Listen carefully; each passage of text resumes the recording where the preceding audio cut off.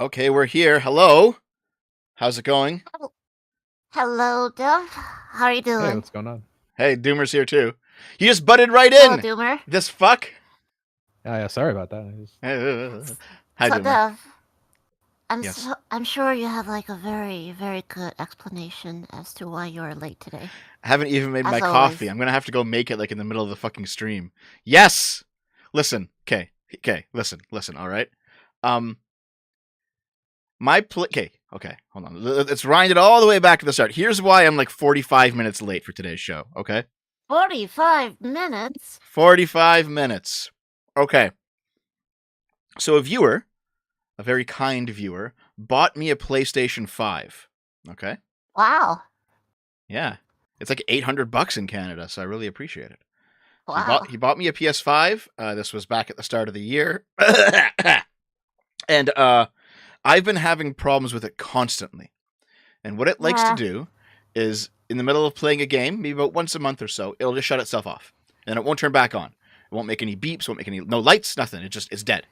And then if I unplug it and let it sit for a day, it'll come back. It's not a heat issue because even it feels the same temperature when it's running than when it's not. Like it's not like radically overheating. It's in a well ventilated area. There's some kind of like power issue with it, and I had it mailed off once to get it fixed. They said they fixed it. It came back, and I've been basically mailing it to Sony's support to get it fixed. The last couple times I just didn't bother because I'm like, fuck it, I'll come back tomorrow, whatever. But now I'm like pissed because Jesus Christ, this has been happening for 9 fucking months and I've mailed it off like 4 times.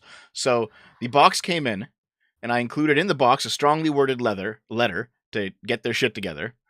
And then I realized if I don't mail it today, I have to sit on it for like 3 days.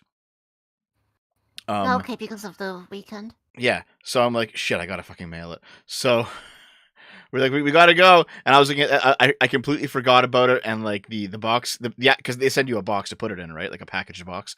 And that came in like late last night. So I was like, oh, fuck, okay. So I'm looking at the clock. I'm like, I gotta go down to the Purelator and fucking mail this piece of shit off. And then I had problems. What is a Purelator? You don't have Purelator in the States? Well, this is Canada stuff. What's going on in Canada with Purelators? Well, Purelator it's like a company that it's like a mail company. Like it's FedEx. Yeah, it is a FedEx type company. Yeah. Hold on. Okay. Are there no Purelators in the States? I've never heard about it. Really? Jesus, hold on a second. There's like FedEx and like UPS. UPS. Yeah, we have. Oh, it is Canadian only. Oh wow.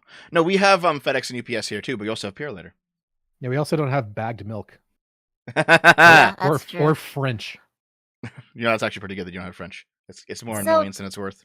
So I was off mailing this fucking thing off. Sorry. Go ahead. Just a quick question. Is your PS5 on like a power regulator or maybe like a faulty switch? Have you tried switching like the switches that you connect it to?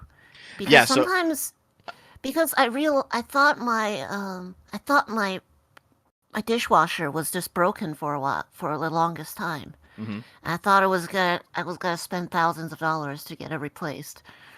But it turns out that the problem was in the dishwasher, but with the power line in the wall. Right. So I did try like other plugs, and I tried a new power cord for the machine itself, and also other things hooked up to the same plug seem to be working fine. So I think it's just an intermittent PS5 failure that I want them to fucking fix because I've plugged in like other systems, the Xbox, whatever, works fine. Just that this isn't fucking working, and I'm getting very mad about it because goddamn it, my free PS5 should work. Did you open the case and look inside to see if instead of a PS5 he actually sent you a monkey's paw? Oh, that could like be it. Two fingers crooked down. So anyway, I got caught at Purelator for a while, so I was late. I was in fact quite late. I'm very sorry. But another thing going on is we had Doomer here.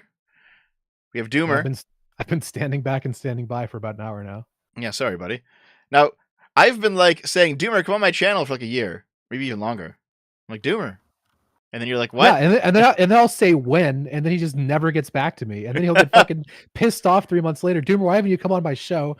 It's like, well, fucking schedule it. tell me when you want to talk, and then just nothing ever happens. Oh, well, you're here now, buddy, for the actual event that you don't even know what the fuck it is. Yeah, we're talking about something that I know literally nothing about, which is the base GigaChad method of interacting with the news. Just don't read it. Yep, just remain ignorant about the news. That's how it should be. Yeah, exactly. Just remain completely ignorant, and then go on the internet and give your opinion on it. Absolutely, that's how the you should proper do it, way yeah. to do things. Yeah. So, Doomer, you just to quickly introduce you, you're known for making the viral video "Vosh is unironically evil." Wait, I thought that was on your channel. It's on my channel now because you wanted to delete it off yours because you were leaving politics. But like, you tried to do a few more. Didn't you do like a couple that you took down? You like you did a Dave Chappelle one. You did like I think something else. Was it Was it about Hassan? I don't remember. No, there were. Well, I mean, I have like 10 canceled projects, but the videos I actually posted, one of them was about Vadim and the Hippie Dippy Championship. Like, oh yeah, that's shit. Basically, Vadim's like a fucking completely moron. melting down and going on like a fucking 5-day Twitter tirade that was totally insane. I'm not familiar with this person. What's their deal? Vadim, he's a communist. Do you know Creationist Cat?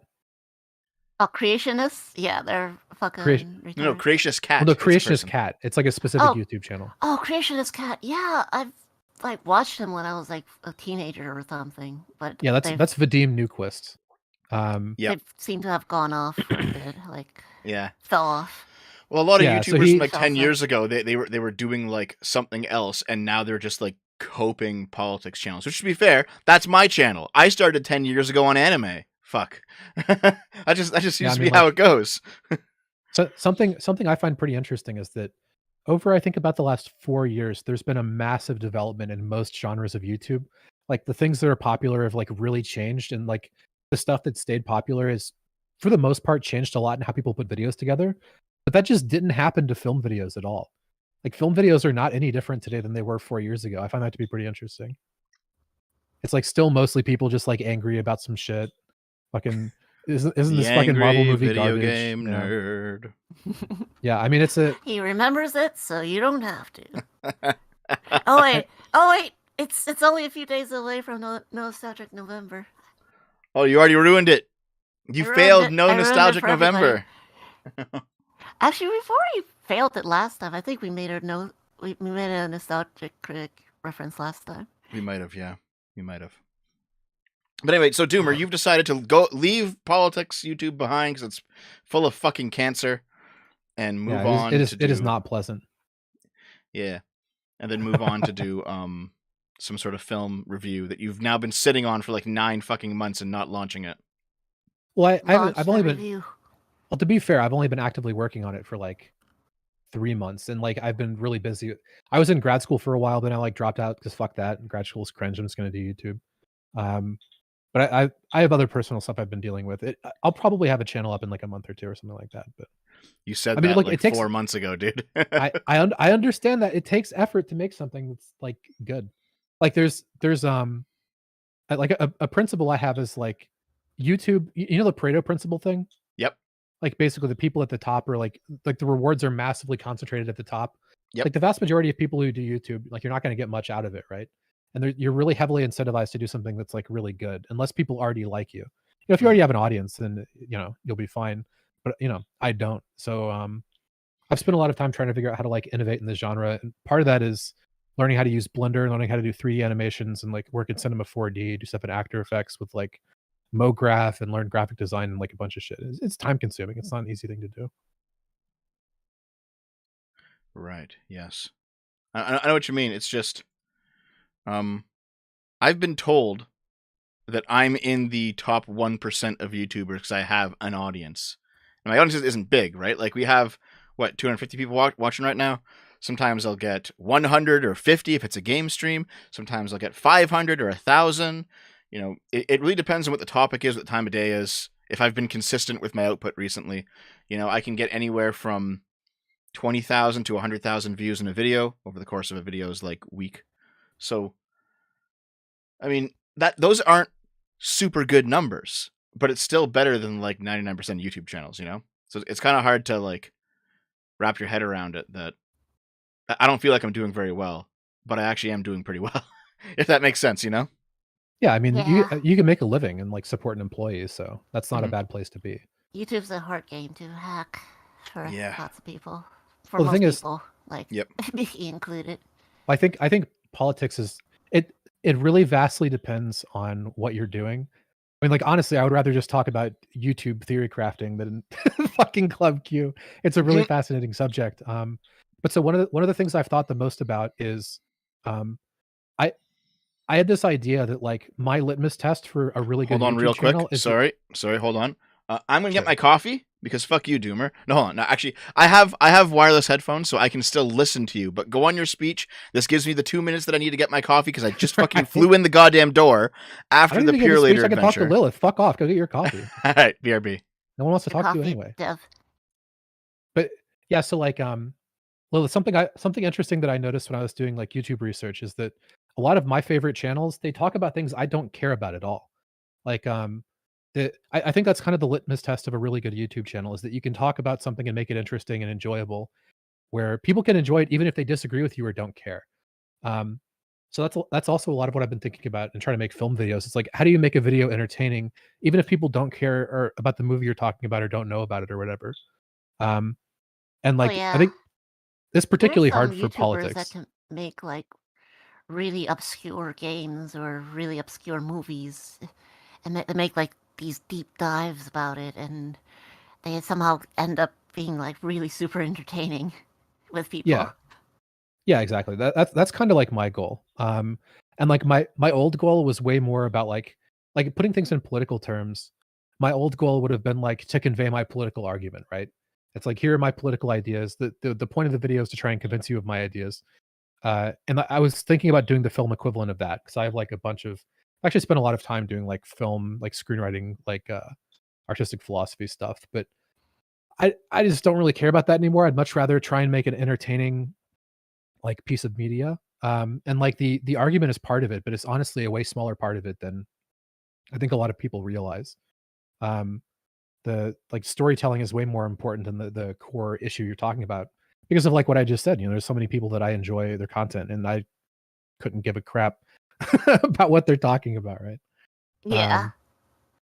Yeah. So someone in chat said Kraut. I think Kraut's a pretty good example. Like, I'm like sort of acquaintances with Kraut. He's a cool dude. And I really like his videos, even though I, for the most part, really couldn't care about like, you know, the history of some country in Europe or something. It's not interesting unless he makes a video about it. But he presents it in a way that's entertaining to people. Yeah, and he's so some of the people I've been most fascinated by are actually people like Kraut and Dan Olson, who are very minimal on production value. So like Kraut uses a good deal of music, but it's like it's not he's not using music in a way that's like overt.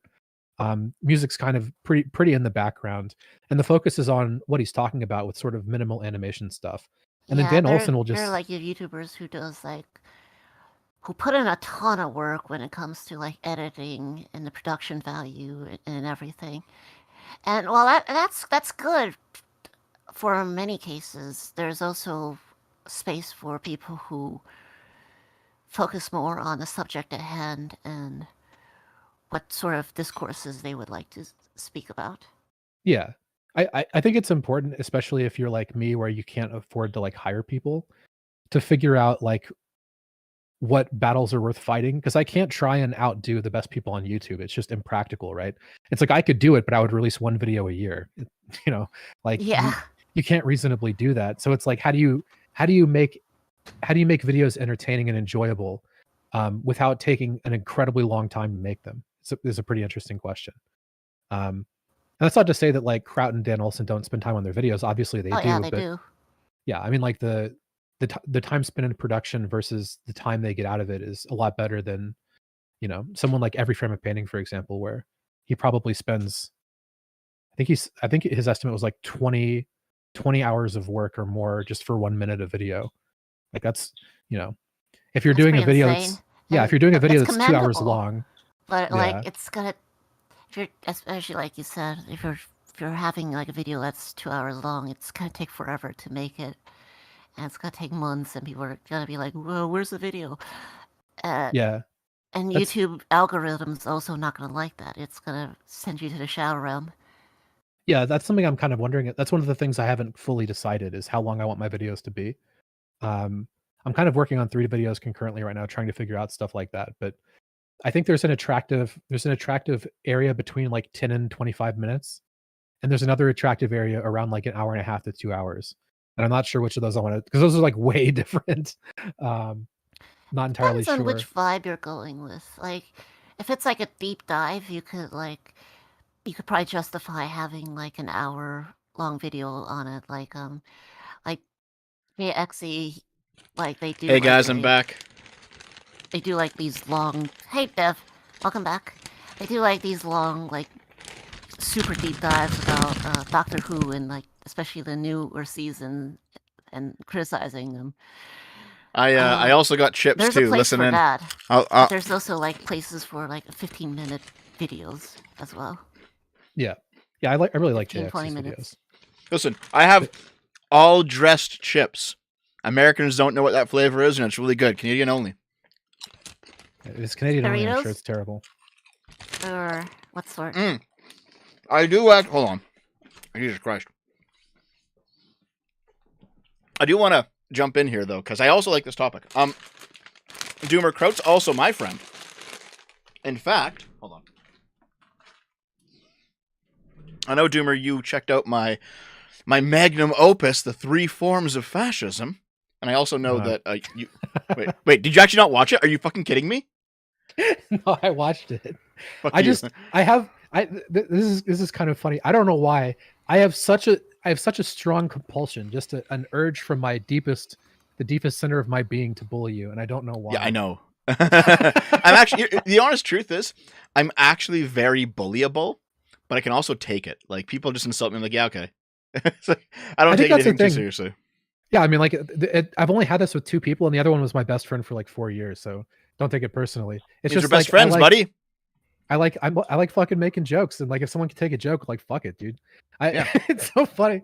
I'll like be on such an atom, and someone will mention you, and I'll just start shit talking for like 10 minutes.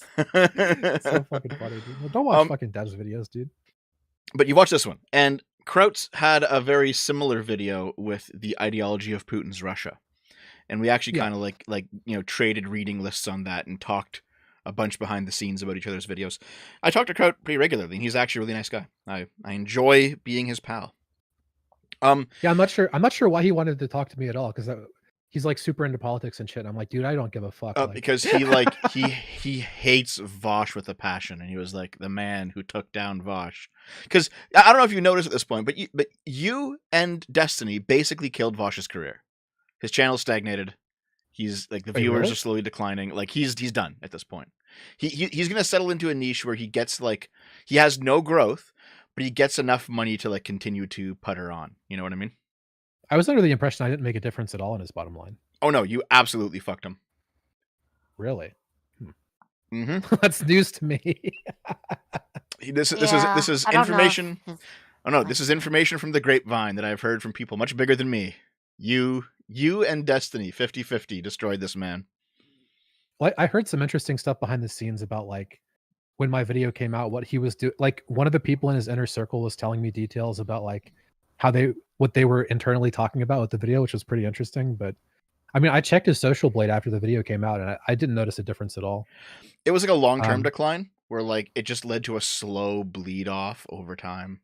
It wasn't like a pro Jared where like everyone instantly unsubbed. It wasn't one of those. Yeah. However, in terms of the whole YouTube theory crafting, like my like really lazy videos where it's just like the fat dev with the scrolling background and I'm like laughing, and I'll just put up like I'll talk between 10 and 20 minutes on like a daily news topic, and it's really kind of people get confused about that one a lot. Really, with, why? All the words scrolling in our background. Oh yeah, I didn't even design it. Somebody made it for me. What does it mean, Dev? Dev, one of the most important editing principles is like being cognizant of where your viewers' eyes are supposed to go. Yep. And the main issue with that is that it's nowhere. So people are going to get confused about like, am I supposed to be reading these words? Are these words relevant to the video I'm watching? Is this just, Yeah. like I know what you mean, it's just a thing. It's like there was some word people had for it, like the cartoon avatars people have, like Aiden uses or whatever. I don't know. They were called rant sonas back in the day. Oh yeah, Rant Sona, that's right. Yeah. Because Chud was complaining about that the other day with Armored Skeptic or something. Yep. Yeah, I mean, watching like that stream too. That's Wait, basically. Doomer, hold on. That's why you're not making any fucking videos. You're in Chud's chat. You're in Destiny's chat. You're in Adam and Sitch's. You're fucking all over the place. You're just watching stuff all day. Okay. First of all, fuck you. I've been on vacation for the last like week. I'm not doing work right now. I'm going back. You've been on for the last 9 months, buddy. No, hey, other stuff goes on in my life aside from fucking YouTube, dog. Sorry. I'm joking. No, I've been fucking around with drama the last couple of days. It's been pretty funny. But like, I mean, dude, fucking Chud can tell you, I haven't been in his chat much until like the last week. Dev, don't listen to them. The background is based. Oh, thanks for the 20, Barbarian. Coffee and chips. Dev, come on. You get some donuts and coffee next time. Listen. Well, the thing is, so there's two. Real quick to reply to the super chat. I used to. Oh God. I don't want to admit this. I guess we're here. When I was much younger, I would actually like dunk chips into the coffee, and it was gross. Chips into what the coffee. Fuck? I've heard of people dunking milk into Oreo, but chips into coffee. Mm-hmm. That's fucking gross, dude. Yep, I don't do it anymore. Anyway. It actually is pretty gross. So so in terms of like meta strategies for succeeding on YouTube, there's basically two major ways that you do it. One of them is discoverability through the algorithm, which is what I'm doing, and if you're doing that, it's very crucial that you don't release like dud videos, that you put a lot of effort into what you're doing. And there's no real compulsion to release videos super quickly. Like you can release a video once a week or once a month. And as long as it's consistently getting viewership, you'll be discoverable through the algorithm, and like you'll grow and stuff. And the other main way to make a YouTube channel work is to make a fuckload of content, like usually daily content.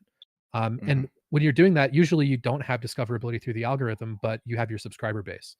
And there's like two very different like trends you can see. I completely agree with you. Yes. So like, yeah, so Dream is a really good example of a channel that's like basically doing what I'm trying to do, where you just release a couple of videos, you make sure they're really good. And like it's something people ask a lot. It's like, well, why doesn't he just release a bunch more videos? It's like, because if he ever releases a dud video, it will fuck the next 5 videos he releases. So like, you can't release dud videos if you make a channel like that. Yeah. That is like Kraut's channel, where he like puts out like one a month, but they're good videos. Yeah, exactly. You're doing the other thing where it's like you just make a ton of videos. And like, to be blunt, you don't have to have them have high production value. I mean, it's mostly just about you talking. Exactly. And actually, here's the thing.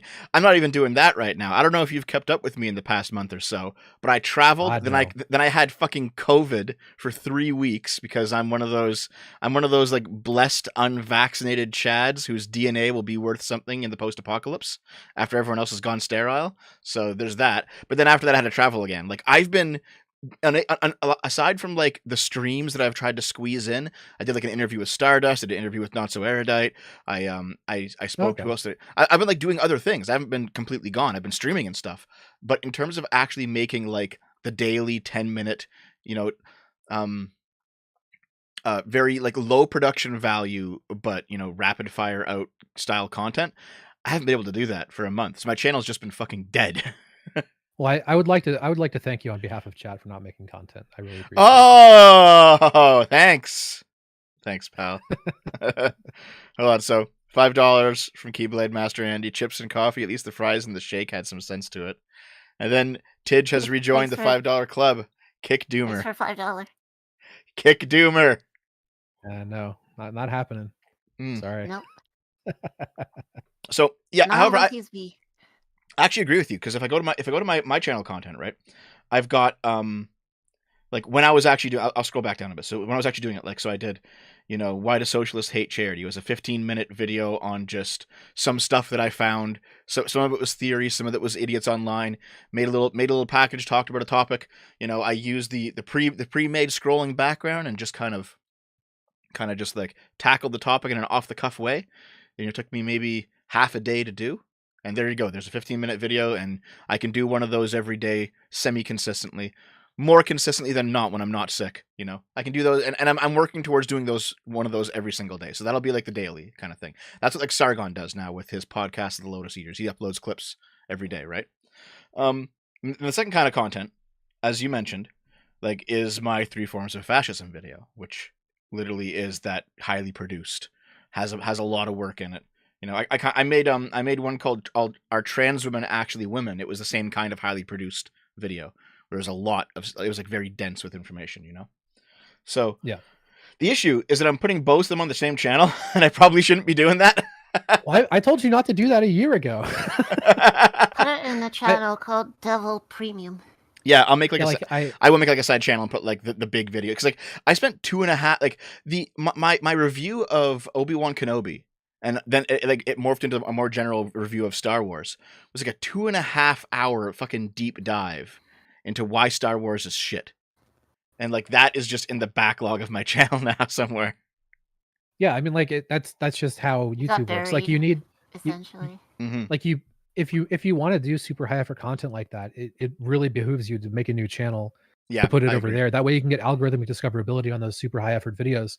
And if you want to make videos like that, I mean, you're not gonna you don't want to have any of the fucking, devs sitting there with fucking text floating by in the background. I mean, I can explain a lot of like editing principles and stuff if it would be helpful, but like you really want super high effort shit over there because like Are we just mean, not talking about Club Q today? Are we just going to talk about like YouTube theory? Yeah, Actually, it's just hold on. We I mean, Yeah. we can talk about Club Q, but YouTube theory is super interesting. To be fair, it is YouTube super theory interesting. is Yeah, kind of interesting. yeah. I mean, to us maybe, but still. Well, so someone in chat, no, I like it all in one place. You have to understand, you can like it all in one place all you want, but it's not But worth the Dev's algorithms time. don't. Yeah, like if Dev is making content that like appeals to his subscriber base and nobody else, then he will not have algorithmic discoverability. Exactly. It's just like it's a fact of the universe. This is not my opinion. And here's the thing, though. I have had a few videos get algorithmic discoverability. So I did one called the Total Biscuit one from like 5 years ago that went viral. That one had it. And it still gets views today. I did one called The Identification with Evil. That one went viral. That was, I think, at the start of 2020, and I still like that is still like getting consistent views and consistent comments right now.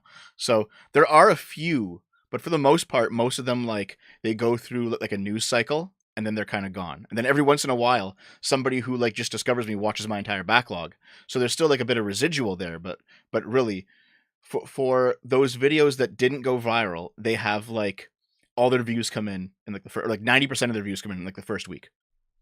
Yeah, exactly. I mean, like it's because a lot of the stuff you talk about is topical. It's not evergreen. Mhm. So like this is going to be a major goal of my channel is to make sure that all of my content is evergreen, right? So if somebody watches one of my one of my videos and really likes it, they should want to go back and watch all of them basically. So like in order to do that, you want to have somewhat consistent like tone and format. The content needs to be pretty consistent in what you're presenting, and the things you're talking about need to be entertaining long term. So like if you're talking about a shooting that happened in 2019, I don't give a shit. No one's going to give a shit, right? It's like if somebody is really, really devoted to like, for some unimaginable there are reason, exceptions, they just but yeah. really like you. Yeah, like if someone just really likes you, maybe they'll go back and watch it, but that's going to be pretty rare. Whereas if somebody goes and watches a video by Let Me Know and they really like one of his documentaries, the likelihood of them watching his other documentaries is like very high. Yeah, I know what you mean. Which is why he gets algorithmic discoverability. So like, yeah, I mean, like the problem, chat, is just that like Dev can make these videos and his audience will like it, but it's straight up like you're going to do a month of work when you could do a day of work for an increase in views of 50% or something. It's just the math is just does not work. Yeah, I mean, I could do it if I had like a full team, because like for example, Linus Tech Tips is a huge channel. He has like 80 people working for him, but he does 80? highly produced content every day. Yeah, 80 people. How does he pay them all? His channel has like 15 million subs, and he's constantly doing like brand deals and stuff. He makes like his company makes a shit ton of money, right? There's a lot of money. He owns like 2 warehouses, and like here's the thing. He started branching out because like an entire section of his company now is just to do like really in-depth testing of computer hardware, and that's gonna help out with his videos. But he's also making that data available to other companies with the price, obviously with the price tag attached. So like he is branching out from just YouTube. That's what a lot of people do. If you want to grow, not like if you don't want to be like, let's say, a person who's really comfortable, like Destiny, for example, is somebody who just does content on his own and he's really comfortable, right? He probably makes mid 6 figures or something and he's doing really well. But that's like jack shit compared to Mr. Beast, who's making, what the fuck does he make? Like $5 million a month or something? It's like some ungodly crazy amount of money. And like it growing, YouTube can give you a lot, but if you really have ambitions to like be big, you want to go outside of YouTube. So like you want to, people will start restaurants or companies or whatever. This is very Mhm. common. Like Johnny Harris has like a website that he started. Most YouTubers have like ventures outside. Moist Critical has fucking Moist Esports or whatever. Um, if you have ambitions to really get big, you do that outside of YouTube generally. Yeah. YouTube can help, but I mean, why wouldn't And you? And to be fair, like Sargon's Lotus Eaters thing, he has like a website, and they pay him through the site directly because he has his own payment processor set up, and they publish articles, and they have like exclusive videos over there that aren't hosted on YouTube. I know that Destiny has basically come to the conclusion that you came to, Doomer, like 3 or 4 months ago, and he's gonna try to set up some like get like a studio going and like have like a daily podcast or something. I don't know the full details. I just know that behind the scenes he's starting to set something up. Where that's more than just him fucking playing Factorio or League, as people Yeah. scream around him on a Discord call. To be fair, Destiny. This is going to sound like shade, but it just seems to be true. Destiny doesn't seem to have the kind of ambitions a lot of people have. It seems because like he does so many things that hurt his bottom line, but he just doesn't seem to give a fuck because it's like, well, I'm making 6 figures sitting here playing Factorio. It's like I could do harder effort shit, but then I can't play Factorio, and I like playing Factorio, so fuck it, I'm gonna play Factorio, right? Because like I mean, look at the games he chooses to play. Like his audience. I don't know if I agree, Factorio. but I see your point of view. Yeah. Yeah, and like before that, it was League. His audience has always hated League. Like go and fucking the subreddit, the Destiny subreddit, and type in League. See what the general vibe is about how much the audience likes it. They fucking hate it. He would just play it anyway. Whenever I pop into his DGG chat, I always just say play League and then watch the chat like erupt in fucking anger. Yeah, exactly. But I mean, he's basically made a calculation. It's like my quality of life is better if I just do whatever I want. And it's like I'm going to have a certain number of viewership anyway because people like me, so I can afford to make the sacrifice, basically. Mm-hmm. But I do think he's going to attempt to do something else, though. He has. He is now. I don't know if you saw he's doing those like Crowder style change my mind events on campuses where he like sits at a table and says, "Here's my opinions. Come and argue," like in real life. He's been doing those. He's also talked about setting up a Daily Wire-esque media company, and he's talked about having a podcast and doing lots of stuff. So that could be changing. I'm just talking about historically, like he's been a streamer for 12 years, right? So I'm just talking about the historical trends. Mm-hmm. So, are we gonna give our viewers a timestamp for when the video starts? No, watch it all. Giga Chad. Eat a dick. So, okay.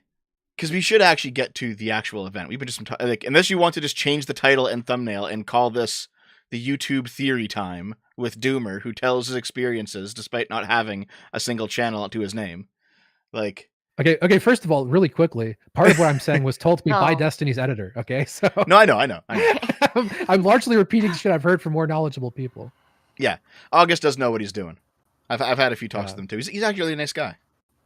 August is great. Yeah. So, the one thing I'll probably just cap off with, Doomer, is that you're correct. I just haven't had the fucking time to do all the things that you mentioned, right? Like, I basically came to your position over the course of the summer, and I was like, okay, I want to do a few things. I'm researching the 3 forms of fascism video right now. I'm going to do that, and then after that, there'll be like a clean start, and then like I had to travel, and then I got sick. And I was sick for fucking 3 weeks throughout October. It was fucking brutal. I did nothing. Well, almost nothing. I did like a few really sick streams. I was just sitting there like, guys. But, and then I had to travel again after that. So, like, I've literally lost almost 2 months of my life to fucking real life nonsense. But my plan is to have probably this channel be a channel where I do, like, those daily short form videos. I do want a channel where I can put up the more in-depth ones, a side channel for those. And now that I have employees, and hopefully more as we grow, I'll be able to actually do that and not just like destroy myself trying to work. And then I'll probably have like one for political daily bite content, one for political big content that's actually very well produced, and then I'll probably have like a side channel for anything else that I want to do, because I've recorded a few unboxings just of equipment that I've bought. I figured it might be like what you know what? Okay, listen, chat and Lilith and Doomer. Anytime you buy a piece of like a camera or a microphone or a piece of equipment, there's always like one thing where you're like, what the fuck does this do? like it's like a plugin or like a A just switch. something. Yeah, something. You're like, what is this do? And then you like look at you look at the manual and it says fucking nothing about it, and then you look online and the only thing you find is like a post from 15 years ago on a forum where a person is like, what does this do, guys? And then like the next post is him saying, LOL, never mind, I figured it out, but not actually saying what it fucking is. And then like the thread is locked and you're like, what did you discover? What lost knowledge? So like basically whenever I've purchased a piece of new equipment for my show, I do like a pretty in-depth teardown on camera. And so I might have like a side channel for that. I don't expect it to ever blow up, but it will be one of those things I just kind of want to do for me. You know what I mean? Yeah, like the little knobs in the back of your microphone. It's like, what the fuck do these do? And it's like they're actually like really important. Yes. Yes. Yeah. This is like chat should know that generally speaking, content creation is a lot more time consuming than you probably imagine, and that's Mhm. part of the reason why is like people think of being a YouTuber as a joke job, but like, I mean, you have to do like 15 different jobs. Like you have to be an audio engineer to some degree. You have to be like writing. You have to be like a performer. You have to know how to do editing. I mean, there's just all these fucking things, and every individual thing you have to do can be an enormous time sink. Yes. Yes. Yeah, like just like I bought this, so I have like the Shure SM7B thing that like most people have. Mhm. Um, I've got and it too. I still have not optimized it.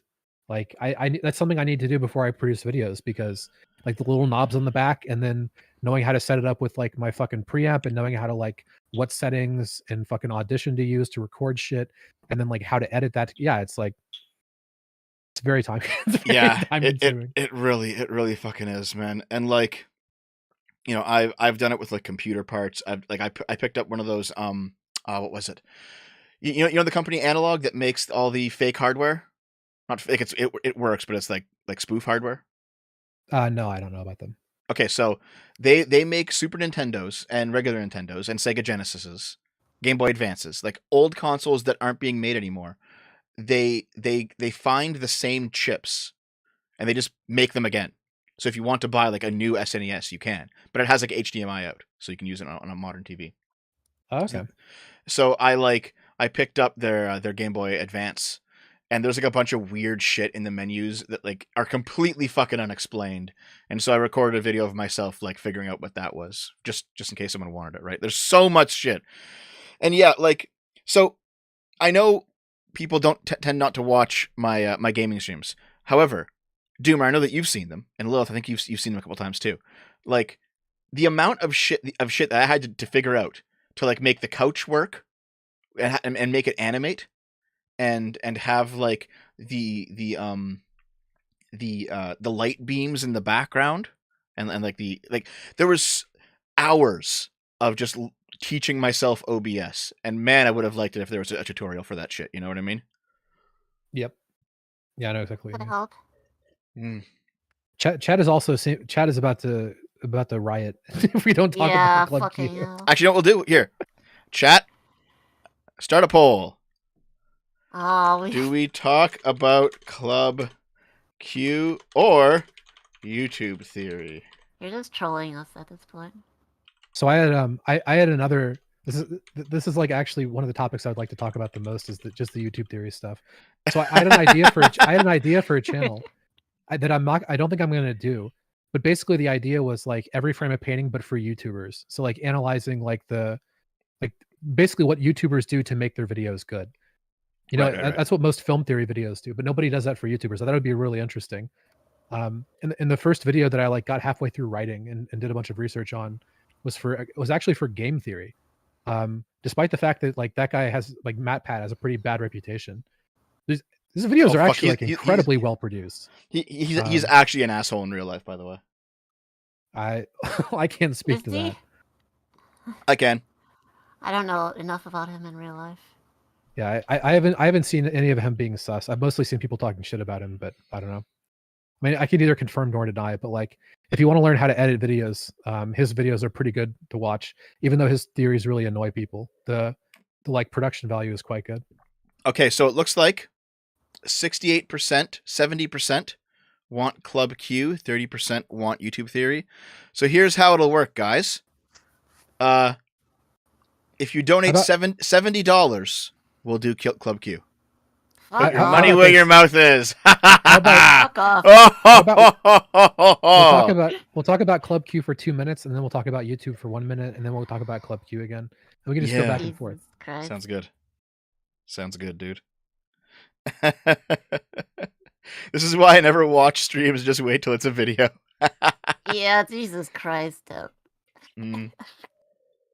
I was just thinking along this time, should I just start taking puffs for my weed since I don't have to think today? Wait, hold on. You don't enjoy this stuff, Lilith? Don't you want to start your true crime channel at some point? I do, but I just, like, not really in the mood of talking about a YouTube theory at the moment. I mean, I can talk about it. I've been, We can move on. I've just Yeah, been we can so move. inundated with work, but hey. Yeah. Keep in mind. Okay, so keep in mind. I know that you Oh, Jesus Christ! Hold on. Okay, here. I guess just DM me about that Dark Zero if you like. Okay. Anyway, listen. Okay.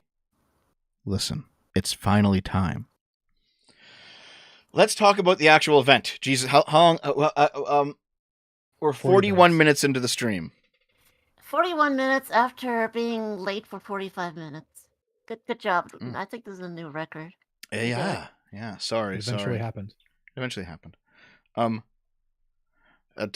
Jesus. Thanks. Hey, Dev, I'm starting a campaign for you to go to Five Guys with me. This is my parasocial ambition. Relax, I'm buying and I promise you. Wait, do you live in my city? Dude, you don't want to go to Five Guys with Dev. He smells really bad.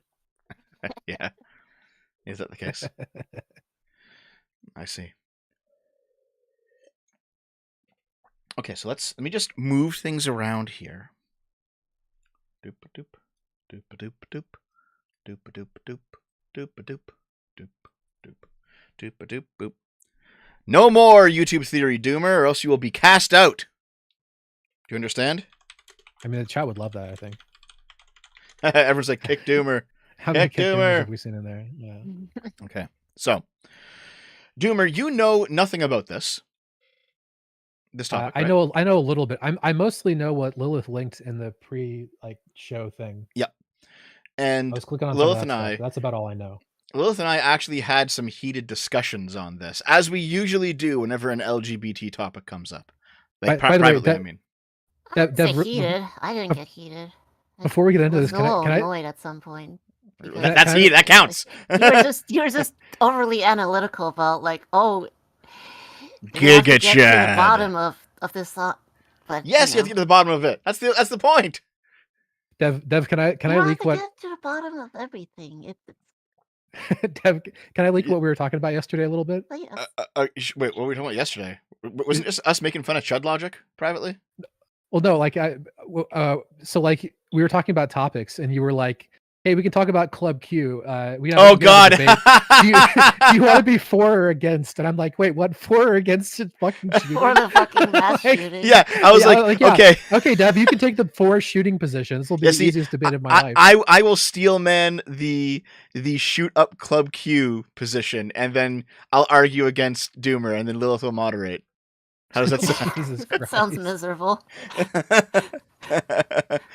Hold on. Read $5. Meet in the middle. Ignore both topics and just have Doomer talk about Arcane for 3 hours. Oh God. Also, kick Dev from Artemis. Thanks, Artemis. Thanks, dude. Okay, listen. Let's actually talk about it. All right. On November 19th. Timestamp, people. Yeah, timestamp right now. What is it? What the fuck? What? Hold on. Where'd my thing go? 4340. 4416, according to me. Oh, okay, whatever. It doesn't. You know what? I don't care. You guys can figure it out. Listen. Yeah, somebody posted in the comments, and you'll get pinned. Oh, okay. Cool. So Dev doesn't have to do any work. I mean, Yes, I have to pin it though. all That's still for work. Dev. So much work. Okay. May as well be a slave at this point. Okay, so this happened like around midnight. So it's happened on both the 19th and the 20th. So the shooting started on the 19th, it ended on the 20th. Didn't last very long. It was just like right on the straddle of midnight. Okay. So there was a mass shooting at a place called Club Q, which is an LGBTQ nightclub in Colorado Springs, Colorado. 5 people were killed, 25 people were injured, and 19 of those injuries were gunfire. The others were just, I guess, from stampedes or something. The shooter is Anderson Lee Aldrich. He got the absolute shit kicked out of him by the bar, and then he was taken to the hospital and then arrested for shooting the place up, I guess. Whatever the formal charge is for that. Zero research whatsoever for this. I've done research. I just know what his charges are. I assume shooting up a bar is not a formal charge. But anyway. I mean, murder, Not attempted usually. murder. Yeah. 5 counts of murder, 19 29 counts of attempted murder. Something like that. The Club Q is actually kind of well known because for a long time it was the only gay bar in town. It's considered not necessarily a historic place, but at least like a semi-historic place for the city. Wait, where is it? What city? Colorado Springs. Oh, okay. Okay, let me I'll just pull up the next thing that I've prepared. I do prepare, by the way. Just not all the time and not very well. If that sounds familiar at all to you guys. Close this. Here it is. I found it. Sorry. Here it is. Okay. There we go. And I'll share it with you guys too, so that you guys can see it without having to look at the stream. You guys can see that, right? Yeah. Yeah. Okay. Yep. Oh shit! It ruined my thing. That's fine. We all know that who's here. So this. What? What do you mean? Were you watching that? I mean, I wasn't, but. Let me just quickly pull the chat. I lost the chat for a second. Oh, there it is. Zoop. Sorry, chat, but you're back. Wait, what? I thought you said you were doing all this. I thought you said you were doing all this OBS research. This is a shit show. It is, yes. Listen, I didn't have a chance to set up the template. I've been doing it this whole time while you've been talking. Professional streamer, by the way. That's why I was like, talk more about YouTube theory. Just keep going. Keep going while I try to pick this up. Okay, listen. How patrons and police stopped and arrested the Club Q shooter. So this is the timeline of events, right? Let's scroll down here. So we have the 911 calls that came in at 11:56. Authorities said that gunmen entered Club Q on Saturday night and immediately began shooting. Police were dispatched seconds later. Initial officer, 11:57. Very quick emergency response. People like to complain about the cops never showing up or fucking doing anything. But they seem to be on the ball with this one. All right. We have the heroic patrons who confronted the shooter. 2 heroic people inside the club went after him and managed to stop him. Fucking Giga Chad. Yeah. He had body armor and an AR-15, and they fucking took him down. Yep. Oh wait, he actually used an assault rifle this time? As well as several other bar patrons, one of whom was like a trans woman who the media referred to as a drag queen for like the longest time. But nope. We can probably excuse that a little bit because in like the initial days, who the fuck knows, right? Yeah, usually nobody knows in the beginning. Yeah. Tidge. There's also the fact that lots of people, like normies, just don't know the difference between drags and actually trans people. Tidge is like, you had an hour and a half. I was fucking stuck at Pure Later, dude. Like, okay, all right. By the way, Pure Later is the Canadian FedEx. Yes, they know. Wait, I should have gone earlier, Dev. If they skipped, maybe.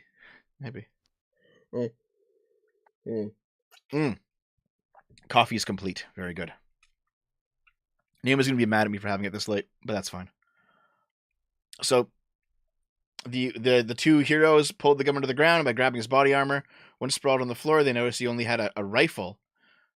He had not only had a rifle, but also a handgun on him. I grabbed the gun out of his hand and started hitting him in the head over and over. Jesus. Just kicked the shit out of him. The cops show up at 12:02. So they get there within minutes, and then they detain and taken into custody. But yeah, he had the shit kicked out of him. Damn.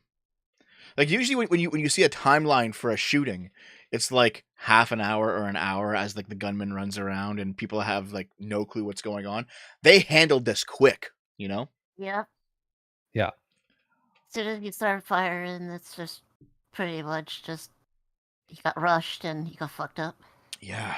Yeah, it's kind of wild. So, Doomer, give me your take on Club Q. Tell me about it. He got fucked up, but you know.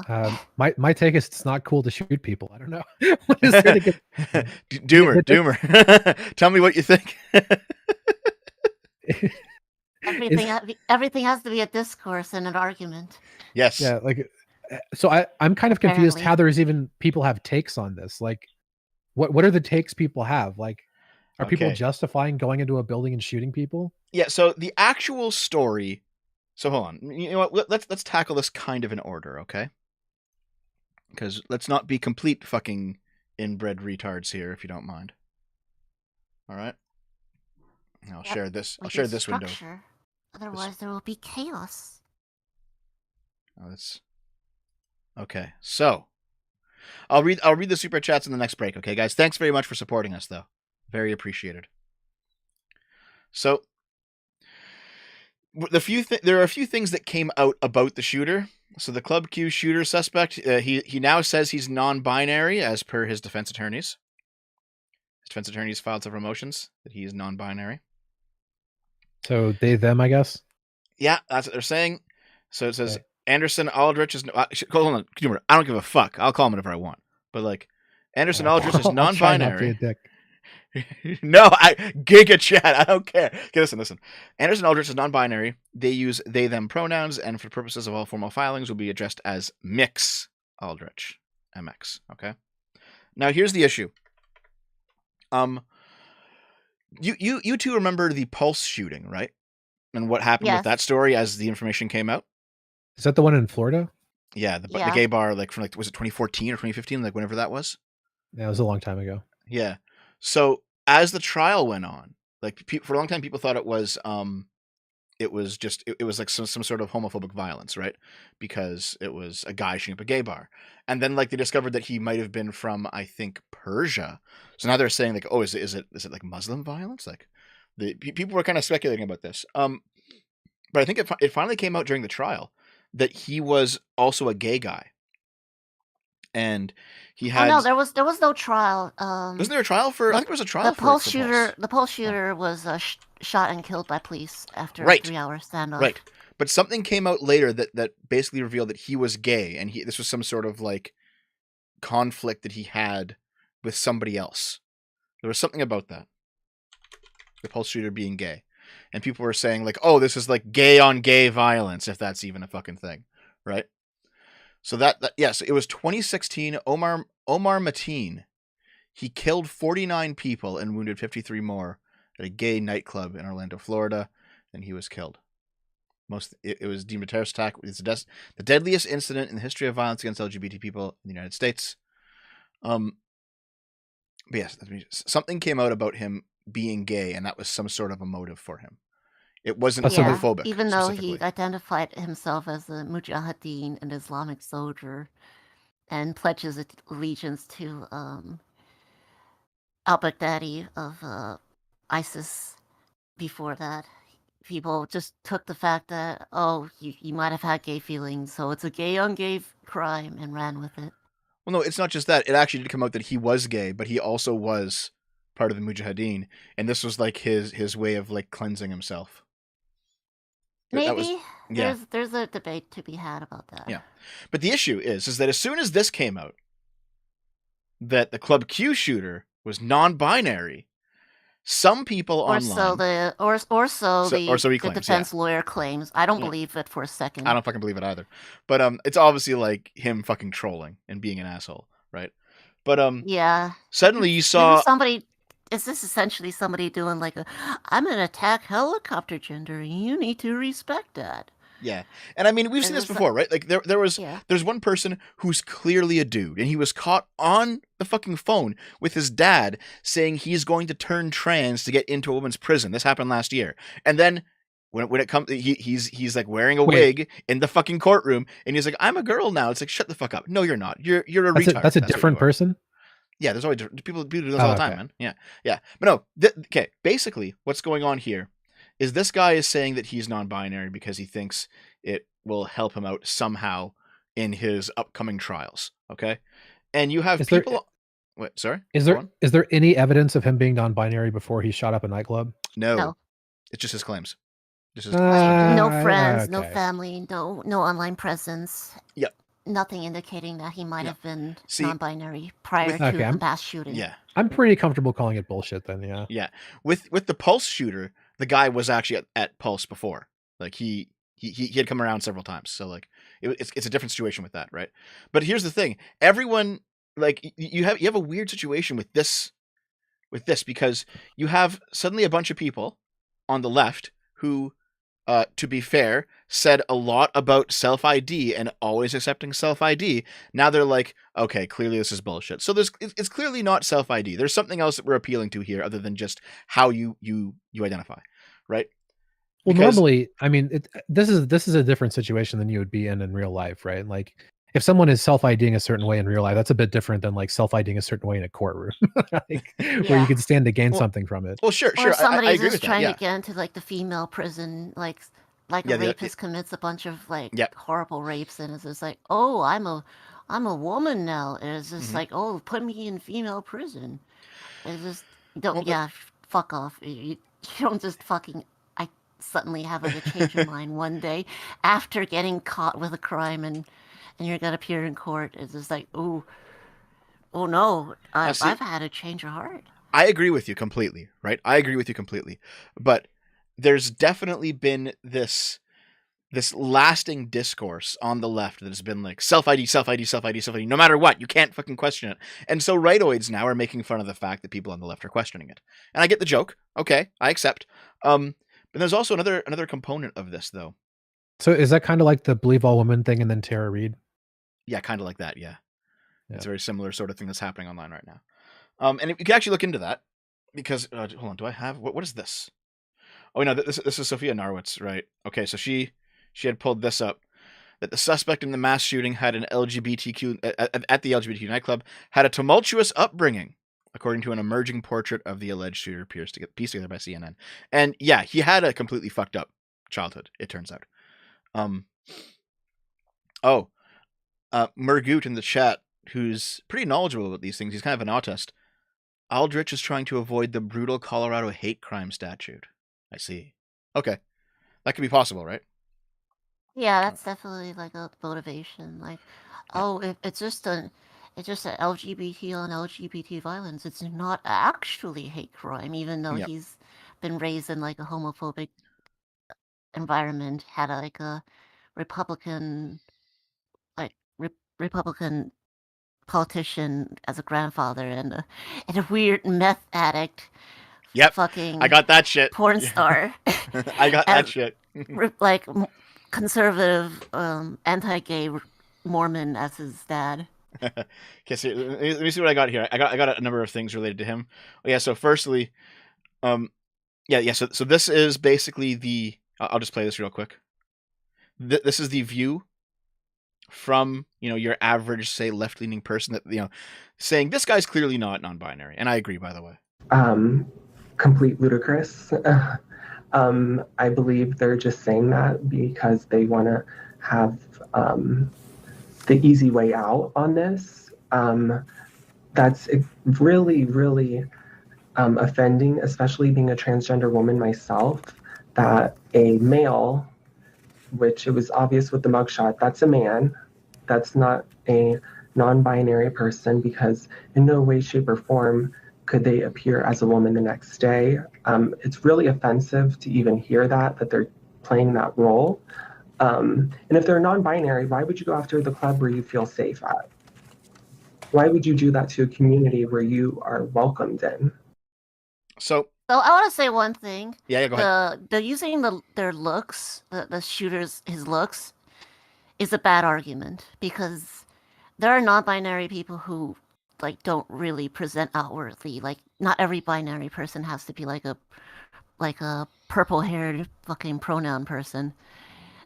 I think that's like a bad argument. I think a better argument would be to look at the shooter's history and how they've see if there's any single indication that they've identified as non-binary prior to the mass shooting.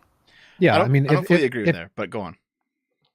If we establish that there's a strong incentive to identify as non-binary, and then there's like no evidence in the past, then it's like, you know, that there's at least an extremely strong hypothesis there.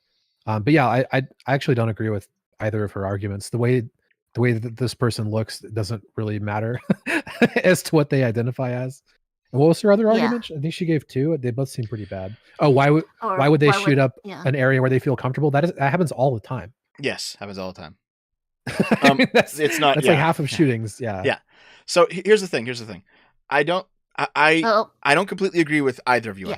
I think you actually can point to looks, at least in some level. You know, that is the reason why. So you agree with her? Then partially, only partially. And here's why. Like, the reason that trans people want to pass is because looks clearly matter regarding their gender, right? Like, you can't just be like, oh, I'm trans now, and then never ever attempt to pass, and then just like be a guy, and it's like, well, I'm a girl though, and you're just sitting there like as an obvious guy. Like, no, there is some standard here that can be applied, right? And also, the issue is that this person here in the clip, she says something along the lines of, we have to examine if there is an incentive for someone to lie about being trans or non-binary. And yes, I've been saying this for a long time. But here's the thing. Right now, there's an incentive in a lot of ways, right? Like, people can say it just for social clout, and they do. We see this shit on Twitter, like, at least semi-regularly right now, you know? You get fucking, I've been saying this for a long time, you get, like, these tomboy-style girls who go off to university, they take their fucking first-year gender studies class, the professor tells them about all this shit, and now they understand that they're actually she/they non-binary people because their professor told them that they wear jeans. And it's like, no. Fuck no. This is not how this shit works, right?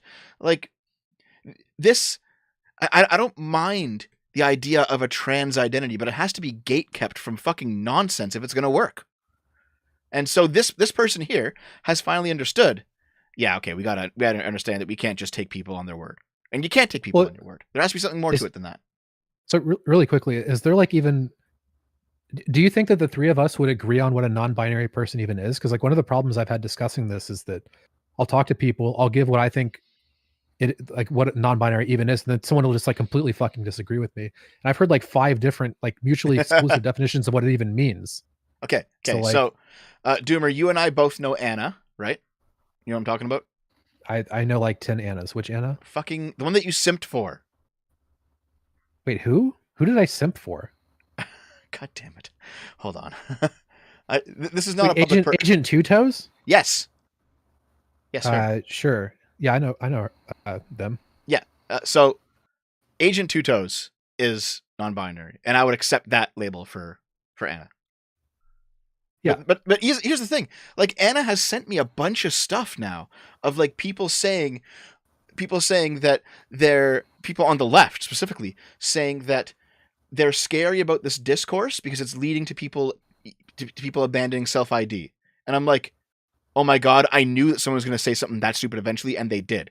And Anna sent me this stuff, and Anna was saying like, it's getting scary for non-binary people right now because that's true. You do have to reject self-ID to make any sort of criticism on this point work. You know what I mean?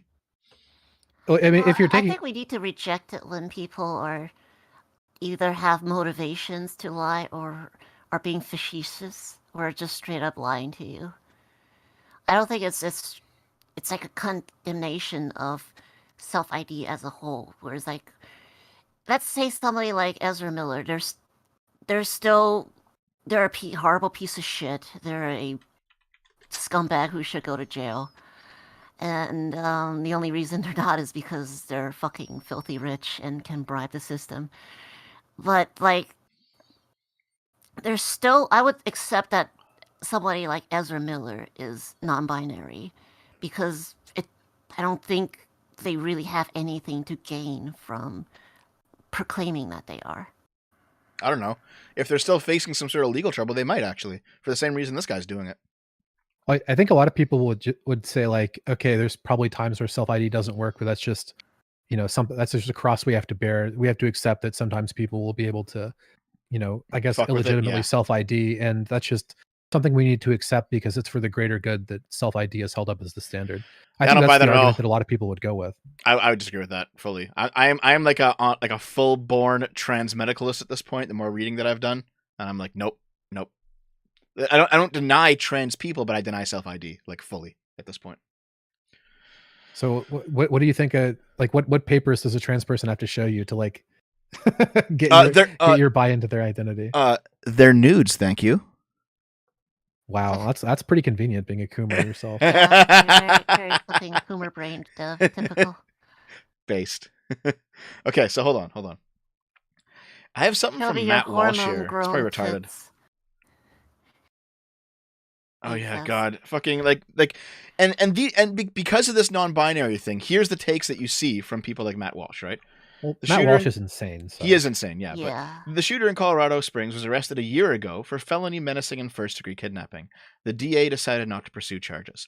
This is yet another case of a violent criminal set free to cause more harm, but the left has no interest in talking about the problem. Okay, this is a different take than I thought that the one that I had ready, but that's fine because this take is also important.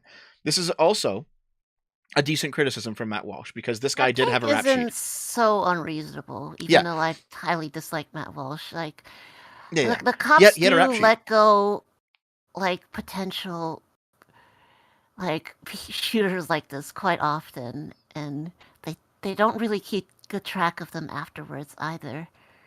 Whereas it's like, oh well, you made a bomb threat, we'll just you're on our radar. You're on the radar, and we'll never. Yeah. So we're trespassing. We've moved into an area that I actually know a lot about. So okay. I used to be. That's right. A criminal you and the justice police researcher. thing, eh? Yeah. I specialized in corrections and re-entry. So basically, like what happens to people when they get let out of prison and go on supervision. Yep. Back into society. Well, here before you jump into that, I have a small point, and you can have your big point because my small. I was going to make a big point. I was just going to say like this is pretty interesting. I don't have any huge thing to say. Oh, okay. Sorry. Go ahead then. Well, yeah, it's just like I mean, I would need to. One thing I'll say really quickly is that people make claims like this all the time, and they're just wrong as fuck. Like I don't believe a word of this before I actually like look into the evidence because I've seen so many claims about prison and supervision and the police that are just lies. I think more than half of them are just like either straight up lies or completely misrepresent the situation. So I would just caution people, if you see a claim like this, just don't believe it unless you look into it, basically. Especially coming from someone like Matt Walsh. I do not take this guy's word for it. You're probably right. There's probably things going on behind the scenes that we as civilians aren't privy to. That's true. And like, I guess if I can say something quickly, there's not that many different things that like a corrections agency cares about. The number one thing is like the public safety, because that's what they can really get fucked on. Like if it can be demonstrated that somebody was a known threat and they were let back out in the community and they committed like a violent crime, this happened in one of the states that I worked with, and it caused a scandal that took them 15 years to recover from. Like they care about nothing more than this. And it is completely fair to say that we aren't particularly good at dealing with this, but that's not because the police are a bunch of incompetent idiots. I mean, they are sometimes, but this is a very difficult problem to deal with. It really is. It's not like, for example, like risk assessment measures. So trying to figure out whether or not someone is likely to commit another crime are just not very good. So like you can't rely on them that much. And like, I mean, like he's basically saying. I heard something similar from Erudite because she's done some sort of stuff on this in her from like the psychology side of it, right? And her research was basically had some of the same results as Jordan Peterson's, where it's like, listen, if you're a male under 25, you're probably gonna there's a higher chance you're gonna be a criminal. And for those two variables, the best way to not be a criminal is just wait until you're not 25. And it's like, Jesus, that's kind of doomer, you know? Well, it's one of the. I mean, that's like a very reliable thing, but it's way more complicated than that because like there's. I'm going to try not get way too much into this because this is. I mean, we could literally talk about this for 10 hours. There's so much to say about this, but like, just fuck the whole stream up again, Doomer. Do it. Do it. Just very Okay, quickly. yeah. So first of Why all, not? violent recidivism is actually extremely uncommon. People who are in prison for violent crimes are less likely to commit recidivism generally, and specifically violent recidivism is the least common type. And so like trying to predict black swan events, which is basically what letting someone out of prison at the age of 40 and then committing another murder, it's just an extremely unlikely thing to happen. And it's very, very difficult to predict. I mean, like the only reliable way to protect the community from that 100% of the time is when someone commits a serious crime, just to never let them out of prison. That creates an entire other class of problems. But like when you look at recidivism for like drug crimes or property crimes, recidivism is incredibly high. Like if someone gets arrested for stealing from Walmart, the probability of them continuing to steal from Walmart is like very, very, very high. Or someone that's committing vandalism or someone that's doing drugs. I mean, recidivism is basically guaranteed. Right. A lot of people have the impression that like when you look at recidivism issues that like violence is a huge problem, and it's not. It's not particularly common. But the thing is, the rare times it does happen, it's a huge issue. But it's like, well, how do you deal with that from a risk management perspective? Because it's like, you know, you're going to let out 1,000 people, and maybe one of them commits violence. That violent event is going to be more important than all the other recidivism people do. But how do you predict that and respond? It's a complicated problem. Is all I'm really getting at. Yeah.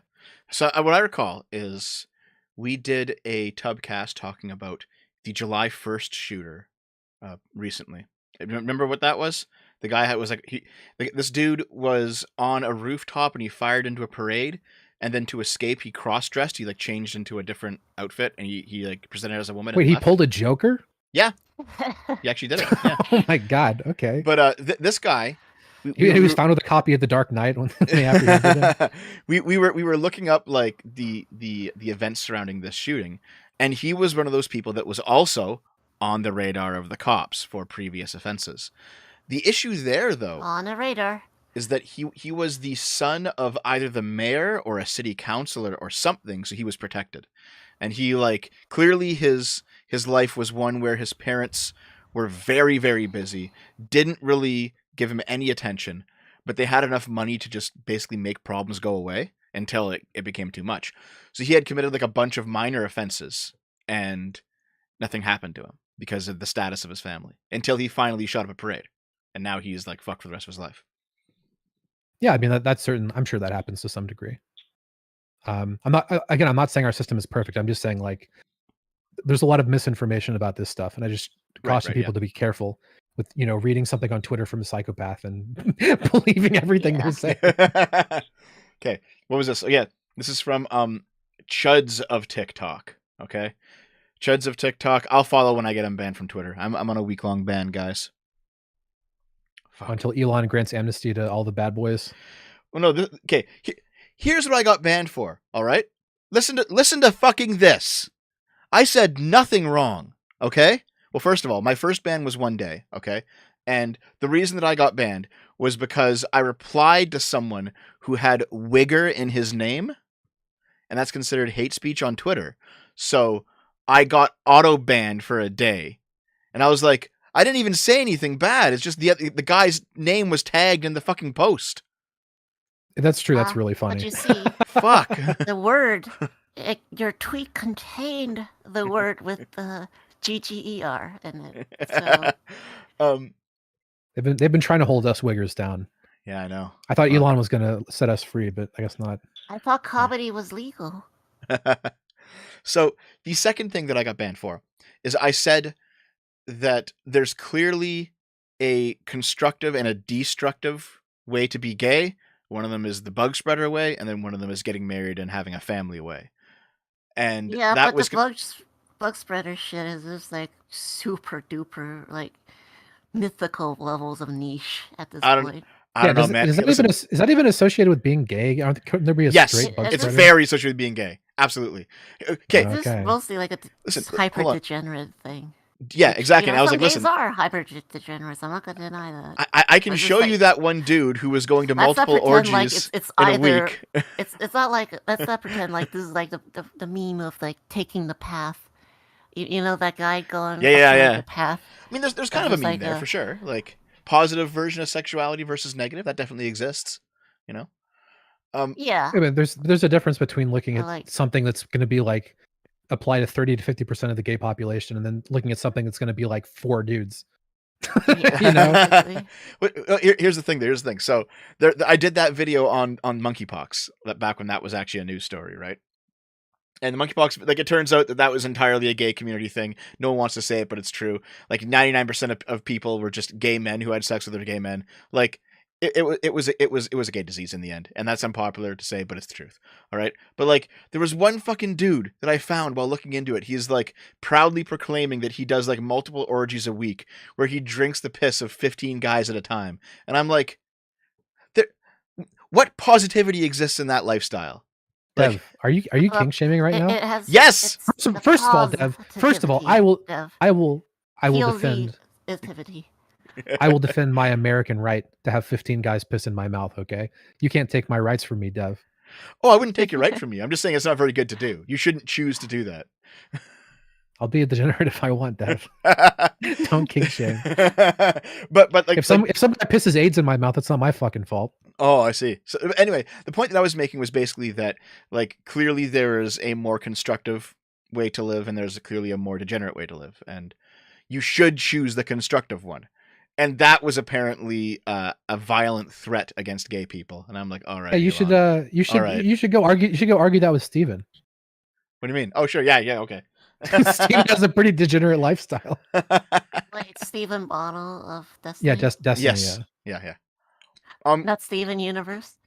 No, not Steven Universe. To be fair, everyone says when I grow my hair, I look like him. Steven Universe.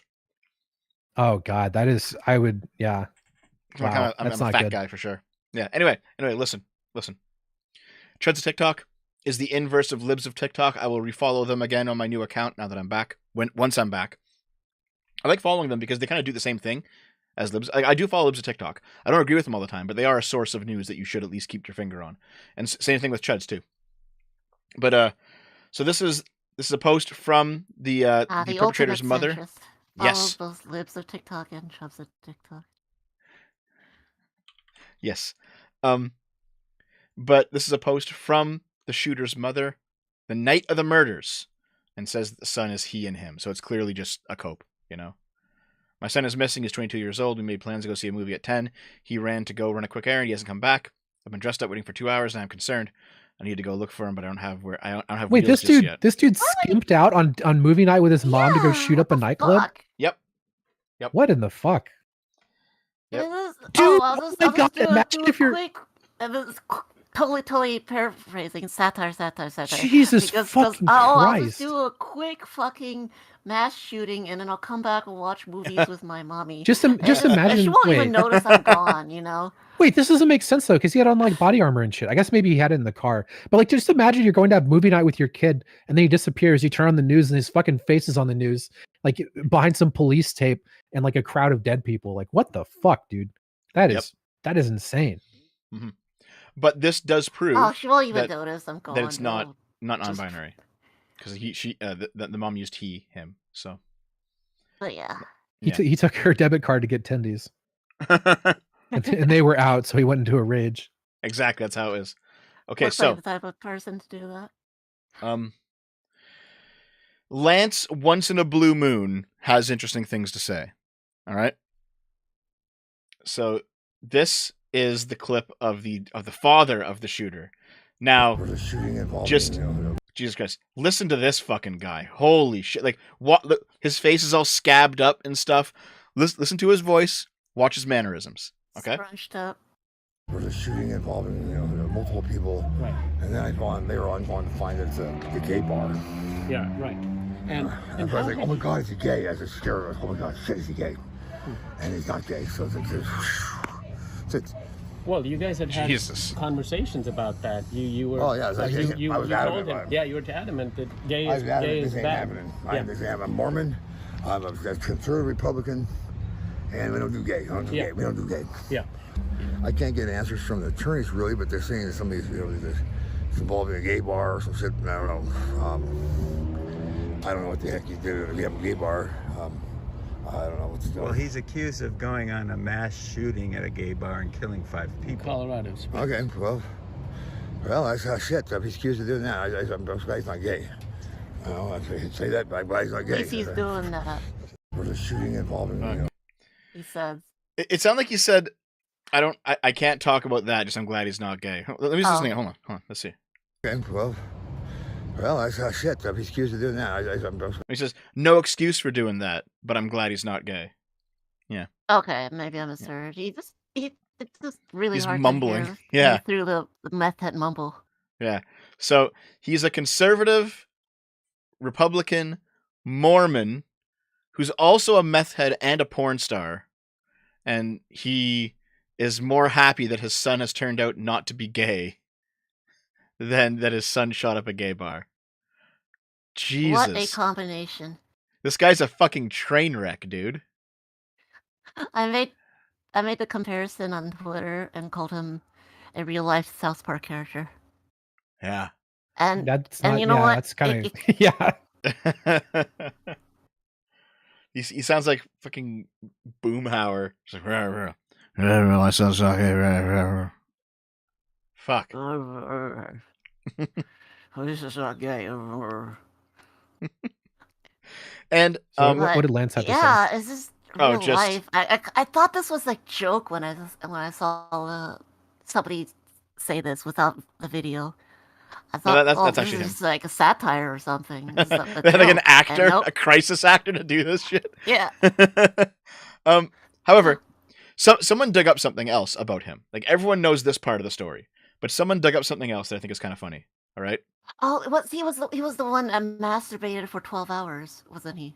Yeah. After injecting meth, Aaron masturbates for 10 to 12 hours. He was, like something like 15 years ago, he was on an A&E show about drugs. Really? Yeah. Holy It's the same shit. guy. And he masturbated for 10 to 12 hours after doing meth. I mean, that's Giga Chad shit right there. Yep. It's just I mean, fuck. It's always hilarious when like somebody who had like their 15 minutes of fame 15 years ago resurfaces and he's like a fucking wreck. You're like, oh, check, it was that guy. Shit. it's the meth masturbating guy. Yeah. Like that's not You- funny. you That's gonna be me in remember 10 to him. 15 years, okay? It's me right now, Remember buddy. that It's me watch right now. Well, you already are a Coomer Dev, so Yeah. all you're That's how it missing is. is the meth. Yeah, Dev, did you like DM this guy for advice on how to jerk off longer or something like that? Like, seems like useful advice. No. Hold on. I'm going to take away this real quick, okay? Just want to see. What was this? No, this was not relevant at all. Okay. Thankfully I took it away. All right. So, that is basically the story of the shooter's life and family and home. It sounds like he might have been kind of fucked up. You know what I mean? I mean, if someone is going to go on a mass shooting, I'm assuming that some things went pretty wrong in their childhood, right? Yeah. I mean, You don't At you don't some you don't point, have like some a turns. Somebody made the wrong turn, maybe several wrong turns throughout Yeah. his life. like this idealized version that it's actually like a perfectly competent person who just has like strong moral and political convictions, and so he's going out there to like change the world and to do something drastic, but he's actually completely of sound mind. Like that just doesn't seem to exist. Usually everyone who does something like this is like fucked up somehow. Does anyone believe that? What, that like sometimes it's just like an extremely competent, That, like- like hyper moral person Yeah. who does it. We've seen instances of it throughout like political history, but it's so fucking rare. Even the ones that you might see like and Stalin, for example, is often held up as an example, and he was a street thug. a lot of the revolutionaries who overthrew liberal governments, regardless of which side they were on, they were often always like pimps or like drug peddlers or something along those lines on the side, you know? Well, but they aren't. I mean, it's very different. If you're like, my government is corrupt and I need to overthrow the government, right? That's one thing. It's very different than like, oh, let's just go shoot up a church. Like, it's. Yeah. I mean, like, Well, has there been an it's instance different. of someone shooting up a church or a nightclub or a Well, hold yoga on. class or something, and it turns out they're like really smart and like competent and stuff? The issue is that they're actually not different. The only issue is that one of them was successful in bringing about political change and the other one wasn't, you know? Revolutions shot up places No. like this all the time, for sure. No, I'm saying no. If you're a rational person and you're trying to make political change, Mhm. it's pretty likely that you're going to do something that actually has the possibility to bring about political change, not do something that is guaranteed to get you killed and guaranteed to accomplish nothing. Yes, I completely Like- agree with you. I'm 100% on board. I mean, like Well, that's the Shin's thing. not endorsing what the guy did or anything, but the Shinzo Abe shooter seems to be more competent than most, shall we say, when Yeah. it comes to his goals and what he set out to do. It's pretty funny because like the Japanese government is actually like prosecuting the religious organization that the Shinzo Abe shooter hated, that ruined his mom's life or something. And they're actually I only like, vaguely know that investigating story, to be honest. a little bit. I don't quite know what's going on there, but hold on a It's second just here. All right, yeah. I've got the super chats before we start the next section. Thank you for all the support, guys. Let's read them real quick. $10 from Barbarians R Us. Joke's on you, Dev. I'm killing time till Archer's stream starts. Well, fuck you, buddy. Thank you for the $10, though. $5. Shadow by Arch once again. $5. Read that. We got to start these earlier, Lilith. Jeez. I know this Yep. time it was my fault. But It absolutely was your fault. I was here the entire time. let's see here. But it's okay. I still love you. Thank you. Hold on. Oh my God! How are we already Being demonetized? late is just part of your personality, you know. Yeah, it is. It really is. Wait, this stream got demonetized, really? Already, yes. Wait, what did we show? We're talking about a mass shooting. Yeah, actually, yeah. Okay. It usually happens whenever a mass shooting. That's something I was going to say earlier that I didn't. Is to like a really big problem with making political content is how hard you get fucked with demonetization and like limited monetization and stuff. You can still donate though, guys. So keep on donating. But I think we're gonna get no ad revenue after this stream comes down for the VOD. So, oh well. Yep. We're completely fucked on AdWords. Let's see here. The Parasocial Stalker for another $10 says that I go on Costco runs to your city once a month. We can talk YouTube theory. It will be awesome. I have a small channel. All right. I don't know how to deal with meeting people in real life though. This is a new You just freeze up and explode. new boundary for me. I don't know what to do. Holtzner, $5. If this had been a man, he would have been more successful. Wow. Jeez. All right, dude. All right. Also, an AR-15 isn't an assault rifle. AR stands for Armalite, the manufacturer. Oh, okay. Fair enough.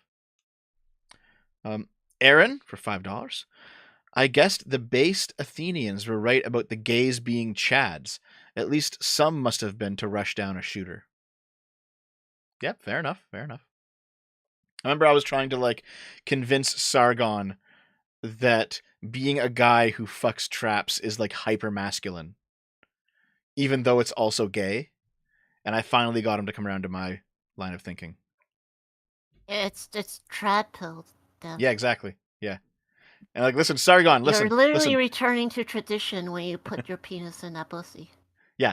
And I was like, listen, Sargon, you have to understand, my friend, that as the alpha male, you are conquering the submissive beta males and turning them into your concubines. There's nothing more masculine than that. And he's like, yeah, I guess you have a point. It's still pretty gay, though. Hey, Dev, can I read a super chat really quick? Okay, go ahead. All right, so Snardigan for $5 says, hey, Dev, how do you prefer to deal with people that are way too cynical about politics? So yeah, Dev, how do you deal with me? Do you feel like you're cynical about politics? I haven't seen that from you. I call myself Doomer. Do you have any idea how fucking doom-pilled I am on this shit, dude? Oh, really? I'm not doom-pilled at all. I'm very cynical, yeah. I'm like so hope-pilled on everything, man. It's great. I've never voted. Yeah, I think the whole thing is stupid. Oh, Jesus. You're like a I pure guess anarchist. I guess we're about to find. I'm not an anarchist. I'm not an idiot. But yeah, I guess we're about to see in real time start again. How do I deal with people who are really cynical? I mean, you can show them that there actually is that there is and has been real political change that's been positive. You can show them it's not all just the elites controlling everything and fucking Klaus Schwab and whatever the fuck. No, you can see that policies have it's all changed. hopeless. There's no point in anything. You shouldn't even go take a piss because you're so doomed. You can see that policies actually have changed once governments have changed. You can actually look into it and see it. It's easy to become doomer about things, not doomer the person, doomer the view. But I do think that sometimes people mask their, let's say, their social responsibility with the black pill, and it's like, well, come on, you're just making things worse. All right, it becomes like a self transform into a doomer, Wojak. A doomer. Wasn't that what your avatar originally was before it became a stoat? It was a doomer, Wojak. Yeah, I was a doomer, Wojak. Yeah, so I think that sometimes being a doomer becomes like a self-perpetuating cycle where because you don't engage, one, you don't actually make any change, and two, you don't see the changes when they happen. So then you get more doomered. So the best way to deal with it is to do something yourself first and then see what happens. This is why Jordan Peterson's advice is correct. Clean your fucking room, you dirty fucks. And that's what I do. I tell people to clean their rooms. Yeah, and then you don't clean yours. True. That or you just hire a maid to do it, like Yeah. Jordan Peterson. Holtzinator for $5. No, right. No one has self-ID'd before to get anything. It's definitely never done for social clout. It's obviously done for social clout for sure, and that's one of the big problems with self-ID is that it's so easily abused. It's not the main problem, but it's one of the big ones. $5. Real Holtzinator again. Wait, so they just admitted that these people get the easy way out. I think Not that really. was yeah. Oh, go ahead. You go. All right. Well, in certain contexts, you do have criminals do think there's an advantage to do it. For example, if I identify as non-binary, I'm not going to get the hate crime charge because I'm actually a part of the LGBT community. And it's really just a case-by-case basis with some criminals see some benefits in identifying as non-binary. They think they're going to get certain leeways when it comes to certain systems. And otherwise, usually it kind of sucks to be LGBT in most contexts. But again, not always, obviously. In certain things, it can be advantageous for people. Quote unquote advantageous. So let's say hypothetically, this is not a claim I'm making, it's just completely hypothetically. Let's say that 50% of the self-ID claims are illegitimate. Is that even necessarily a problem? Just because you can demonstrate that some people illegitimately claim self-ID, that doesn't necessarily make it a bad thing. You could just say, okay, well, some people are going to illegitimately claim LGBT status and we'll just respect it anyway because that's the best path forward for everyone. Is it the best path forward? I mean, that's an argument I think a lot of people would make. Do you disagree with that? What exactly is the problem with someone illegitimately claiming a self-ID and just respecting it? Is that really the end of the world? Well, I mean, if it's going to grant them some sort of advantage they wouldn't have had, yeah, because now it's like a game theory thing, It's Will said, usually, I mean, there's very few situations where it really confers a substantial advantage, right? Okay, well then, if that's the case, then when it does, we should be more. When it does, we should think about it a bit harder then. Because you're correct ultimately that it would be the polite thing to do, right? If you see a trans woman and she clearly doesn't pass, but she's clearly trying her best, the polite thing is to refer to them as she, obviously. Well, even if you don't believe it, the polite thing to do is to refer to them as she. But taking a devil's advocate position, let's say that this person that shot at the nightclub, their parents are like bigoted, so they didn't come Mhm. out of the closet. And so like obviously there's no evidence of them being non-binary, but they could have identified as that for a while. I mean, Mhm. like in this circumstance, it's relevant because of, they're using it as part of a court defense, which I'm not even sure that you should be able to get out of a hate crime charge. Like if I You go you to can shoot up yeah. if I go shoot up a synagogue and it's like, well, I'm Jewish, I don't really think that should matter. I mean, like that still seems like you went to a synagogue and shot it up. Like that's a hate crime.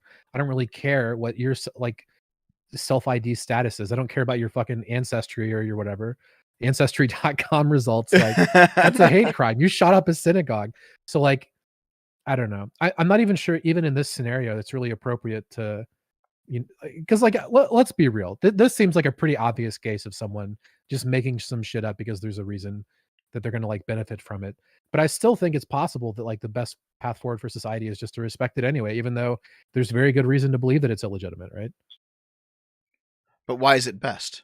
Like what advantage does that get us aside from like social graces, which is an advantage? I won't say it's not, which is why, by the way, I do it. But It's like if there's no hold on, there are going to be other situations in which being polite to somebody is not the most important part of the conversation, right? So, when I did my "Are trans women actually women?" video. This actually might be kind of tasteless to go into. This is the fucking extreme conversation, Jesus. But hold on. Fine, I guess we're here. I guess we're doing it. So I did that video, and the argument that I basically went down. Like, did you see the whole Thomas Bogardus like paper on the subject, the philosophy paper? You know what I I'm don't talking know. about, I Doomer? watched the video, but it was a while ago. Okay, yeah. So basically, Thomas Bogardus is a philosophy professor who did like a deep dive into basically the logic of self ID and why it doesn't work, and how it's just like it's logically inconsistent.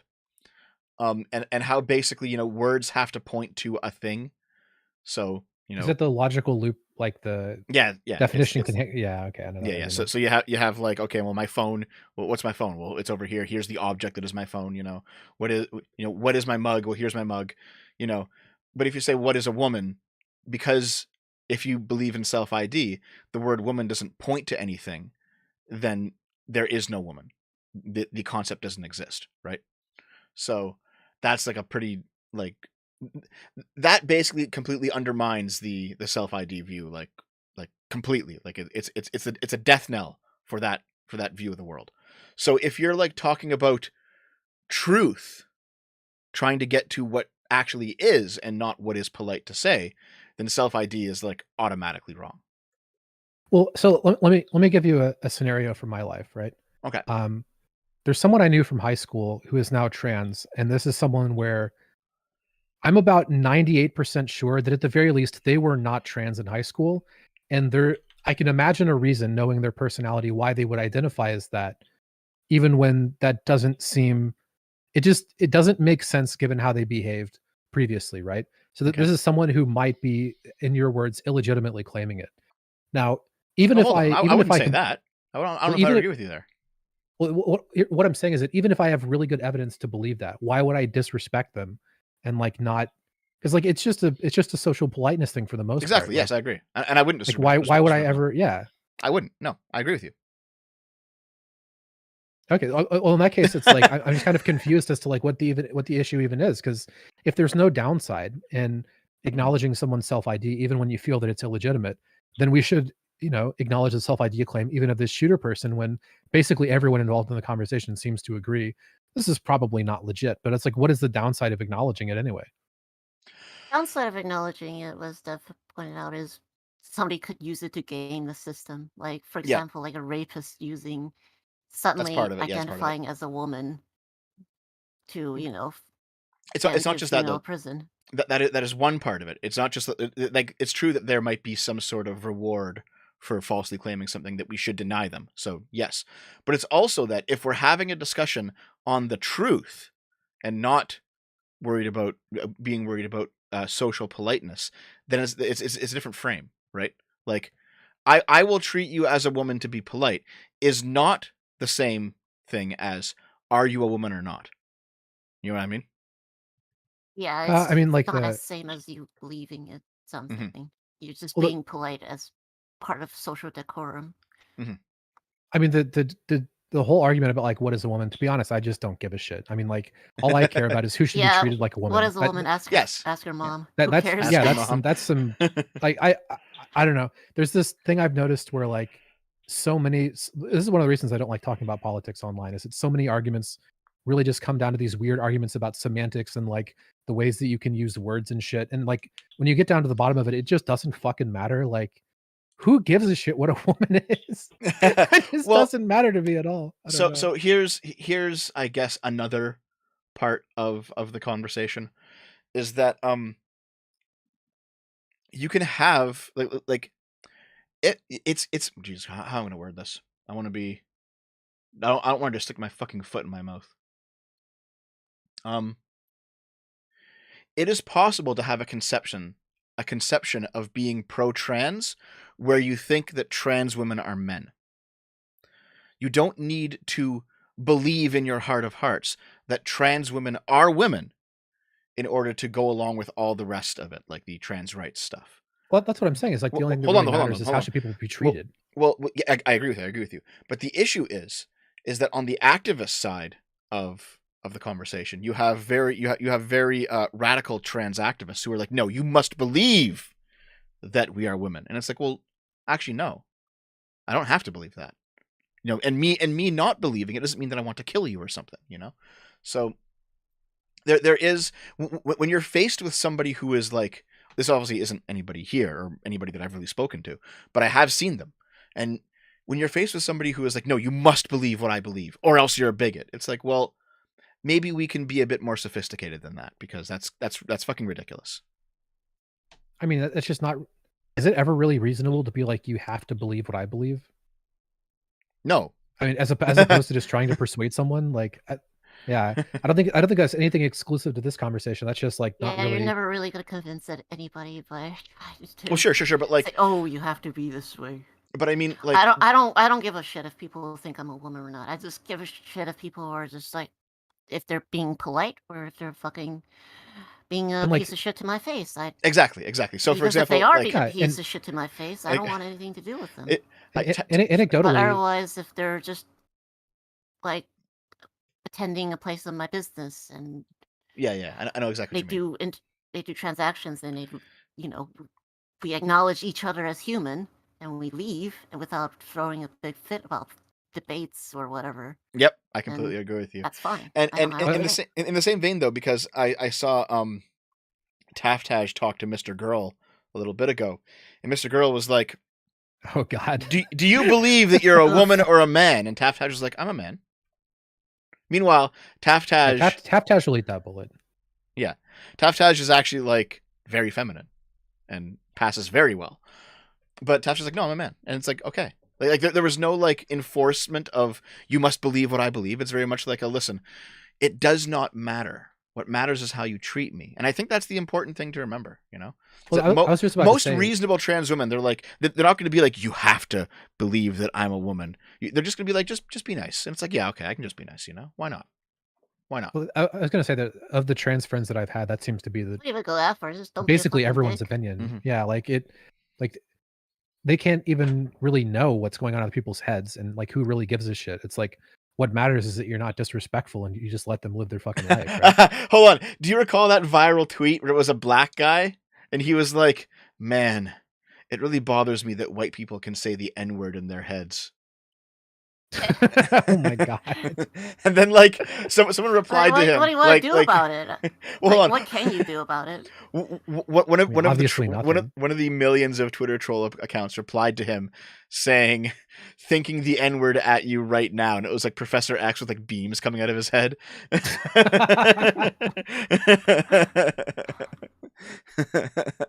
I mean, you're in just from a philosophical perspective, you are in deep fucking trouble if you're concerned about other people's thoughts. Yeah, Like- that's pretty fucked up. That's pretty fucked up. Like you And can you know what- never what I'll know, say, so like- you're just worrying about something. Like you're worrying about something and causing yourself suffering about something that can never be resolved. The issue Yeah, ultimately what is the that fuck like you can do like, about it? to make it political again, leftists tend not to accept this logic when it's a religion, right? So Christians, Muslims, they say you must believe that the world is the way that we believe it, or else you're a bigot towards us. And they're like, yeah, fuck you. But then when a trans person comes around, no, I'll be more charitable. A trans activist comes around and says the same thing. They're like, of course. And it's like, well, no. The logic still doesn't hold true, you know? I mean, Hold on. Someone in the chat says, the only thing that triggers Lilith is being called a womaxon. Yeah, if you call me like a women with an X, I'd fucking be more pissed. the thing is, it's fun. It's fun Women online. It's fun online to talk about the most extremes of the arguments and like the most unhinged person. Yeah. Making the most unhinged argument, but these people are very uncommon in real life. Like the vast majority of people are not, you know, I completely agree anywhere near like this. Yeah. So like it's a very obscure esoteric thing, and I think people kind of mislead themselves by getting way too caught up in what people are saying on Twitter and whatever, you know, assuming that has anything to do with anything. It really doesn't. It's just a couple of lunatics basically. See, I agreed with you. No, hold on. I would have agreed with you had you said this a few years ago. But now that I'm actually reading the esoteric political philosophy, like I found that one communist who wanted to fuck children to make them anti-fascists. Like, I'm like, hold on, no. I think there actually are communities out here that are really fucking weird. Well, I mean, I'm not saying there aren't. I'm just saying this is very rare. Like you just said, this is an extremely esoteric person, right? Like if this was mainstream, you know, if Jon Stewart is selling that on the Daily Show and people are like, yeah, yes, Queen, go off. Like, okay, actually, we should. Yeah, fair enough. children. Like that would be a very reasonable concern. But if it's like, you know, some obscure fucking academic cuck who can't even get a professorship, you know, who's writing some shit and posting it on poll, it's like, I don't give a fuck. Like, you're gonna find some idiot that thinks basically Just anything. way too much fucking focus have been placed on like the extreme fucking people. Like there was one thing with the right. I'll be charitable to the right here. It's just like there's like there was like a story about like some weird. I have more links, by the way, father. guys. We'll get to it soon. We could actually bring up the links. No, I go. might have linked it. No, or not. you do your story here first.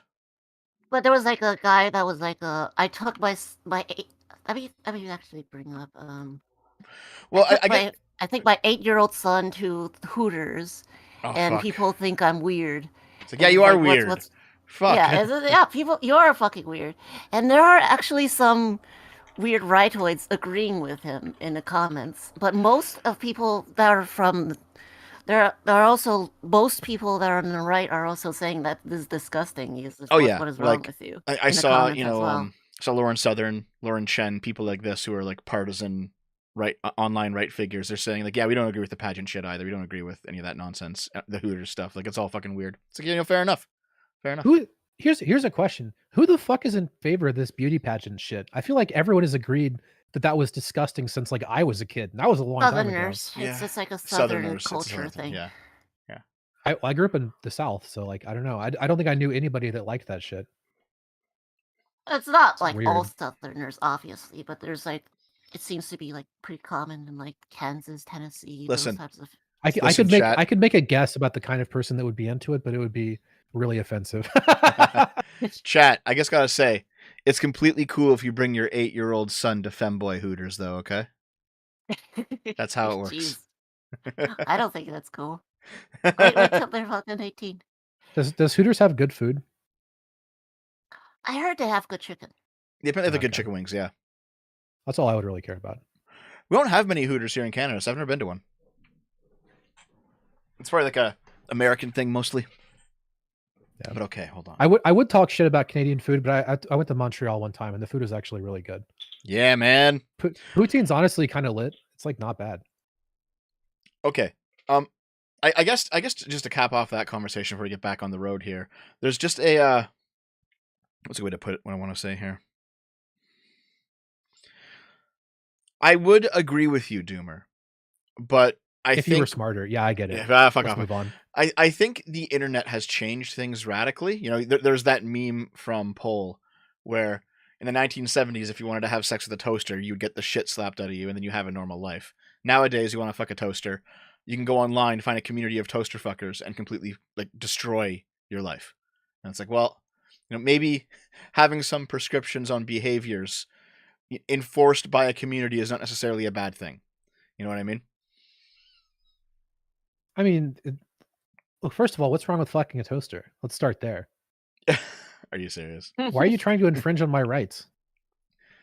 You don't have a right to fuck a toaster. I won't Look, accept it. I can't find a woman with the kind of metallic-y skin that really gets me going. Like, That's how it is. It sucks to be you, man. You need a woman that's sizzling. yeah, exactly. Sizzling. I can't set a woman to like 2 out of 10 and then just like push the button and get exactly the right amount of, stuff Heat? going on. Yeah. They don't have heat control settings. Like, I don't know why God didn't figure this out.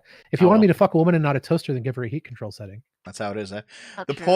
point of the analogy is that people who normally would have grown out of really fucking weird ideas, they now just enter into echo chambers. So, in the 1970s, it was one Italian communist writing about how to fuck children to make them anti-fascists. Nowadays, it's a sub-community. It's some like weird corner of Twitter or something where everyone's like completely in agreement with each other on fucking children to make them anti-fascists, and no one ever actually leaves that shit, and it just gets worse. So Well, I'm not disagreeing with that, but again, you're talking about this small niche community. If you focus on that, you're going to get the idea it's a way bigger deal than it actually is, right? Just let a couple of glowing people pay attention to them, and when they start to plan something and get out of control, you just clamp down on it. That's all. As long as people aren't doing something illegal, whatever. You have some fucking dumb shit political belief, you want to be a fucking anarcho-communist or some shit, go fucking find another bunch of cringe lords and talk about your communes and shit. Who gives a fuck? Like, it's not that important. The issue with that is that the Overton window is pulled by the radicals, right? So if you do have these radical communities on the edges of society that are coming up with these strange ideas, they will be the ones that influence the not revolutionaries, the activists, and the activists will influence the moderates, and the moderates will influence the center. So there is like this tendency of, you have fucking nut jobs who will probably never get what they want done, that are out on the fringes, but there is like a form of trickle down ideology that does pull things slowly in their direction. That this is where you get like the NRX idea of Cthulhu swimming left, and that's at least partially correct, I think. I don't necessarily agree. Cthulhu swimming left. I don't think these radical fringes have as much power as you think they do. It's not power. It's just or influence. Cthulhu swimming left actually disproves that notion, because if you could just have radical rightoids that wanted a fucking based ethno-state or something, then you would think that there would be a trickle-down effect into the popular culture. But that's not what's indicated by the Cthulhu swimming left shit. Well, hold on. That's actually beginning to happen now, which is why the right has gone crazy in the past decade, because they finally realized this, and they're like, oh shit, we need our own radicals now. And this is a dangerous time to be in, because we are literally living through the theory coming to life. I think there's always been I think there's always been radicals on both sides. It's just like the existence of the internet has made it worse for both. I agree with that. But the difference is that the difference is that we used to chastise the radicals for being radical and bring them back into line. Now we allow them to be the vanguard. That is a real change that has changed. That has happened. Not so much that, more I'm- like these people didn't have like a community. They weren't able to find other people that thought like them. Well, yeah, So that's they're part of trying it to too. say- That's part of it too. Yes. Well, I'm thinking about like the political debates for 2020, like the primary debates, and I just don't. There's only one example I can think of where you're seeing a policy position that would have been just, might have legitimately come from radicals, but this just doesn't really seem to be that. Okay, hold true. on. And like people let's- will accuse Trump of basically being Nick Fuentes, but again, his It's not policy true, no. prescriptions aren't. Yeah. Yeah, there's like very Did little. you see the Nick recent Fuentes and Trump Kanye and Trump. Yeah, fuck, I saw that Yes, shit. he goes, look, I speak with Kanye. He was really nice. He wasn't anti-Semitic once during our conversation. That's so fucking funny. If I had a Twitter, I would tweet out, man, had a great conversation with Dev. He wasn't anti-Semitic once. I can change that right now. Okay, here's so the thing. weird. And then at the end of it, he said, "Oh, I don't know who Nick Fuentes is." Yeah, that was so funny. It's like, it's not a tweet, it's whatever. It was. It's a truth. Truth social. Yeah, a truth. Whatever. It was a truth. Yeah. It doesn't So- have the same ring as a tweet, though. No, it doesn't. Here is what I will say. Wait, Herman's leaving? No. Okay. Here's what I'll say. All right, Doomer, put a pin in this conversation, come back in 50 years, and we'll see how politics has changed. I guarantee you I'll be correct. Listen, okay, it's unironically, nice to just make predict. I guarantee I'll be correct, Dev. How about that? Fine. We'll put $50 on it. Okay, $50 amortized over 50 years, sure. Yes. It'll be 50 cents by that time. Hold on. I believe that within my lifetime, we will see the actual pro-pedophile advocates be folded into LGBT, unironically.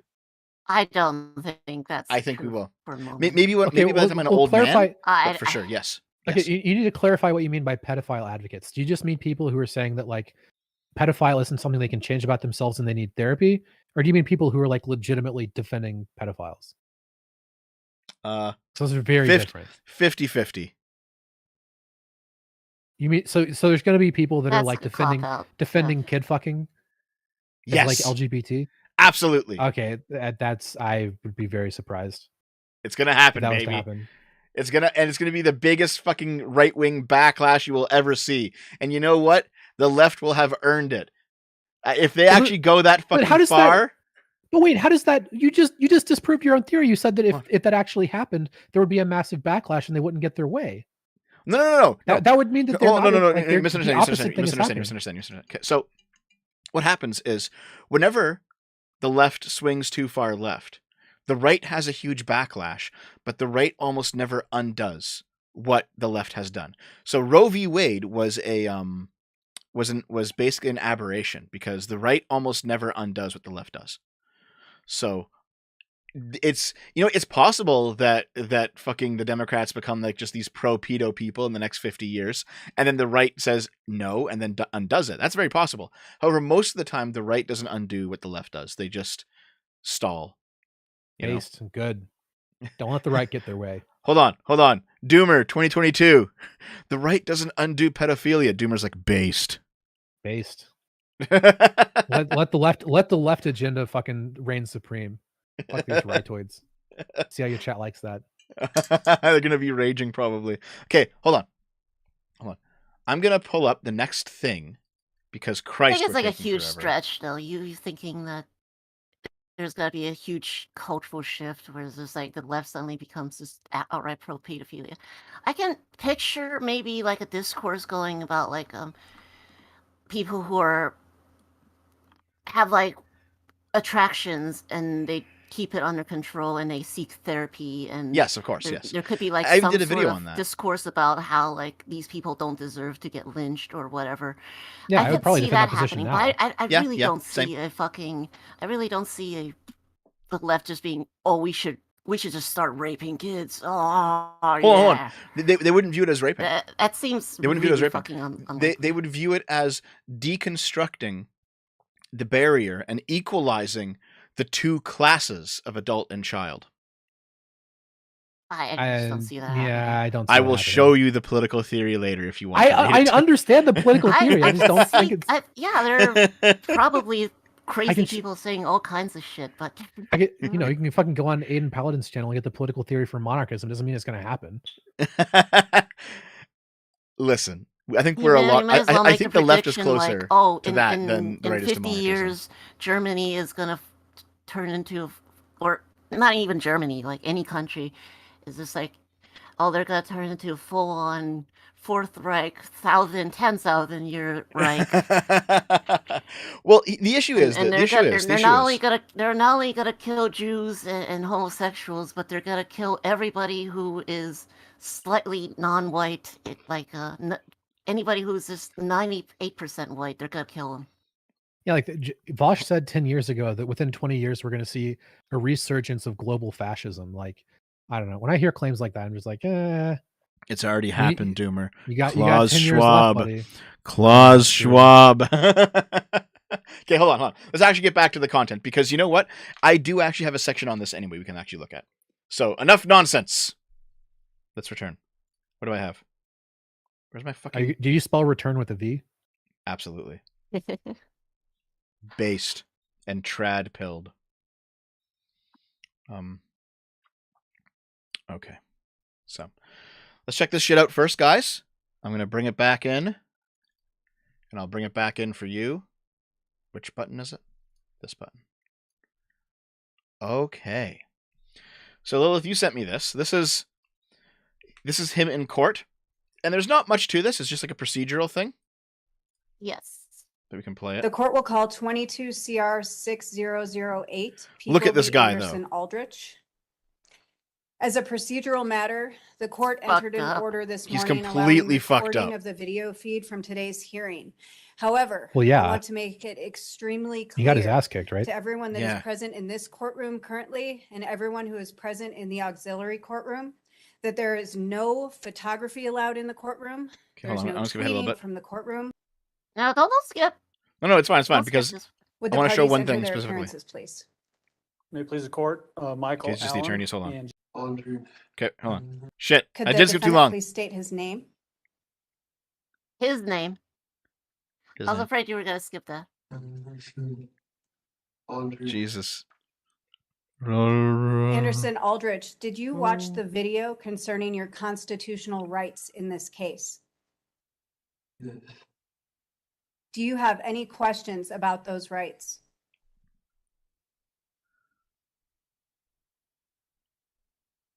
Moves his head slightly.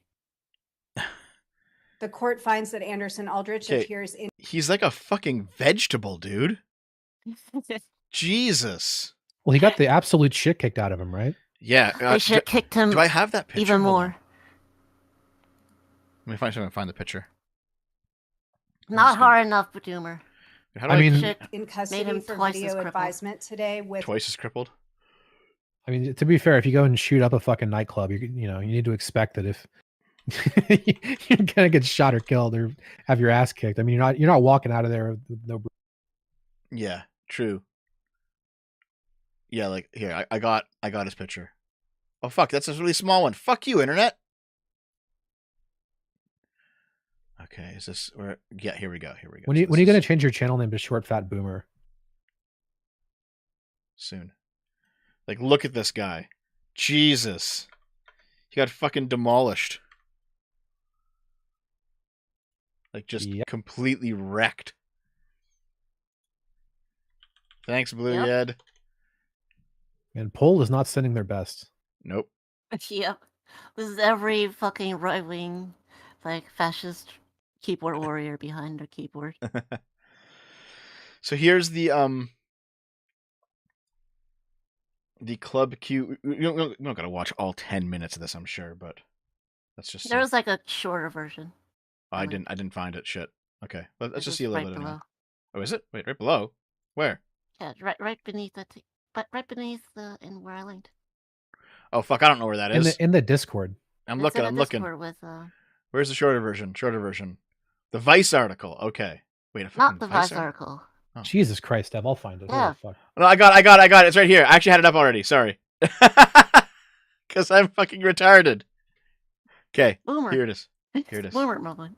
No, that's okay. I love you. It may not even been a window left, but Let's check it I out. saw a lot of people, and this guy was there, and I saw the ACU pattern flag vest, and for me that was like, there's a handle, I'm getting it. So I ran across the room, grabbed the handle, pulled him down, and then started to. Well, actually, I think I went for his gun with him. His rifle flew in front of him, and the young man that tried to jump in there with me. We both either pulled him down or whatever, but he ended up at his head and right next to the AR. And then with the AR, I told him, push the AR, get the AR away from him. The kid pushed the AR. I don't know what his name was. And then I proceeded to take his other weapon, the pistol, and then just start hitting him where I could, but the armor's in the way. And I found a crease between his armor and his head, and I just started wailing away with his gun. And then I told the kid in front of me, kick him, keep kicking him. And I was guiding him. I was telling people, call 911, call 911. I brought him down. I was in mode. I was doing what I do downrange, you know. I trained for this. I don't want to ever do this. I didn't even retire because I was done doing this stuff. It was too much. And I'm you know, it came in handy, and I got to protect my kid. I lost my kid's boyfriend. I tried. I tried to have everybody in there. I still feel bad that there's 5 people. There's 5 people that didn't come home. And this guy, I told him while I was hitting him, I said, I'm going to kill you, man, because you tried to kill my friends. My family was in there. My little girl was in there with her. We are so sorry for the loss that you and your family have gone through. He didn't say it like, but he also said like his kid's boyfriend also died because of the You know, he shooting. did say that. He did say that. Yeah. Oh shoot. But yeah, that's the ex-army guy who kicked the shit out of him along with like a trans woman and probably other partygoers too, not the clubgoers. Yeah. Hold on. Just out of curiosity, did CNN cut him off here because he was swearing? Because it kind of like it was a quick They cut away beeped from him out. No, they beeped him and then they let him speak afterwards. You could link like the full interview. The full interview, yeah. Yeah. So, you know, someone in the chat asked the question, why is he bringing his family to a gay bar at 11 p.m.? It sounds like his kids were adult kids. Doesn't sound like he's bringing... his family were adults. Yeah, and that would be why. And so nothing weird is going on here, guys. But yeah, damn. Like sounds Jack like a hero. Silva called him a fucking groomer, which is fucking disgusting. Yeah, it's it's like, ridiculous. It's like he's more of a man than he ever will be. Yep. Fucking Wait, you called this guy a groomer? Yeah. Yeah. Because people are against this guy? Are you fucking serious? Yeah, Why? people are. So I'll show you that too. So people are. So check this out. The far-righters are attacking the Club Q hero. Yeah. The guy who took on the shooter. Yeah. Bro, this guy's like a Giga Chad. What the fuck? Calling him a groomer and a faggot while questioning his sexuality for being at the Club Q drag show. I mean, he seems to be straight, just that his son was gay. And the thing is, his son was an adult. So he went there with his son and his son's partner, who were adults. It's not like he was bringing a fucking 5-year-old to the place. So this isn't. You see, yeah, Jack Posobiec says, are we just not supposed to talk about the U.S. Army major taking his family down to the local drag club for a night out? Like, he's making it sound like this guy is bringing, you know, his toddler age or his, like, 8-year-old kids down there or something. No, his kids are grown. This is not the same fucking situation, guys. Jesus, dude. Heroes don't take their kids to drag shows. Adult children! Fuck! Yeah. Fucking ridiculous, dude. It's like fucking It is fucking ridiculous. And people are saying like he wouldn't even call himself a hero though. There's the beginning of the section. Yeah, he says like the only person who isn't calling him a hero is him. Like well, it was his daughter, not his son. Okay, still though, still. Well, to be fair, I'm a giant fucking pussy, dude. There's no way I'd do this shit. Like, you walk towards a dude with a gun shooting people, like, yeah, you're a hero. Well, actually, I think it's because he was like off to the side. I'd be hiding under a table. I think he got like behind him somehow, which is why he did it. Like he turned or something. But yeah, nonetheless. So yeah, I think attacking this guy for this is rather ridiculous. Even then, it still takes lots of fucking courage because you're tackling a guy with a fucking gun. Yeah.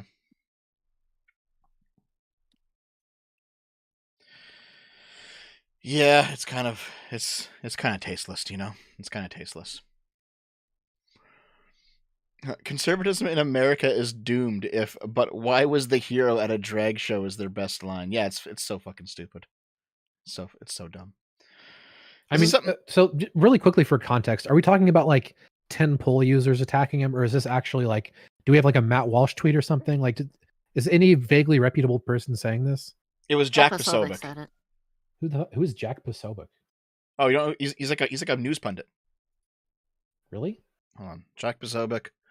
Was he? I thought he's just like a talking head. Alt-right political activist, television correspondent, conspiracy theorist, presenter, provocateur. Jack Posobiec. Okay, well, I mean, if that's your rap sheet, like, yeah, I mean, yeah, senior editor at humanevents.com. He is a news guy primarily, but he was part of the alt-right back when the alt-right was a thing. Oh, is the alt-right dead now? Did we finally defeat it? They're more They're called the still Dissident around, Right more or at this less. point. No, they're gone. They're called the Dissident Right now, and like they don't revolve around Richard Spencer anymore. They rebranded it. Have the bread tubers figured out the alt-right isn't around anymore? Or are they still talking about it? They're still talking about it. That was one of the They're reasons still that I around. made. They're just calling themselves different things. Well, no, there are some fundamental differences. Like I was actually talking to a leftoid, one of the few leftoids I'm actually friendly with. I was talking to him and I was like, listen. One of the big reasons I made the fascism video is because the alt-right doesn't exist anymore. No one gives a fuck about Richard Spencer anymore. All right, that wave is over. All right, now you have like the neo-reactionaries and you have the dissident right, which have come out of that movement, but they're different and they have different goals. It's still very right wing, but it's not the same. Like the alt-right was like explicitly white supremacist, and this is a bit different now. The dissident right has a lot of non-white people in it. And to be fair, the bread tubers aren't around anymore either. They're all fucked. So they made it more inclusive, so like the Mexican white supremacists could feel at home. Based. Xander in the chat says Lilith is a leftoid. Dev based. Lilith the leftoid.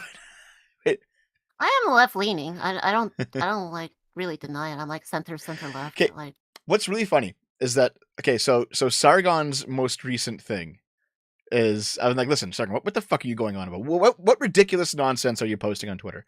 And I'm here's obviously like not like a socialist or communist or anything, but I am pretty like left leaning and when it comes to like social politics.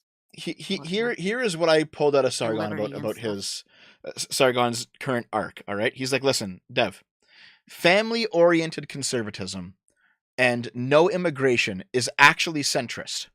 I'm like, okay, you got to explain this to me. It's like, oh, it's real easy. It's real easy. Okay, so on the left, you have abortions and no one having kids and mass immigration. In the center, you have family-oriented values and monogamous relationships and having kids. All right. Then on the right, you have forced breeding and forced marriages. And I'm like, well, hold on. He's like, well, think about it, because that right-wing position was the normal for most of human history, and it's still the normal in certain parts of the world. And what we consider to be normal here is actually a complete aberration. And it's like, oh, yeah, I guess that's technically true, isn't it? And I was like, and like what the conservatives want, if you're looking at like the total scale of human politics, is actually not that crazy. Where it's just like, listen, the West is the center of the world, okay? And the West will lead the rest of the world away from the backwardsness. Oh, fuck. Really? You want to keep going down that rabbit hole there, Lilith?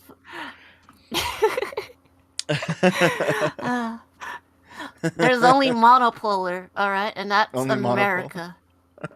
So when conservatives say like, hey, listen, oh yeah, also, where the left wanted mass immigration and the center wants no immigration, the right wants to actively kill all the immigrants. So Sargon's like, yeah, when I say I want no immigration, that's actually the centrist position. And it's like, okay, I get your point, but fucking nobody knows what you're talking about except for you. Nobody understands this. Nobody views politics this way. I can see what you mean, but Christ, this is a bad idea to brand it like this. You know what I mean? So he's calling his new politics the sensible center. It's like, all right, dude. Maybe so. This is like the third Sargon rebranding, maybe. The 18th. I like the Department of Defense. I'm sorry, I was being too charitable. No, so I still like Sargon, but sometimes I'm just like, dude, what are you fucking doing? Like, what the fuck? I disagree with Sargon a lot, but I don't think he's like a Nazi or anything. Obviously not. Wait, hold on. Doomer's just like sitting in the background, like I can't say anything. I can't. What? I can't tell my true ideas about Sargon. I cannot reveal. I most care about Sargon. Okay, hold on a second. This is a space. I mean, the thing is, like, I'm gonna say safe space. I don't know how safe this space is, but this is a space. It's a space. I mean, like, the thing is, like, if I really cared about politics, I'd probably find Sargon pretty annoying, but I just don't care. It's like, I'm sure he says lots of stuff I disagree with, but It's just another person on the internet saying things I don't agree with. It's not really my problem. No, I mean, Yeah, like, I can agree with that. the thing is that like the conservatives have a point sometimes. It really depends what we're talking about, though. And like, I'm actually quite conservative in my personal life and a lot of things that I personally choose to do. But I wouldn't want to make other people do the same things that I do, even if it would be good for them, right? So I think like generally people should be conservative and governments should be liberal. That's probably how things should go. Which is why, by the way, I'm a liberal, a capital L liberal. You know. A classical liberal, one would say, of the Dave Rubin ilk. He is kind of actually insane at this point. Maybe Dave Rubin from fucking like 7 years ago. I don't know. And so how far? Yeah, I haven't kept Dave's up with been old Dave. fucking- How far off the trolley has he gone? Well, he said that he wanted to adopt a child with his gay husband, and fucking his entire audience turned on him and destroyed him. Wait, really? Yeah, because they're Why? like, because they all believe in traditional marriage and that they will inevitably abuse the child. Even if they don't abuse the child like sexually or anything, the child will automatically be abused by growing up without a mother. Jesus. Okay. So it's like, wow, Dave. All right. Nice audience, buddy. Sort of audience This is you like fucking fostered. That's a good job. This is like Kanye West talking to Nick Fuentes. Someone posted a really funny clip of Nick Fuentes just saying some like awful stuff about black neighborhoods in r/Kanye. It's like, this is his campaign manager. Like, it's so funny. Like, oh my god. Okay, so let us continue again. The Kanye saga's been an interesting one. It's just an ongoing one. So we've talked about at this point pretty much the story, like the whole kind of thing that has been surrounding it. But there's been a shit ton of fucking controversy. But like, we haven't even scratched the surface of how insane the controversy surrounding the story has been. You think it would be easy to give a take on this? It's like, oh shit, okay, the guy, shot up a place. Some pretty insane shit. Like, we haven't even like seen. Jack You haven't was even begun. calling the army vet a fucking groomer. That's like the beginning of it. Taking Yeah. his adult kids into into a fucking gay club. We have not even scratched the surface because But apparently, yeah, there's so much. Not even surface. Like, you think it'd be easy to just be like, okay, so you obviously, even if you don't agree with homosexuality personally, don't shoot up gay bars. Obviously the guy's evil. Like, done. You don't need to think about it too much harder. But for some reason, this story specifically has made everyone go fucking insane. All right? And I've got examples on both sides of the aisle. Now, to be fair, I think the right has gone more insane than the left this time. So, but there's shocking. There's still been a bit of insanity. There's still been a bit of. So let's see. Okay, so here we go. Let's begin. Hold on. How do I fucking work this? I'll share it with you again, guys. The next round of nonsense. All right. So Chaya Raichik, the person who runs Libs of TikTok, is openly gloating about instigating the violence. She has now changed her bio to say, was it stochastic terrorist? Stochastic, Jesus Christ. But how is it stochastic if there's a T? Stochastic. Stochastic? Okay.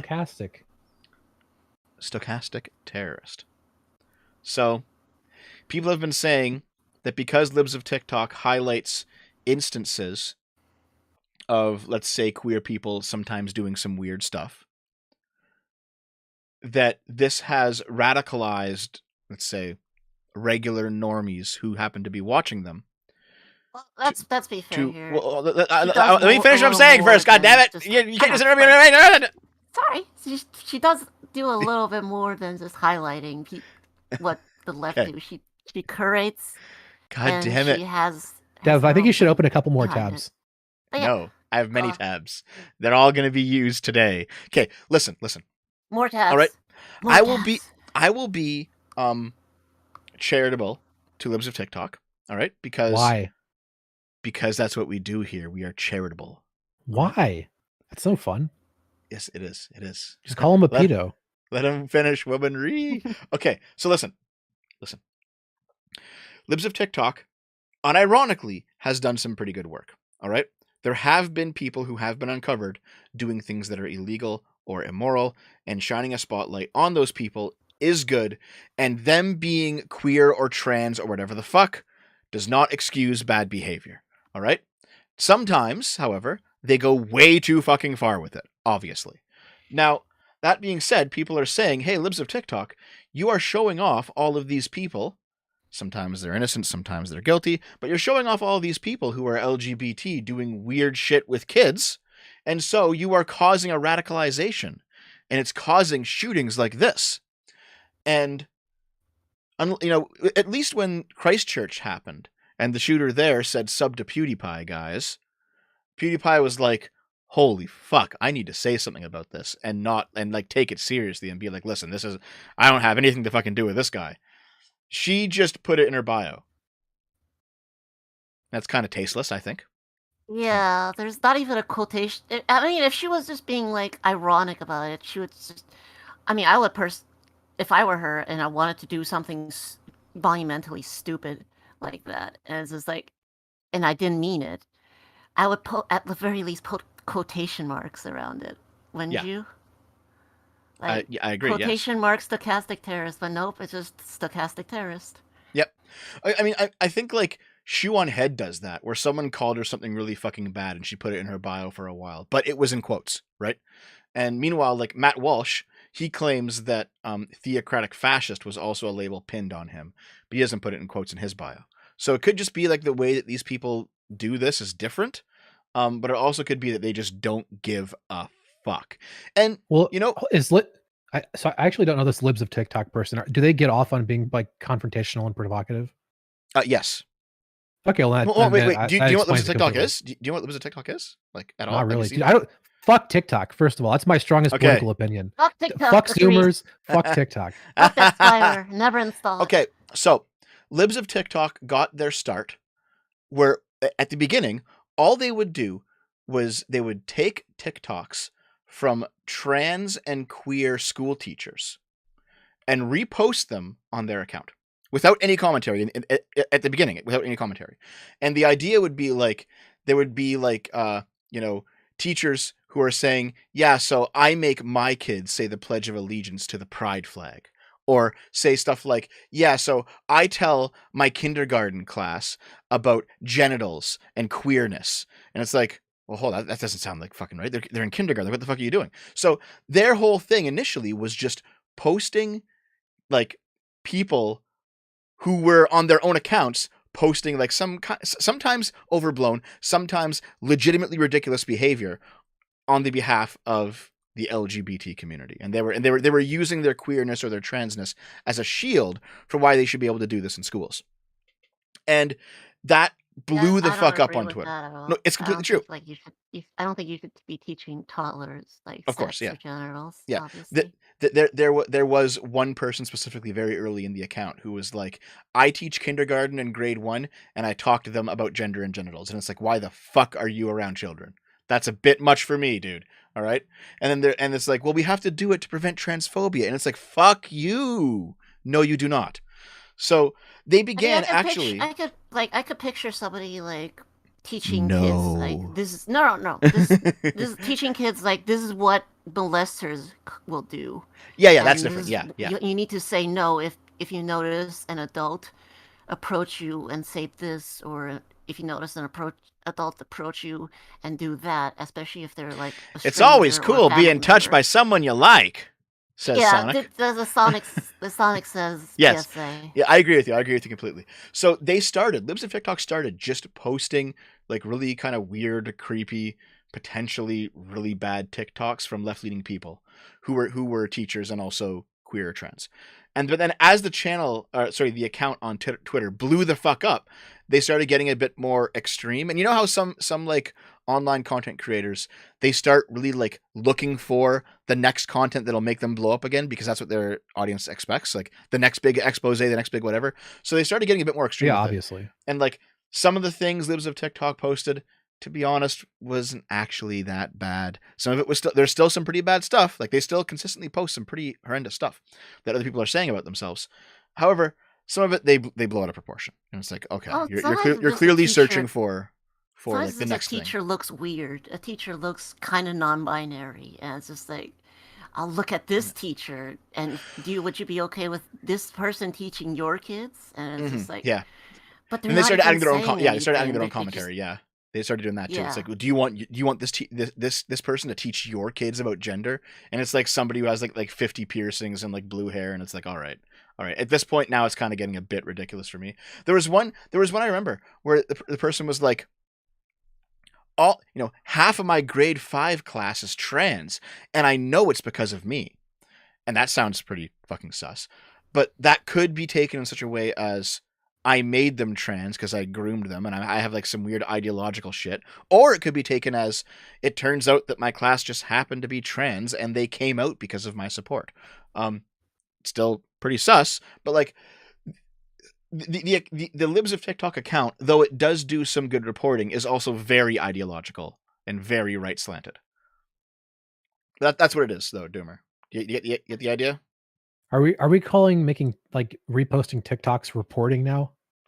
That's where we are. Okay. It also perpetuated the kids are using litter boxes in schools, and schools are putting litter boxes. They fell for that in troll. school That was a 4chan troll. bathrooms. Yeah. Yeah, it's like kids who identify as animals can now use the litter box in the school bathroom. That was a 4chan troll, and they fell for it and they reposted it. Sort of a tangent, but what is it about cat litter that makes cats think, man, I can't wait to shit in that? I don't know, man. I don't know what it is. I don't know. I don't know anything about cats. Seriously. No Always clue. wondered. There was like, what was it? I know Libs of TikTok did blow up that one story where it was actually discovered that 2 of the teachers were like stalking their own students online and finding out like their personal histories and their like direct messages, and then like inviting them to like a club where they actually were grooming them. Like that was found out by them, and those 2 teachers are now like having the legal book thrown at them. So there's still been good stuff that have come out of them. It's not they're not just like hating all LGBT people, but there is also a lot of hate in there too. They also blew up that they were the cause of that one hospital. There was a hospital that was breaking the rules and doing surgeries on minors against the law. Not against the law. Sorry, it was against the recommendations of, was it some medical organization in the States that kind of governs this stuff? And they're like, yeah, we don't care about that. Well, we will give your 14-year-old a double mastectomy. And it's like, Jesus Christ, dude, that's a bit much for me.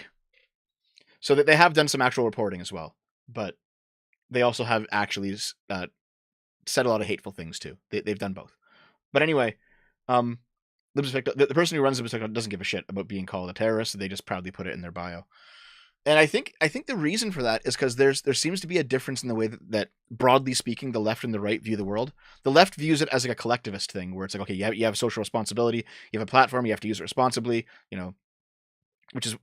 which can be good, but also leads them down the deplatform anyone we don't like route, which is not good. However, the right is more individualistic. So the right will say like, yeah, okay, if people shoot up a school or shoot up a gay bar or something, I didn't do it. So don't blame me, even though like their search history is full of everything that I've said. You know what I mean? Yeah, it feels kind of like, oh, well, I'm not actually responsible, even though Well, to be fair, on some level, they're not, right? Like this guy still shot. they're not directly he made the choice to responsible. shoot the place up, So The person responsible ultimately falls on the guy that did it, and I really hate to make the Hitler comparison, but like, oh god, Hitler was like, oh, we need to do this or that to the Jews, and the Jews are this, the Jews are that. If I say anything, we're probably gonna get this fucking channel taken down. Tell us about the Jews, Lilith. Tell us all about the Jews. Oh, but you see, the Jewish question, did you know that all of top banking got fuck it. fuck you, man. TubCast guest starring academic agent. Oh fuck. Anyway, so Well, like the Kanye West arc. Fuck, like people are gonna report.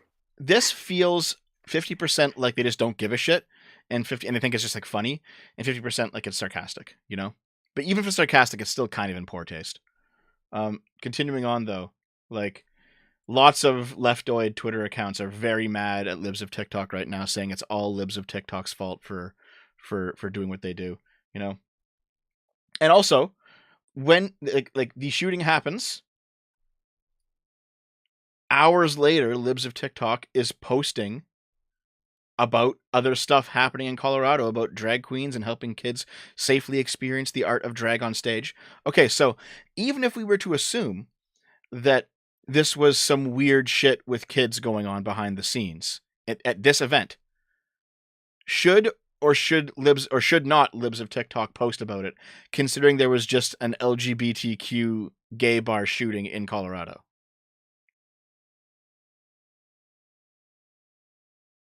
I think it's kind of sus, like kind of just libs of TikTok going months without tweeting about like LGBT or drag or anything in Colorado, and then suddenly breaking the news about like something negative about the LGBT community in Colorado Springs, the very same city, hours after mass shooting had taken place, and without even issuing or even acknowledging that the shooting took place.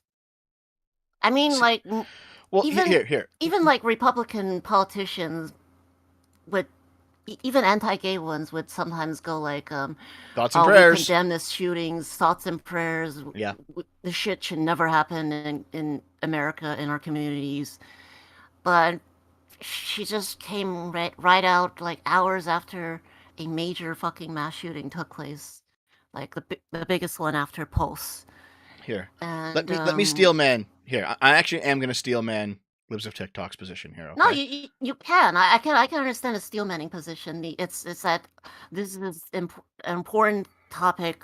Like if you think like this is a big topic, serious thing to talk about, then it shouldn't matter that a large shooting just took place. But here, so I can hit you with two steel man positions. The first one is that the purpose of the libs of TikTok account is not to talk about that kind of news. They do focus on one specific thing, so it might just be outside. It might just be outside of their wheelhouse. So maybe they're just not going to talk about that. The second one is like, even if we assume that behind the scenes at this drag event, they're just raping the children, right? So best possible interpretation for libs of TikTok. This is actually like a full on like child grooming trafficking event. Okay. You know, if that's the case, a shooting in Colorado somewhere else does not mean that you shouldn't report on this event as well, right? So at the same time, it's it's probably not that bad, because a lot of the events that libs of TikTok reports on aren't actually that bad. It seems to be like a needle in a haystack actually finding the crazy shit. So it does seem like a little bit tasteless, yeah, to like not lay off for like a day or something, you know? Because it was literally the same fucking hours day. After the fact, it feels kind of like bragging in some ways. Yeah, and especially that combined with Doomer, where did you go? Stochastic terrorist in your Twitter bio. Doomer. Doomer's muted. Oh, Doomer. We've unintentionally kicked Doomer, I guess. Oh, Doomer's been kicked. Sorry, guys. We did what the chat wanted and kicked Doomer. Yeah, so libs of TikTok doesn't have an obligation to report on the shooting, but it is a bit tasteless for them to not like chill the fuck out for a little bit. You know what I mean? Well, yeah, it's like right after a synagogue shooting, you tweet about, you put out an article about like the Jewish elite in Hollywood or whatever the fuck.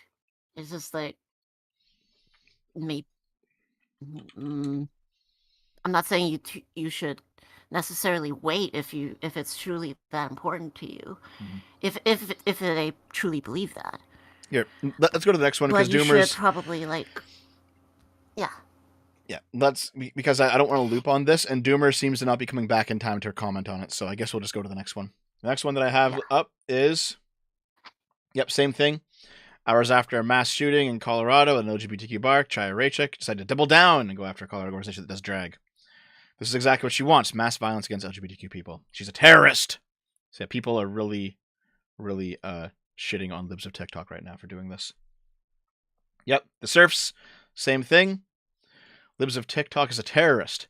And everyone who amplifies or collaborates with her, Joe Rogan, Matt Walsh, Tucker Carlson, Christopher Rufo, Andy No, Tim Pool, Stephen Crowder, Lauren Southern, etc., is helping her cause real-world harm. Now, this would technically include me, because I did that video on the cases where libs of TikTok was correct. Like, there was that weird camp in the Appalachians. There were the 2 teachers in California. Like, that is technically amplifying libs of TikTok. But I only covered the cases in which I believed that she actually had a point. So, I guess I'm a terrorist, guys. But then again, you're also not like a simp who thinks like, oh, she only covers what the libs are doing. She doesn't actually curate. She's just showing them showing us a mirror to them. It's just, which is just not true. Mm-hmm. Mm-hmm. Maybe she was initially, like you said. Like, yeah. And you know what? To be fair, these days, I have been sent multiple messages now. I think 3 messages in total from people who are directly blaming me for the shooting because of that video that I made where I talked about the times that libs of TikTok was correct and there actually was something bad going on. Like, this is your fault, you fucking right-wing fascist. And I'm like, no. You know, the truth is still the truth, regardless of what political side it benefits. You know what I mean? you're also not taking these fringe cases and going, oh, and this is why all LGBT people are groomers and pedophiles. Exactly. Yes. I would not ever say that because I'm bi. Like, am I gonna fucking out myself as a groomer? Well, you shouldn't have to be bi to just say No, I agree with you. Yeah, but you know what I mean, though. Non-insane shit. Yeah, I get you what you mean. Yeah. What's this again? Oh, right. So this is the problem with the your rhetoric caused this point of view. All right. This is from iHypocrite. iHypocrite fucking hates me, so I had to use Knitter to get this. But he makes a good point here. Right? So, libs of TikTok is blamed for this shooting because of the things they say. Well, you know what? Like, this guy insults conservatives, and then a conservative politician gets stabbed and killed in the UK. And he's like, oh shit, son, look what you did. Good luck sleeping at night. So yeah, like, at some point, there is a limit to this collectivist view of what you say causes other people to do violence. Like, clearly this guy is not at fault for this conservative UK stabbing. Obviously, right? There's a limit on how much you can hold other people accountable because they said something and then somebody else got an idea and then they went out and did something crazy. Like, there's a fine line, but like there's also a difference between saying criticizing a group or an ideology and telling people these people are fucking they're all evil demons and I might not say we need to do I might not say we need to kill them or go into their homes and burn them alive, but somebody should do something about this to protect our children. To be fair, I have heard a lot of all conservatives are demons coming out of leftoids too. So it's not like this rhetoric isn't just one-sided. I don't think it's right when I don't think when the left does that either. I don't think the left are correct when they say, "Oh, all conservatives are your evil demons, and they're gonna kill all the gays." Someone in the chat asked, "Dev, are you into big, hairy, muscular dudes?" No, I'm into traps and femboys and trans women. No, I am not interested in the bears. Women. Sorry, and cis women. Yes, women, we're talking about the gay side, okay? We're talking about the gay side here. But like, yeah, I'm not into the bear you don't types. want people to think you're like not interested in Naomi, would you? Half of them think she's a dick anyway. That's like a fucking ongoing meme. Fair enough. Okay, so hold on. Does she though? Nah, she doesn't. No, she doesn't. and yeah, so like, Hold on. Lots of people think shoe on head has a dick. Yeah, I've seen that too. Like the transvestigation shit. Okay, so this person asks, what are you more afraid of? Being on Breitbart for saying that trans people deserve to be alive, or are you more afraid of waking up to the news of more dead people? So let's just quickly play this, guys. I do want to say, though, am I doing something wrong here? Here are some headlines that I wrote for the last 6 months. Fueled by internet's far-right machine, anti-LGBTQ threats shut down trans rights and drag events. Remember, there was a drag event happening in Colorado. Anti-trans stalkers at Kiwi Farms, which is a anti-trans website that stalks people, are chasing one victim around the world. Their list of targets is growing. That was a couple months ago. Doctors under threat from far-right activists for providing trans care. Boston Children's Hospital faces bomb threat after right-wing harassment campaign. There were 3 of those bomb threats. FBI charges Massachusetts woman with Boston Children's Hospital bomb threats, so they found one of the people. At least 20 Republican politicians have claimed that schools are making accommodations for students who identify as cats. That was before the midterms. Here are 3 more from my colleagues in the last 3 weeks. As election nears, some conservative groups have ramped up anti-trans campaign ads. Far-right figures appear to be testing Twitter's boundaries for anti-LGBTQ speech. GOP senator targets TikTok influencer with anti-transgender taunt. And I'm just wondering, what could I have done different? Seriously, as reporters, what can we do different? Because there are 5 dead people in a strip mall, because that was the only place they felt safe as gay or trans people in this town in Colorado Springs. And I am trying to thread this needle here. I'm trying to say that this is happening. This targeted stuff has real life impacts. They say on the internet has real life impacts. And I'm going to fail, by the way. I'm going to freak out because it's happening, because I wake up and I see that there are 5 dead bodies. But I think we have to have a come to Jesus moment here. As reporters, are we more afraid of being on Breitbart for saying that trans people deserve to be alive? Or are we more afraid of the dead people? Because I'm more afraid of the dead people. I don't want to wake up on a Sunday and see that all of these headlines came to fruition. So, fair enough, right? Yeah. There is some factual problems with what he's saying there, but nonetheless, yeah. Overall, he's correct. Yeah, there is definitely some awful stuff happening right now regarding the way that the general public is looking at trans people. Not so much gay people, but trans people specifically, and it's not good, in my opinion. I see lots of it of gay people getting tagged into this too, but the trans thing is just a huge big hot topic for people because the medical care and people threatening to bomb hospitals and whatever.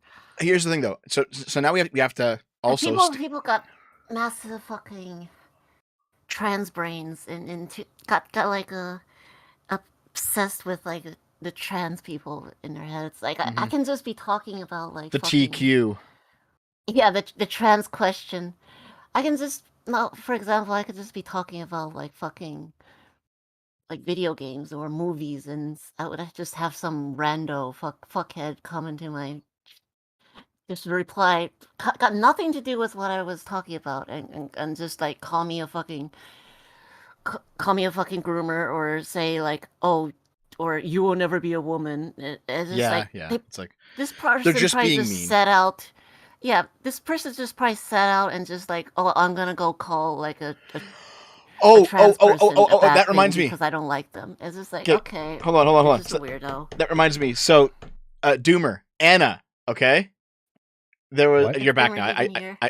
Doomer's back. I see the unmute. So, there was a thread underneath one of my tweets between Anna and this random person, and this random person says to Anna, "You will never be a woman." And then Anna's like, "So true, bestie. Thank you very much." And I was just like, dude. Wait, did they think that Anna was assigned male at birth or something? Yes. They thought Anna was like FTM. And well, because like right now Anna looks very like masculine, like with like the short hair and like the kind of way like the clothes, you know.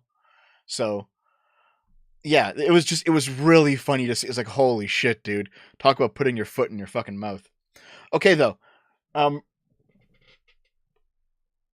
regarding these stories, though, he did get a few of them wrong. So, for example, this one, anti-trans stalkers at Kiwi Farms are targeted. This is clearly about Keffels, right? And Keffels is No, clearly fucking insane. Like, clearly I fucking mean, insane. they're targeting Keffels, but they also targeted other people. They're targeting. Well, sure, me. but like It's just like, chasing then what one the fuck victim did I around the do? world. Read it. Chasing one Yeah. victim around the world. Keffels was out there posting her own location because she liked the attention. All right, this is a BS story. You can see the Boston Children's Hospital facing bomb threats after the right-wing harassment campaign. That was one of the ones where Libs of TikTok was correct, because that hospital was the hospital that was basically violating the standards of trans care and giving stuff to kids below the age that they were allowed to do so.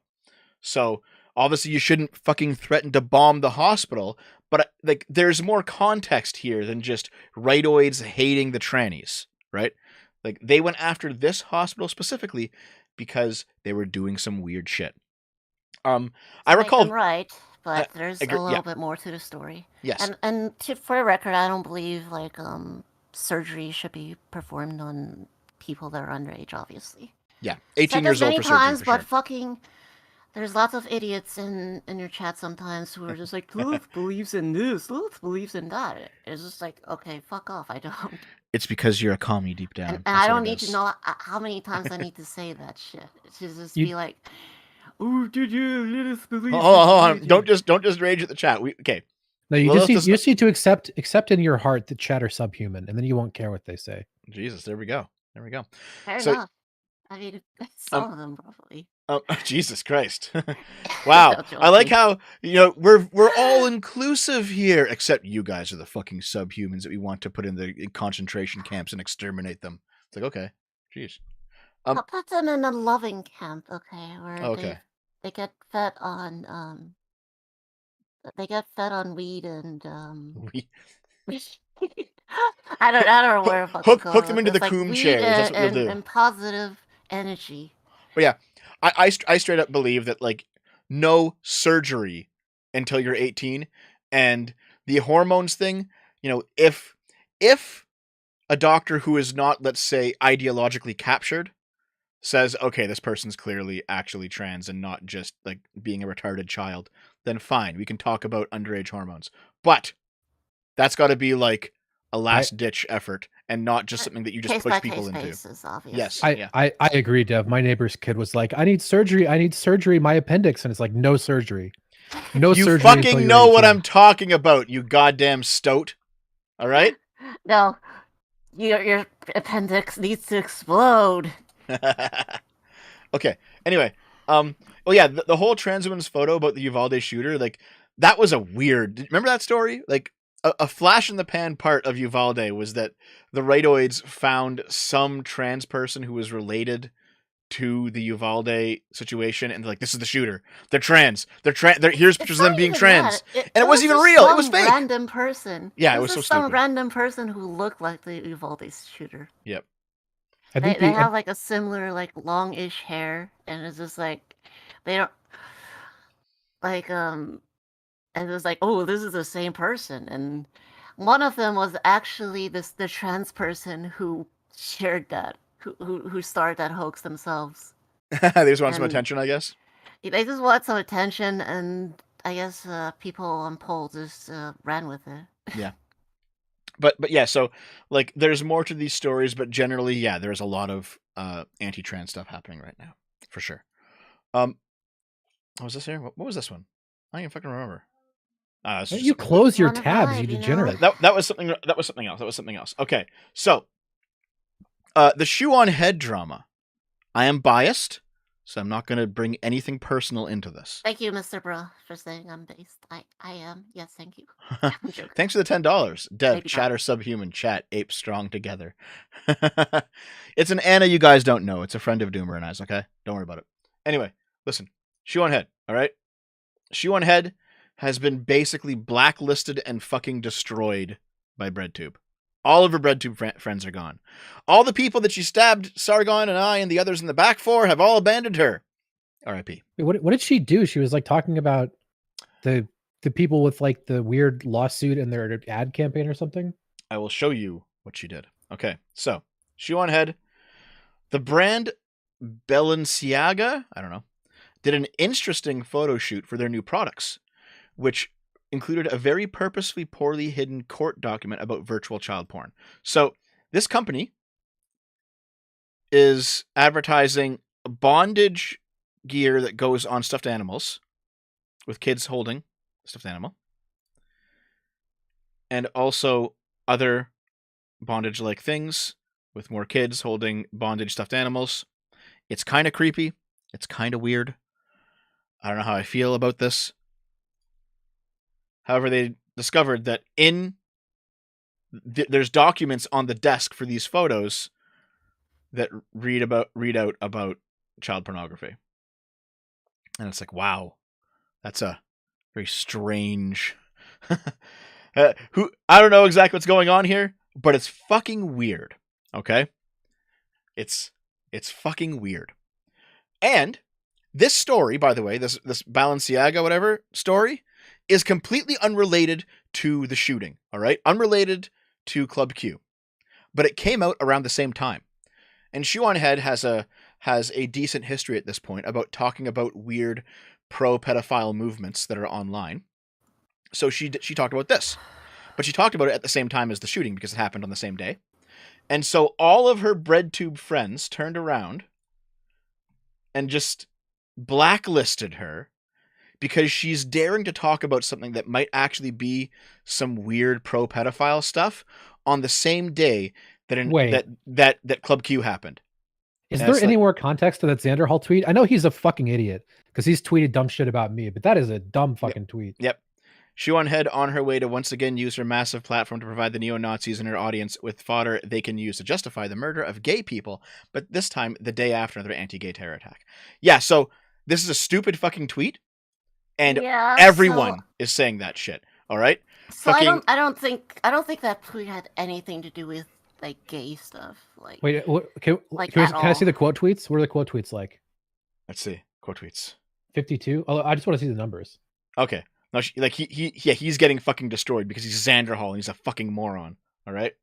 By the way, Xander Hall with him, but I don't hate Xander Hall, but he missed here. He's a retard. Listen, Xander Hall, I haven't forgotten that you challenged me to a debate 6 months ago and then backed out because to your credit, I was a little bit sketchy about it at first. I was like, I don't know if I want to do this. And then Chud Logic was like, you know what, buddy, I'll host it. I trust Chud. He's on good terms with both of us. Fine.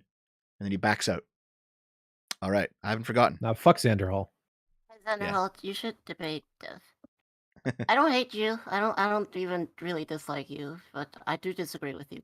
I don't hate him. He just has those times you missed. He posts a lot of cringe on Twitter. He just says dumb shit. Yeah. You do tweet cringe from time. Leftists among themselves. Cringe from time to time. Stop noticing the pro-pedophile propaganda, everyone. It will make us lose political ground. And it's like, yeah, what the fuck? So, because remember, this thing that Shoe on Head is talking about here, completely unrelated to the shooting. Completely separate story. But it happened during the shooting, so all of Shoe's lefty friends have abandoned her for giving the non-left fodder at this delicate moment.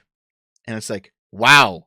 Wait, is this all she did? Did she do something bigger than this? This is all she did. Just this tweet. This is it? No, recently she also... well, she like this thread here. There was also another case where she called out Elon Musk for not reinstating Alex Jones. Yeah, but and she got a whole lot of backlash for that one, and I agree with her.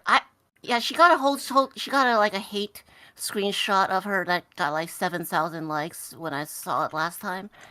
But I actually agree with Shu on this case because I thought like Elon Musk is all about like free speech and power to the people and all that. But his reasoning behind not reinstating Alex Jones was Yeah, it was pretty bad. It was pretty bad. Yeah, I agree. Yeah, it was pretty poor.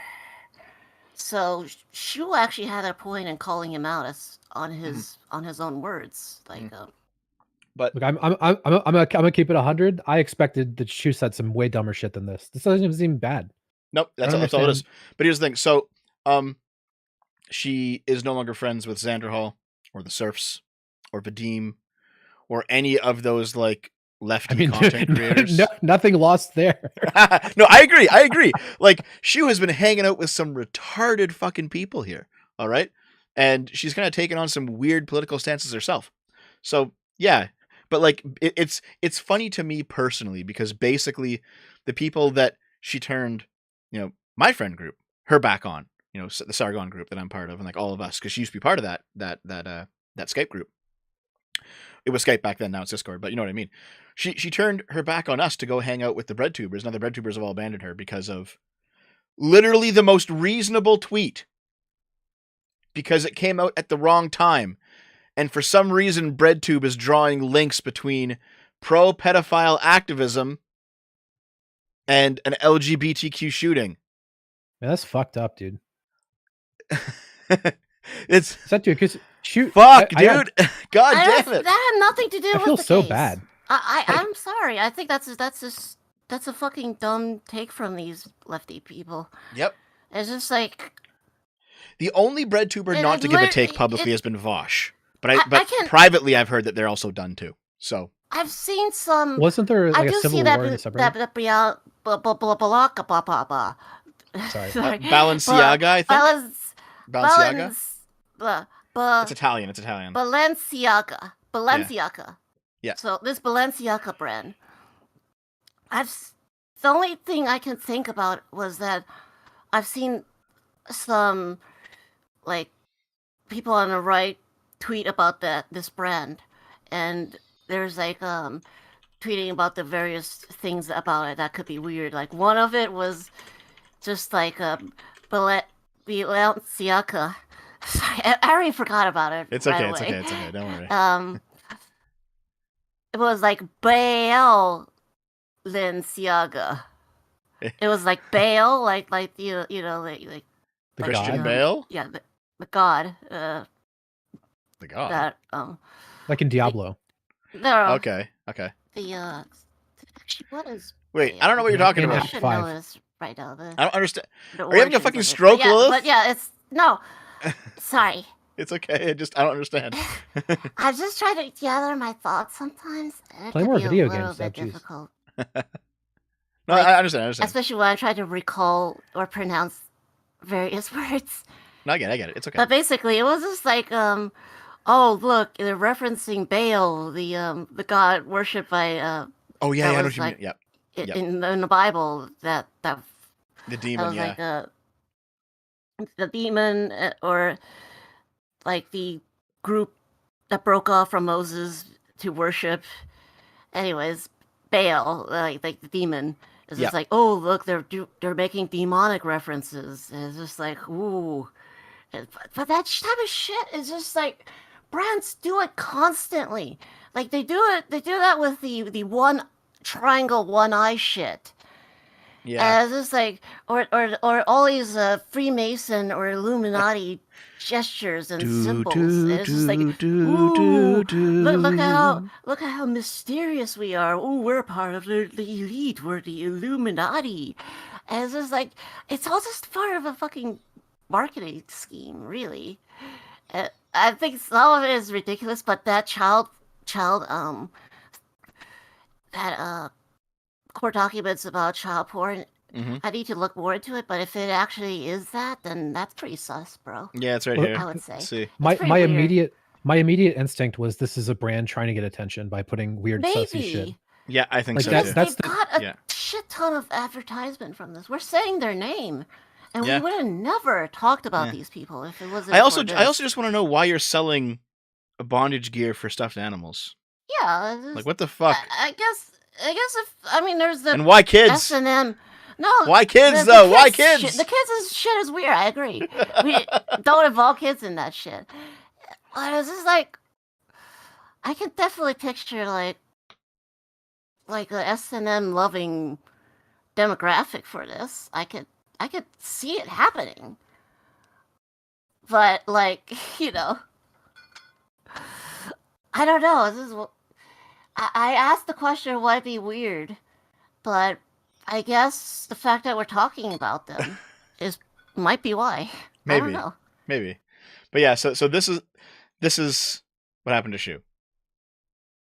She got canceled and like abandoned from her entire group because she reported on an anti-pedophile story the same time as an LGBT shooting story was happening. And BreadTube linked them together because of course they fucking did. That's very strange. I'm going through her Twitter. I'm actually shocked that she got this much crap over just like what seems to be literally nothing. So I'll just pull up that one video. I absolutely agree. I'm going to pull that video up of Sargon just saying over and over, the left torpedoes, the left torpedoes, the left torpedoes, the left torpedoes, the left torpedoes, the left torpedoes, over and over. Because fuck it.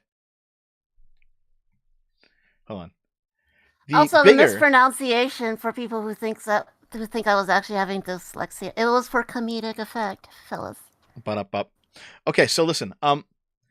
The much bigger controversy regarding online bullshit for this story was Tim Pool, because Shuan Head got like butt fucked here, but Tim Pool far worse. And Tim Pool this time it was actually his fault. All right, like Shu is innocent. She was innocent in this story. Tim Pool is not. Absolutely. So let's see here. Tim's take: we shouldn't tolerate pedophiles grooming kids. Club Q had a grooming event. How do we prevent the violence and stop the grooming? This is Tim's take about the shooting. Okay, so the first part, we shouldn't tolerate pedophiles grooming kids. Absolutely agree, Tim. You are 100% correct there. However, it's just the little part where you just like, okay, Club Q had a grooming event. But did they really?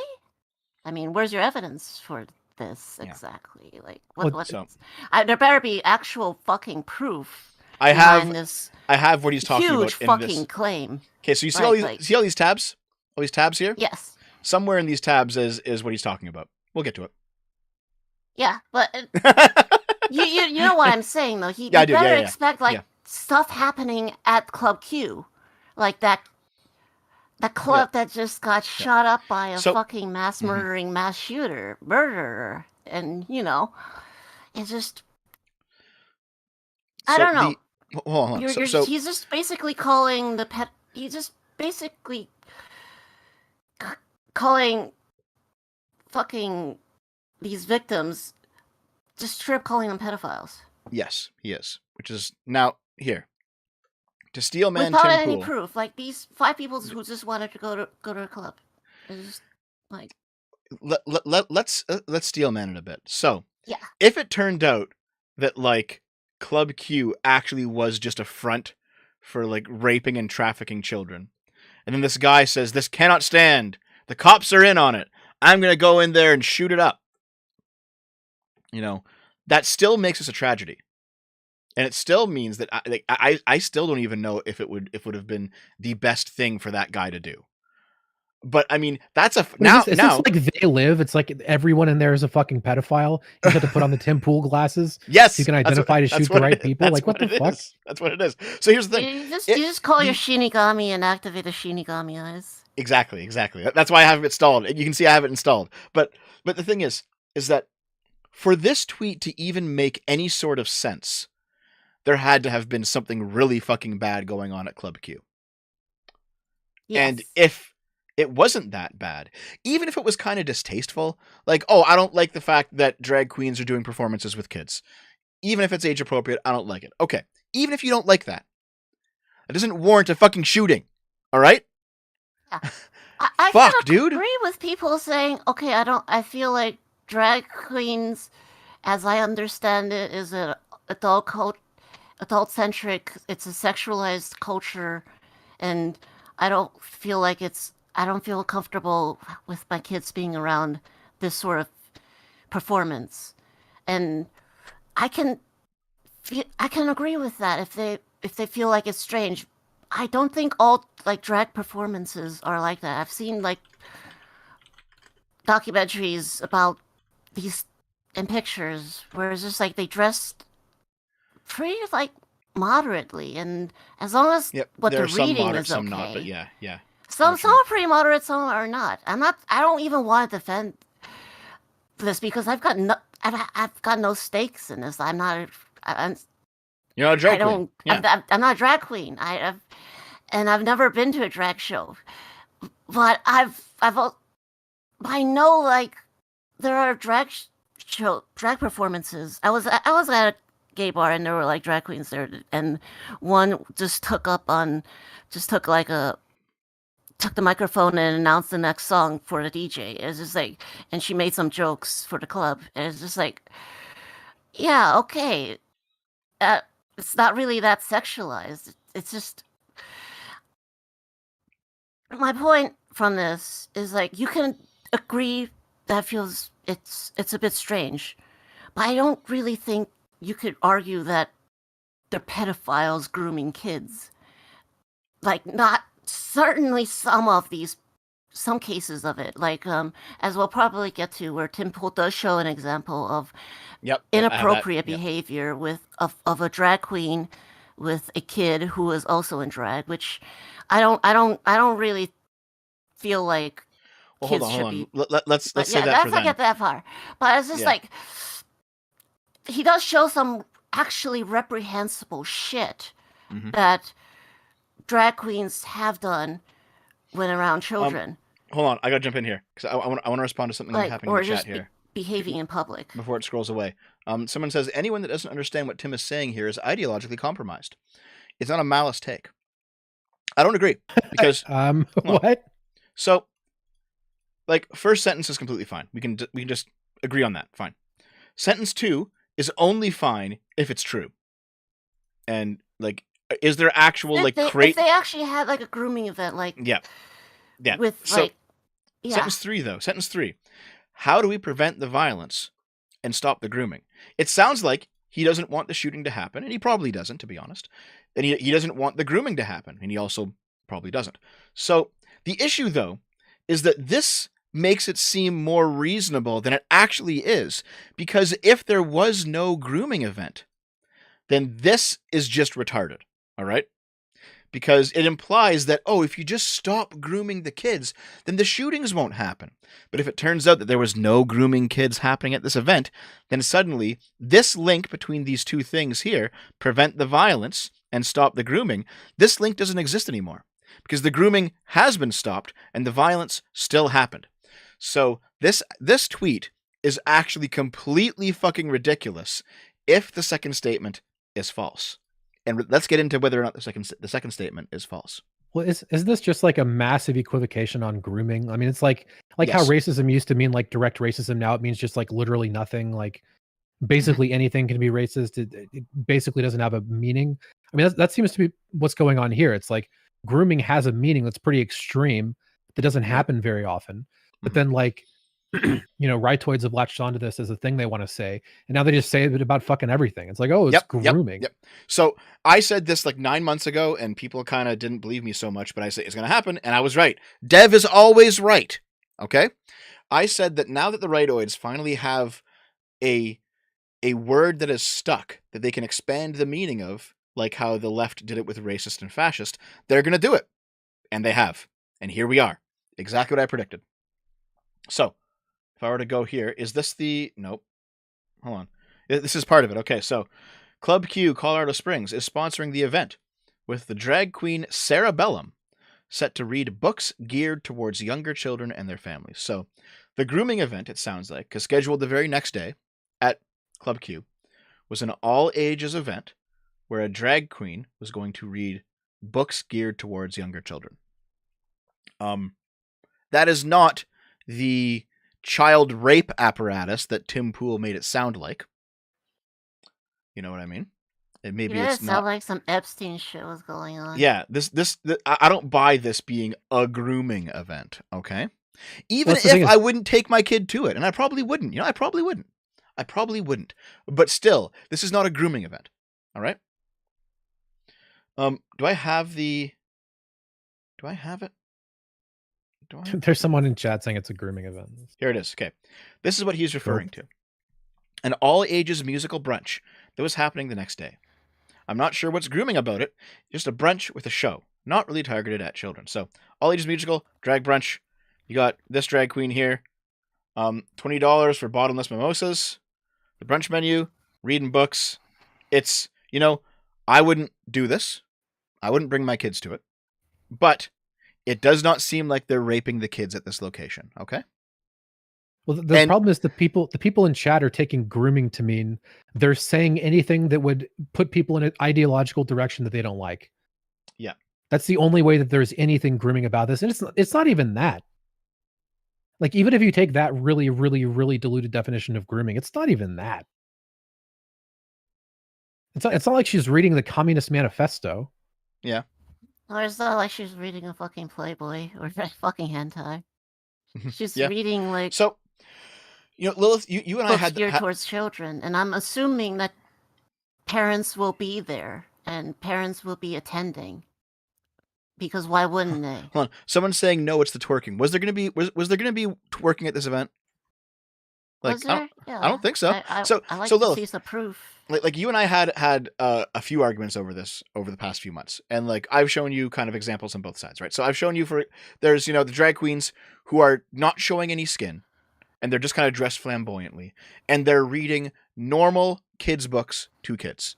Now, the only reason you'd object to that is if you just don't like drag queens or drag culture, you think it's degenerate, okay.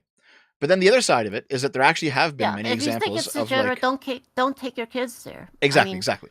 Simple as nobody's putting a gun at you and saying you have to take your kids to Drag Queen Story Hour now. Yeah. As this low-tier guy with a thunderbolt behind him. Just to make this explicitly clear, because apparently a good portion of your chat doesn't understand this. Grooming is exposing someone to sexual stuff so that you can fuck them when they come of age. That's what grooming is. If my fucking neighbor has a 16-year-old kid and I know that I'm not legally allowed to fuck her yet, but I start putting my claws in her and getting to the point where she likes me and where she'll, be inclined towards me so that I can fuck her when she turns 18, and I start doing things so I can achieve that aim, that would be grooming. It's not people grooming. Have done that, and that is absolutely grooming. Honestly, again, that's like the Danny Sixbang thing we talked about before. Where Danny Sixbang did that with when it was underage fans. Yeah, what you're doing, chat, is exactly what the people you don't like did. I'm sure you're exactly the same people that would complain about how things like rape and racism get diluted down to mean way less than they're supposed to. I'm certain that all of you people would complain about that shit, and now you're doing exactly the same thing. You're using the word grooming as though it's okay. Oh, well, if you say anything ideological to a kid, well, that's That's not grooming. So, Doomer, there's no world where this is grooming. Doomer, here, I'll steel man it for you, okay? If you take your average child and expose them to, let's say, alternative sexualities or alternative ways of presenting your gender, like this, then they are more likely to grow up to be gay or trans themselves. That's going to be how they view it. And I don't know, there might be a kernel of truth in that. I'm not sure.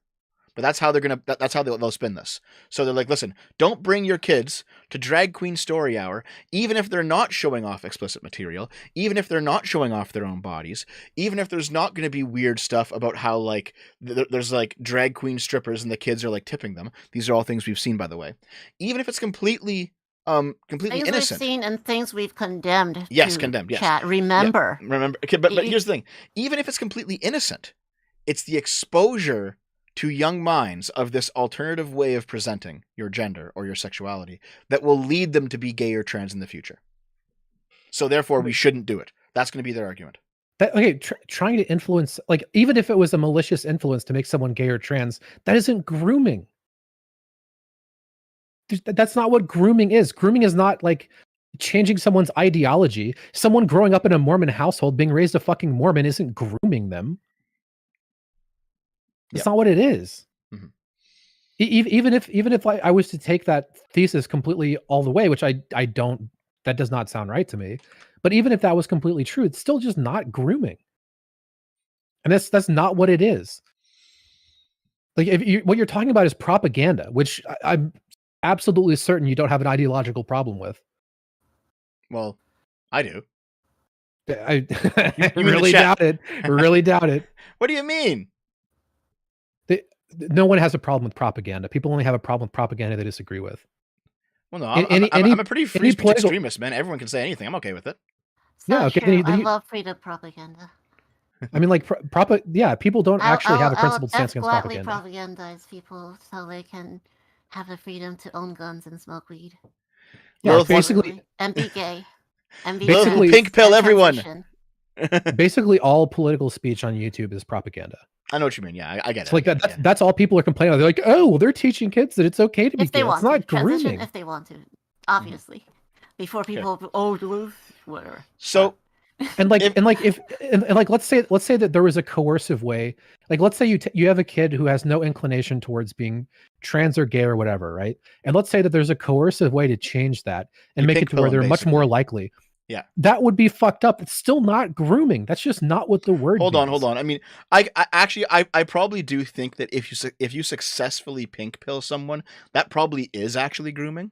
I think. Well, I guess I'll Google it. Let's see what they say. Hold on, let me It just see. says the action by a pedophile of preparing a child for a meeting, especially via an internet chat room with the intention of committing a sexual offense. Yeah, just straight up hold not on. grooming. There is definitely a conception of pink pilling being a form of grooming. I've seen Okay, that we'll a use the lot. right word. But pink pilling?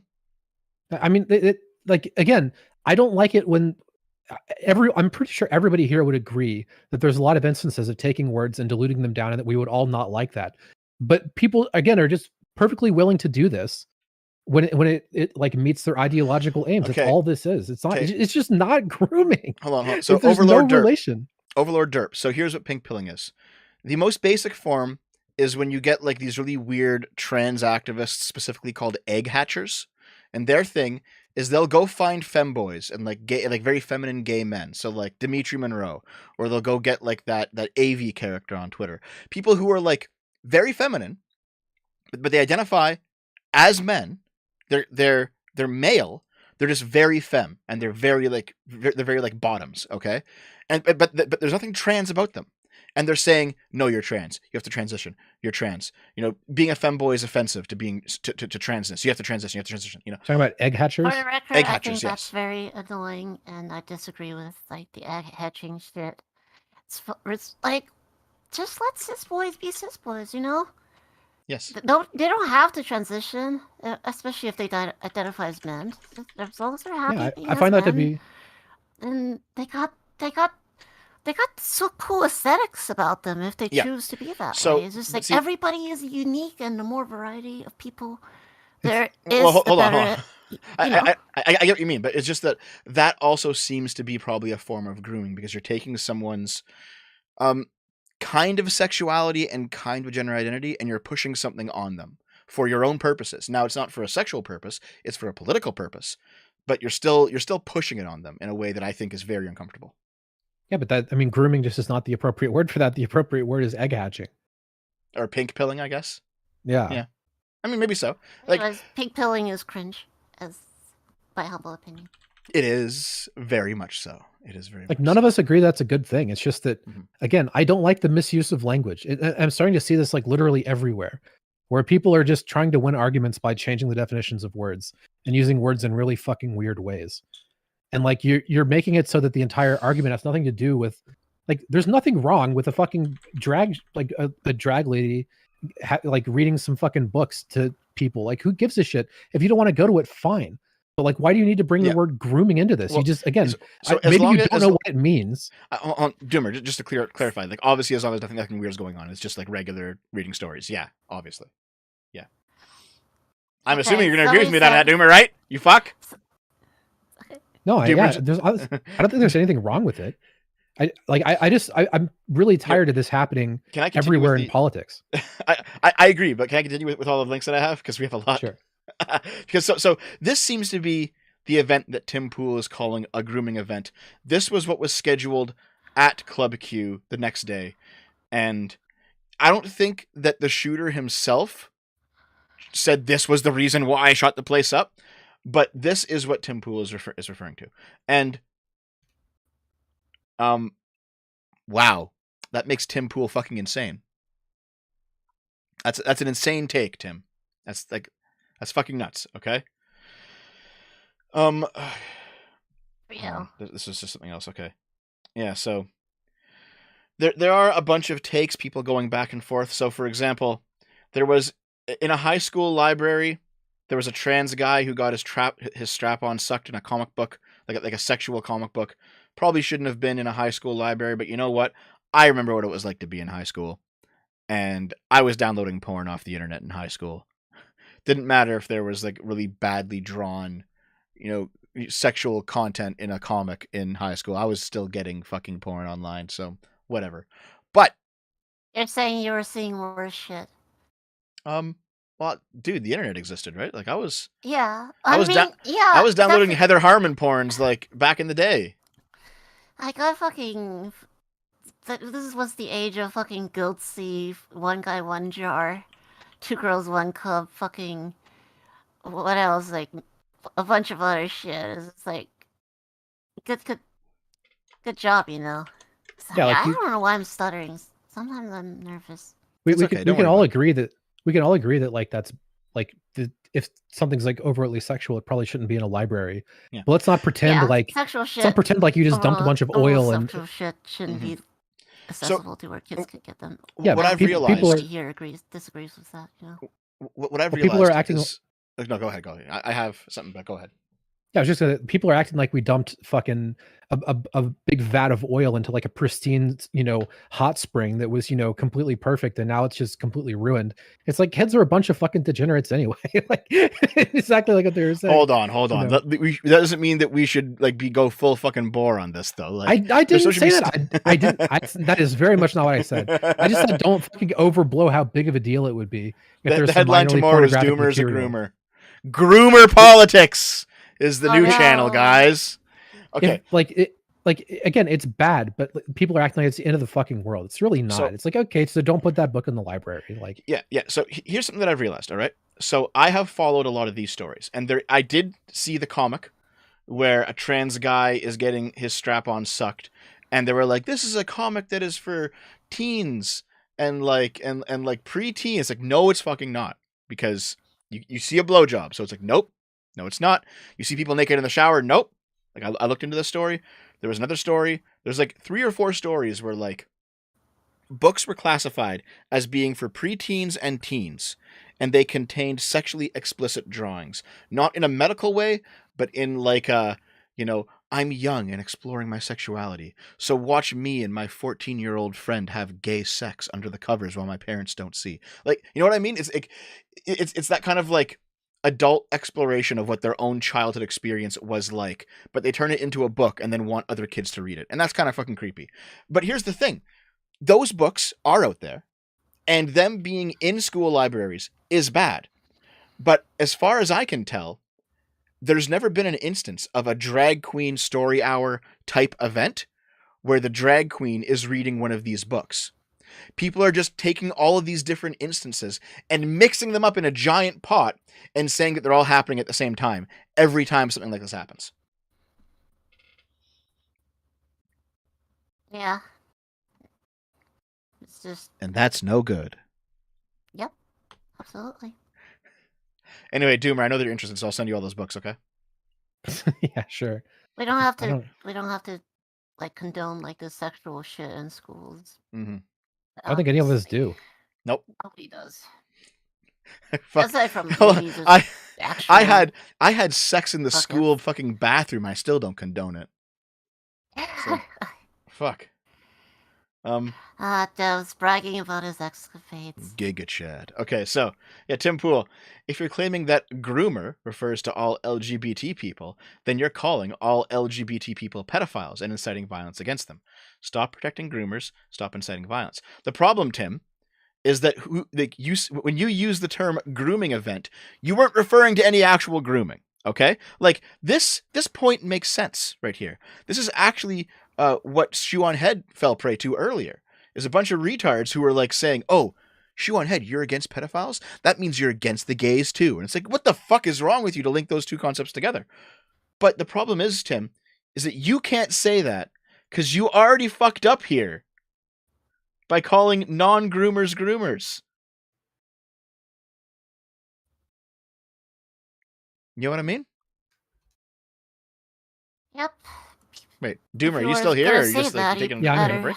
Okay. You should have had like ironclad evidence before saying And then, something like, like this. at the same time, the person he's responding to is also just as fucking stupid, right? So the word groomer is a categorically anti-LGBTQ hate word. It's super homophobic and transphobic. It plays into the slander that LGBTQ people are pedophiles. It's no different than calling someone a faggot. If you call someone groomer, you're inciting violence against LGBTQ people. And it's like, this is also incredibly stupid because the original use of the word groomer had nothing to do with LGBTQ people. It was talking about like school teachers. yeah, so like, And like, what the fuck? What do we call real groomers then? What the fuck? Like, this is so dumb. Like, this attitude is what gives actual groomers the cover to say, oh, if you attack me, you're anti-LGBT. Why would you ever say this? Like, why? Why? You know, the conspiracy brain of me is now going over all the political theory I've read, and it's like, holy shit, maybe they actually are pro-pedophile. Maybe this guy is right here, this one fucking retard. But like, I know that's not common, but Jesus, why? It's a stupid thing to say. Like, it's dumb that it was fucking assigned to LGBT people existing in the first place, the word groomer. Because the grooming has, like you said, had nothing to do with being LGBTQ. Yeah. But, like, the leftists are basically playing into their hand by with the slogan, groomer is LGBTQ, is an anti-LGBTQ slur. Because it's not. The word groomer and its actual definition has nothing to do with that. So maybe they can say the way groomer is being used is a slur, but them just saying it in the way that they are saying, it's just saying, oh, so you're saying LGBT, you're saying groomer is anti-LGBT, then you're saying all LGBT people are groomer. I didn't say it, you did. And it's just like, yeah, this is just a big shit. So this dumb. fucking shitstorm. Why are you Yeah. playing into their game like this? Yeah, it's like infuriating to listen to, like, see this discourse. Fuck. wait, so you mean leftoids did something that was politically ineffective by taking shit way too far? Yeah, fucking shocking. Hey, great job. Brilliant high IQ moves there, lefties. Fantastic. Yeah. Surfs is coping again, of course. Oh yeah, so Lance was really pissed about this video of Tim Pool going off. Let's just take a peek at it, all right? It is a wall. Yeah, the fucking sword and the gun. That's pretty based. Well, let's roll. A bunch of goddamn pedophiles are grooming children, and when we're like, hey, stop associating all LGBT people with groomers, y'all keep fucking doing it. People are dead, and that's the first thing these demented freaks think. The first thing they think.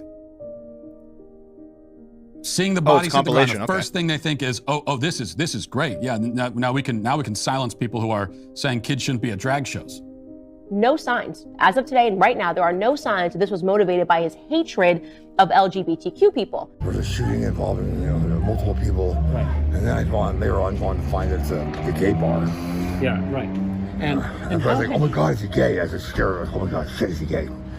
And he's not gay, so it's well, you guys had conversations about that. You were. Oh yeah, you I was told adamant. him. Yeah, you were adamant that gay is this ain't bad. happening. I'm a Mormon.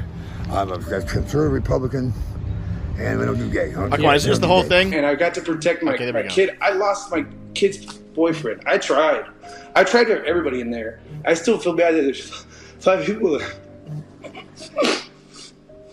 There's 5 people that didn't come home, and this guy. I told him while I was hitting him, I said, "I'm gonna kill you, man, because you tried to kill my friends. My family was in there. My little girl was in there with her." We are so sorry for the loss that you and your family have gone through. First aid with my friend who was shot in the chest and the legs and the arms. And I told her, Joanne, stay with me. Look me in the eye. Stay with me. And I moved her head so she wouldn't see her arm because he was shot. And Chip was right there. Her husband was reaching for her. So I put her hand in his hand so that they could be together. I didn't know if they were going to make it. This guy, man.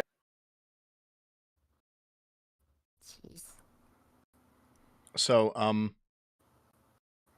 the cynic in me is like, why'd you put this happy music under the thing? But I get it. All right. Nonetheless, discarding the cynical part of the conversation. Yeah, there seems to be some ghoulish rhetoric coming out of people on the right now regarding what's going on. And Tim Pool's comment here specifically at the start of the video. I don't buy it, considering how you started off your take, Tim. Like, Lilith, you asked, when we were talking about it, I said to you specifically, I'm going to wait a bit before I talk about this, just so I know what's going on, because I'm currently kind of ignorant about it. And I'm glad I did, because now I don't have a fucking foot in my mouth like Tim Pool does for being a retard. Yeah, you did your research and you found out what this club was actually hosting and what was and what wasn't going on, instead of just coming out there and saying the first thing that went onto your head. Someone's saying Tim Pool is not right wing. Whether or not he is, he's a fucking retard for this take. All right. I don't usually come out so hard against Tim. I don't know him enough to really know, but this is a retarded take. There's no brain under that beanie.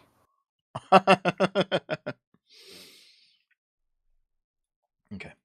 You got some really stupid fucking. Yeah. And of course, chatters. Friend of the Of course, stream, Dylan coping. Burns. Friend of the stream, we had him on last week, is saying he's talking about how it's a Sunday brunch and book reading for all ages. There's no evidence that anyone involved in that brunch was involved in the grooming or molestation of children. Accusations of pedophilia is not something people take lightly, Tim, as we can see from the terror attack. Exactly. Yep. Exactly. You know, Before you say shit like this, you better have evidence. Mhm. You don't just go by your feelings. Mhm. Like, conservatives are always talking about facts before feelings. Well, they don't have the facts. You gotta get the facts. okay. So Xander in the chat says, Dev, you just don't like how he used the term groomer. So there is that wider definition of groomer that has been ripped open the same way that the left ripped open racist and fascist. It was retarded when it was done then. It's retarded as being done now. But nonetheless, I can't control the narrative. So by that wider definition, is exposing kids to even milquetoast LGBT content like drag queens that are otherwise age appropriate, is that a form of grooming? Let's consider it, okay? Let's consider it very quickly, if you don't mind. So let's see what I got here. So Styx says that drag isn't explicitly sexualized the same way that minstrel shows are inherently racist. I do not know about that. Maybe. I can see the argument, all right? And that's a very unpopular thing to say, considering that there are two people who are more left than me on the call right now. But nonetheless, if one of the functions of makeup is to make someone look more sexually attractive, all right? Drag always involves makeup. So there is at least a drop of truth in this take. The idea that a person who is in drag looks inherently more sexualized, even if they're wearing appropriate clothing, than a person who is out of drag. That sexuality seems to be a core component of being flamboyant. I think that's true. Do you either of you disagree? Do you want to beat me over the head on this one or what? I mean, it's if you look at things in a certain way, like I think it's slightly sexual, but not. It's not like I don't think that it's like if you took kids to go see a drag show, they would inherently know this is the same as like accidentally turning on a porno or something. There's like very, very, very different like levels of magnitude of how sexualized it is. So I don't know. I it seems like muddying the water to me. I don't really agree. Okay, fair enough. I feel like drag initially could definitely have like the sexual component to it, but I also disagree with the notion that they're gonna be always 100% sexual, because like let's say for example we put a Muslim drag queen in burqa. They're covered Okay, yeah. okay, I get the point. Yeah, but like that's kind of an outliner, isn't that's it? That's a good analogy, though. That's an I get your point. I get your point, but like that's kind of an outlier. Like a Muslim drag queen in burqa, and they read to kids. I just don't see the sexual component in that. Okay, so let's only allow Muslim drag queens to read to kids then. Only them, and none of the other ones. There's the compromise, okay? But do you know what I'm saying, though? I get it. Yes, I get it. So people have been passing around this conversation a lot because the people on the right think that this is an anecdote that proves their point, and it is kind of a strange anecdote. So let's just this guy says. Sorry, I just want to make it clear. This is a Muslim drag queen who doesn't dance. Maybe she dances. There's nothing wrong with dancing. Like doesn't. There is in Islam. Yeah. Okay. Maybe doesn't twerk. Doesn't like do strip dances or fucking take stripper money, or do anything like that. And that's the Muslim drag queen. You're literally just saying a guy in a burqa who has like women's makeup. That's all it could be. Yeah, basically. Okay. Where's the sexual nature in that? Possibly the makeup, but I get your point. Yeah, I get your point. Let me move. Wear makeup though. I'm running out of time tonight. We gotta keep going. I'm running out of time. Fine. No more autism. I'm cutting the autism off. I'm cutting it off. Okay, so Inshallah, Habibi. Correct. Very true. This conversation is something that right-wing people are talking about on Twitter right now. Okay, so a few years back, I took my kids to a showing of The Little Mermaid at the Castro Theater in San Francisco. It was introduced and emceed by some drag folks. The kids just said, "Look at the pretty ladies," and then we watched the movie. Wait, your children haven't been turned into drag queens? Impossible! Well, they have all come out as trans in the years since. But I don't think Little Mermaid show was the catalyst. And I'm just like, okay. The social contagion theory of this conversation is one that I don't think can be fully, completely, wholly, 100% discarded. I do think social contagion is a real thing, and I do think it affects some people who, as adults, claim to be trans. You know, Chris Chan, for example, 100% a case of social contagion, like fully. So people who say that social contagion is transphobic, no one is. It's like, no, shut the fuck up. All right. If you believe that like gender is a construct and it's imposed on you by the patriarchy at a young age, then social contagion theory has some legs. All right. It just does. It just fucking does. Christian was almost certainly psyoped into it. Yeah. A group of trolls thought it would be funny. Oh, what happened? Wouldn't it be funny if we could troon out fucking Christian? And they fucking did it. And I will have to do a video at some point on people who like openly claim that they have socially contagioned their kids, or they have, you know, pink pilled their kids, or their kids have been pink pilled by somebody else, and they're okay with it. Because I keep finding examples like this fucking guy. All right. Now this could just be a troll, right? Like maybe this is like he's just trolling. Who knows, right? Who knows? What was this one again?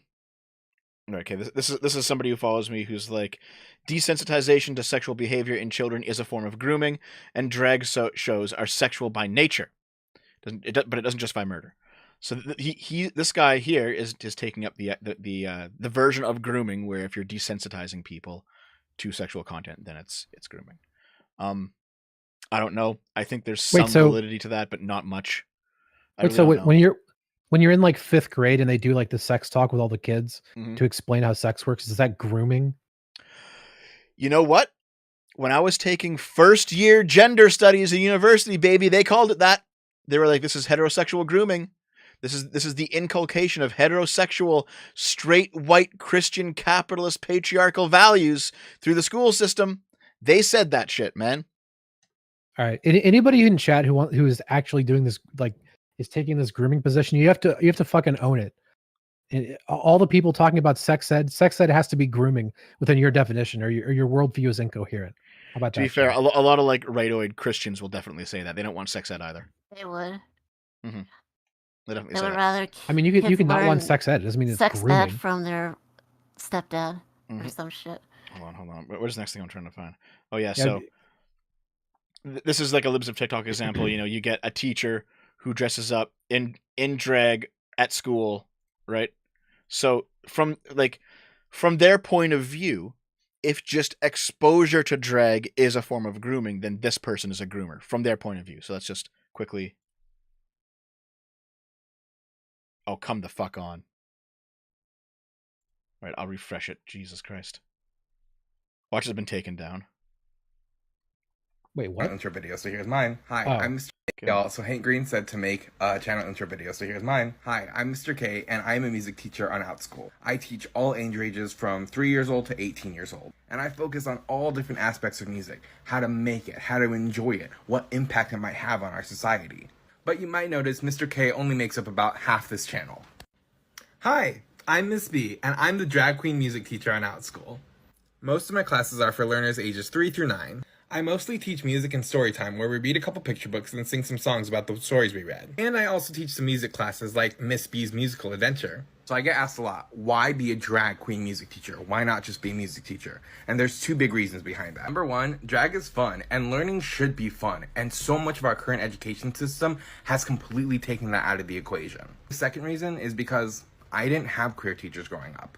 I didn't have queer teachers, I didn't have queer professors, I didn't have queer professionals in my life because they were all dead, largely ignored by the government and the society that they were supposed to be a part of. I want to make sure that the generations that are coming up now get the chance to see visibly queer teachers in a professional space so that they know that being queer and being whatever is absolutely okay.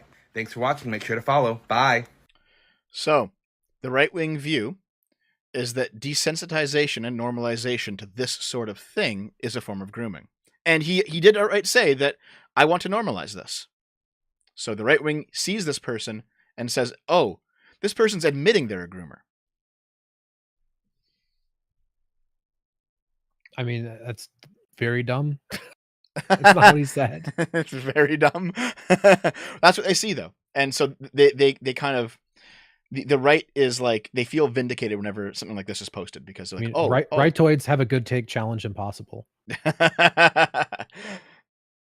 What's Tim? Oh yeah, so and then like, hold on, the thing is, yeah, go ahead. Before we get into the weird stuff. As long as this person isn't doing anything necessary, like as long as this person isn't doing anything sexual around the kids, like, well, I feel like.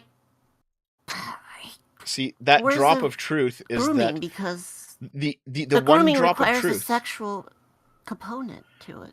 The one drop of truth is that you could say that maybe the makeup in its and how it's provocative is at least a little bit sexual, but not very much, to be honest. This is, aside from the eyes, the brown eyes here, it's kind of normal makeup, right? They're fully clothed. They're like, they're not strippers. They play They play music, and that's okay. Yeah, no, I agree. Where's the actual grooming? See, I think the right-wing perspective would basically just be, because it is a man who is presenting as a woman, there's automatically a sexual component. I don't necessarily agree with that. I'm not sure how I feel about that either, yeah. Because, like, is a person having, like, sexual gratification when he dresses up as the grasshopper from Pinocchio? Maybe if he's into grasshoppers, who knows? I don't know. But most of the time, probably no. It's just like dressing up as something that's different than yourself doesn't necessarily have to have a sexual component to it. It sometimes does, though. It sometimes does. Yeah, I'm not people gonna dress up disagree differently. They're with like, you. oh, I look good, and like they feel sexy. You know, like there's If this definitely. person was like getting off on like the idea of being in drag and being around children and Yeah, if they're getting off and on they it, yeah. if they're actually like getting off on that, then absolutely not. Then this person should fucking be taken away. But like if they're not doing anything and they don't get off on it, I just don't get the problem here. Like unless it can be shown that they are. And good luck like reading their thoughts, right? Yeah. And like so there is a representation argument that I don't agree with. Like a lot of people will be like, it's really important to have like queer people in movies or whatever, but most of them are just like most quote unquote queer people in movies. There's nothing about them that makes them queer. They just like, they're like, oh, they're a lesbian, and like it just doesn't affect anything, right? Yeah. I don't think that does anything. And I find it, as someone who like writes screenplays, I find it really annoying, the idea that I would need to like shoehorn in certain things that I just not really interested in writing about, right? So like I don't like those representation arguments, but I do think that like it makes sense that if a kid is never exposed to something for their whole fucking life, they're gonna think it's really goddamn weird, right? Like if they just never see someone that is a certain way. So like, I mean, it makes sense that you would want to have a certain number of people who are, you know, not the kind of people you're accustomed to seeing. If you know, if you want people to be accustomed to that, that does make sense. Like I have a counterpoint though. I have a counterpoint to that, and my counterpoint is that basically, the fact that I grew up with, let's say, no lesbians or no gay people around, you know, in my 90s small town, it made discovering that once I was, you know, in my early teens on the internet a lot more fun. Because I didn't have it like, I wasn't desensitized to it at 5 fucking years old or something by my kindergarten teacher. I'm sure no one wants to hear about you talking about how fun it was discovering lesbians when you were 11. Based, that is not something we want to think about. But you know what I mean though, is that like some things maybe you shouldn't be desensitized to, so that when you do discover them when you're a little bit older and a bit more age appropriate, it becomes something special for you. Well, the thing is, I don't think that like being gay is something that has an age appropriate limit to it. I mean, I've known lots of people who are pretty convinced they were gay at like 9, right? Well, sure, but still. So like, I don't think that disproves what I'm saying at all. Well, I mean, you're basically saying like, let me put it this way. Would you want to have sex ed before you had your first kiss with a random girl? You're 9 years old in the playground, and like you have that first magical smooch, and you're like, oh, puberty has begun. Would you want someone to have told you before that happens, okay, so here's what sex is, you got to put on the condom, you don't want to get her pregnant, it feels really good. Like the almost clinical way that you learn about these things in an intellectual level. Well, it almost ruins the actual experience of having it for yourself. Okay, I have a base and red pilled example. Okay, a really good example of the kind of representation I'm talking about is the fucking gay wedding in Arthur, where like it was not, the episode had nothing to do with them being gay. Yeah, no, that's really fine. Yeah, it was just presented as a normal thing. Like that to me is a very, very reasonable thing for people to be exposed to. Like just treating it like it's normal. That is like perfect. No, I completely agree. Anyone who would disagree with that, well, you're just saying that you want them to be treated as freaks. I mean, there's not really any way to disagree with that take, unless that's what you're saying. It's like, oh no, gay people should be treated as freaks. Like, based. I mean, no. Based.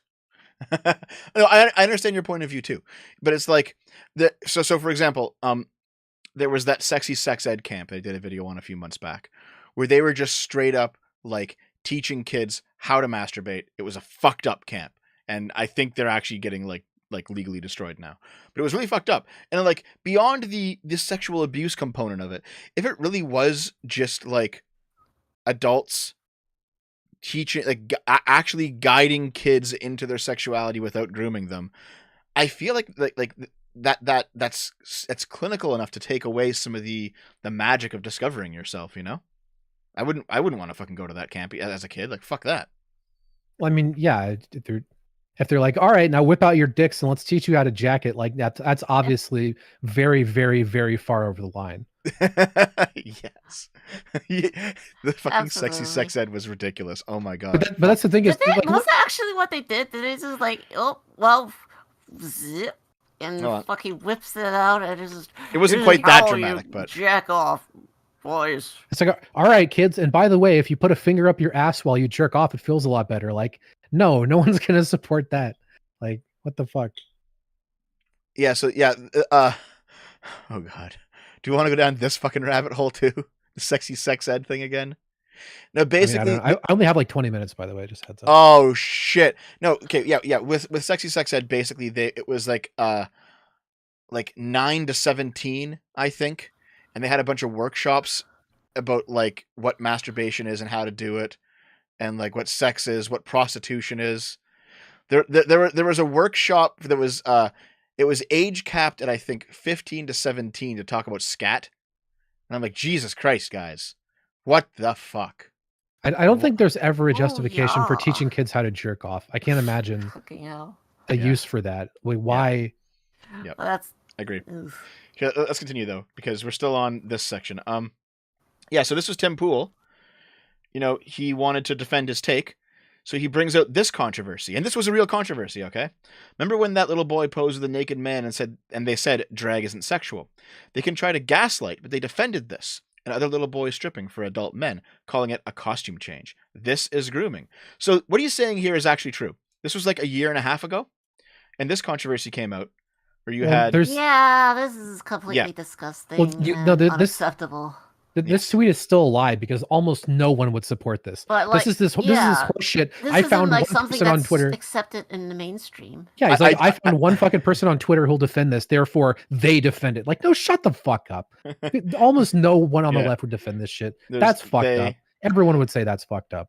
I think you can find a minority of people on the left who will vigorously defend this, and then a lot of them will just say nothing because it's kind of uncomfortable, and then some of them will say, no, this is too far, this is ridiculous. Okay, can you link me, like, can you tell me a bread tuber who would defend this? Like, I don't think Lance or Xander Hall or Vosh or any of them would defend this. No, Vosh would defend this? Vosh. I do not think Vosh would defend this. I'm trolling. I'm obviously trolling, right?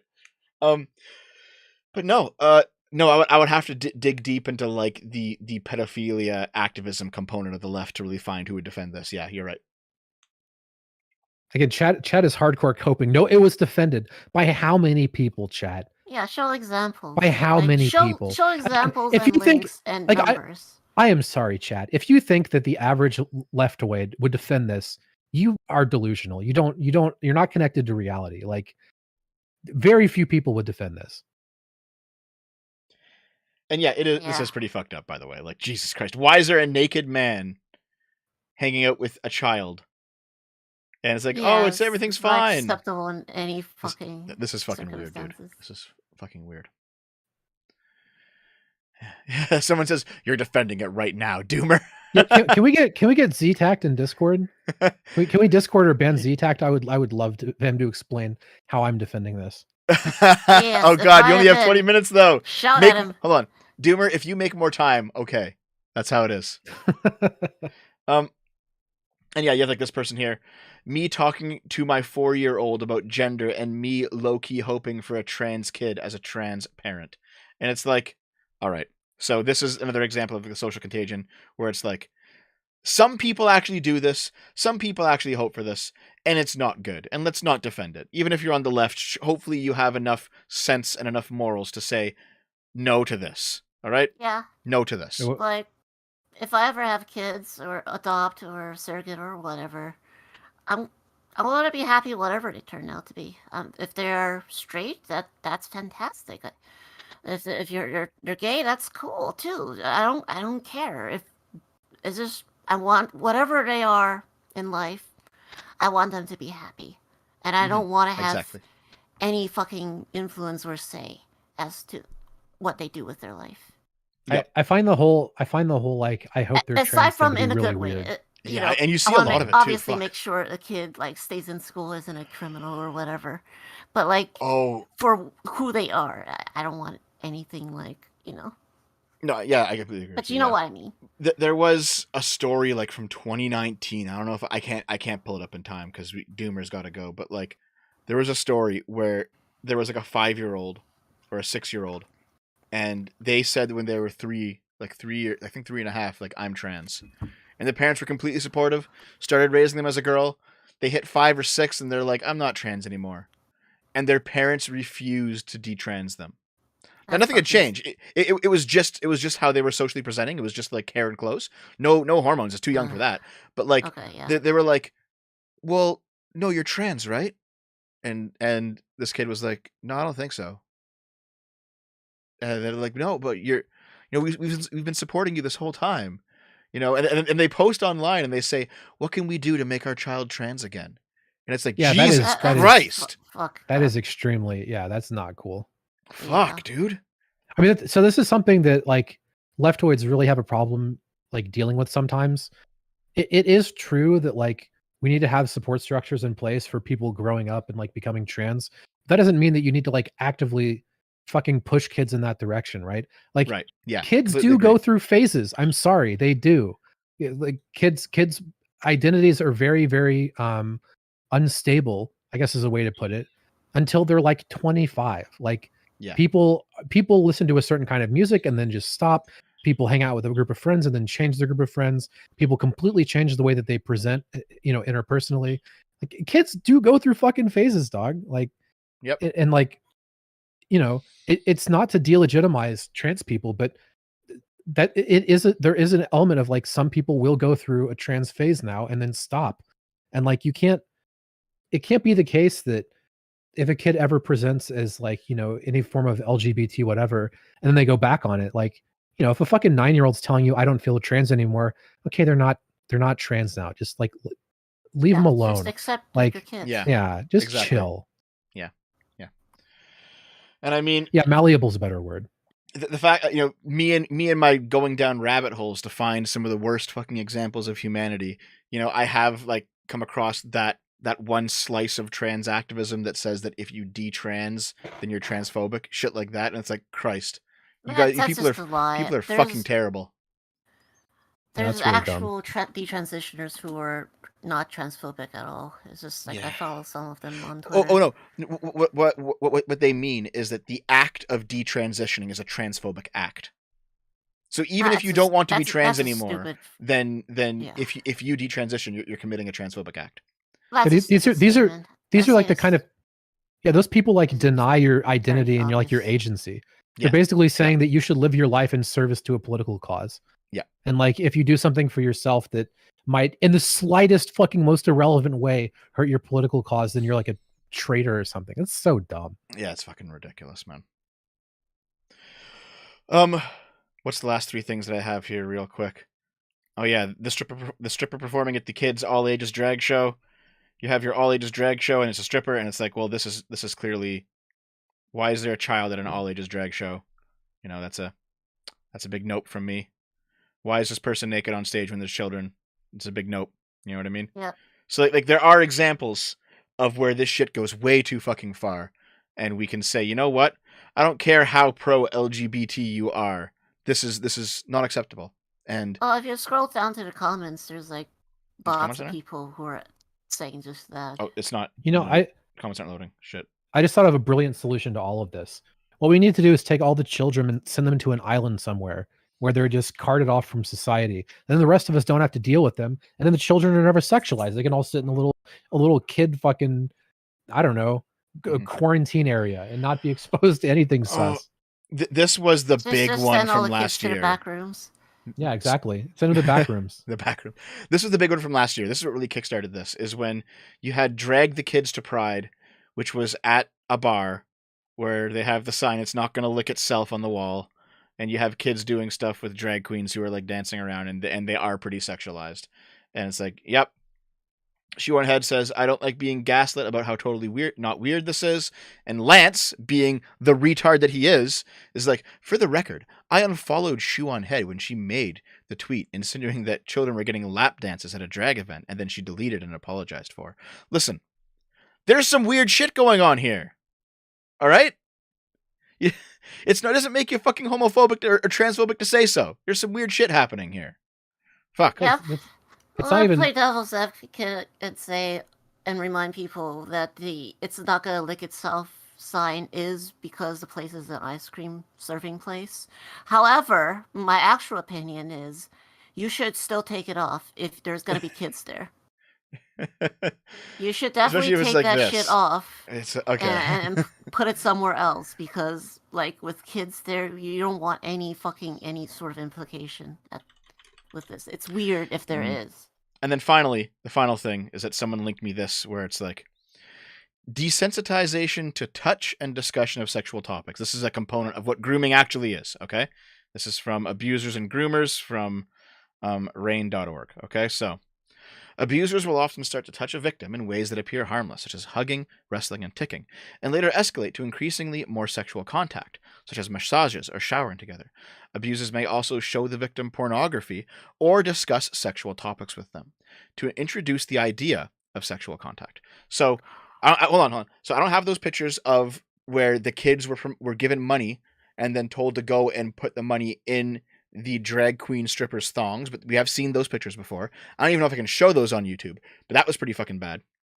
There was that one picture of the person who there was one person who wanted a kid to take a brush and shove it up his ass because it was part of like an art display and it was like an LGBT art. There's some weird fucking shit out there. Okay, so that's fucked up. If we take this definition of grooming, this is a stage of grooming, desensitization. Well, hold on. Just wait, but let me finish. And we go back over some of the examples we've seen here, where it does seem to be some component of desensitization to some sexual content. And then some people saying yes, of course, my kids are trans now. And then you go back to the start, and Styx says, drag is explicitly sexualized the same way minstrel shows are inherently racist. There is no avoiding it. The question is drag explicitly sexualized? And if it is, per the definition of grooming, does desensitizing people to drag when they're young not make it a form of grooming? This is what this definition. Okay, wait a second. This definition is what the rights argument completely leans upon. Is this definition? This is not a definition of grooming. These are a bunch of things that are components of grooming. Having one component of something doesn't mean that you're doing the thing. This is a problem people have with psych topics. If there's 9 different things that are symptoms of borderline personality disorder, people will be like, oh, but I have 2 of them. It's anyone can have 2 of them. The whole point of this is that you need to have a lot of these things in order to qualify as the thing. Again, if we take this as a definition of grooming, then so many things would be grooming that we all understand are not grooming. This is one component of it. This is like the Umberto Eco argument where you have the 14 points of fascism and it's fucking retarded. Yeah, and you can just apply it to anything. Yeah. So let's actually see this list that this guy gave me, okay? Grooming, knowing the warning signs. So you have victim selection, gaining access and isolating, trust development, keeping secrets, desensitization to touch and discussion of sexual topics, attempts by abusers to make their behavior seem natural. So let's consider. Desensitization, from what we've seen just now, seems to be there on some level. Attempts by abusers to make their behavior seem natural. This is also probably there. Because you have the pedophile activists who are hey, this is actually totally cool. You don't want to be a bigot, do you? No, not broadly. No, not broadly, but it's kind of there. It's not broadly. You have to remember that desensitization isn't inherently bad. It's hold the fuck on. I don't know if you want to give this take right now, this deep into the stream. But I understand what you're saying. You're being insensitized to good food. That's not a bad thing. No, I get it. Yeah, it's just it's not inherently a spicy bad food and stuff. Yeah. Yeah, being insensitized to people of different cultures, I would rather not be freaked out when I see somebody from a different culture do something and understand. Oh, okay, they're doing a thing they do.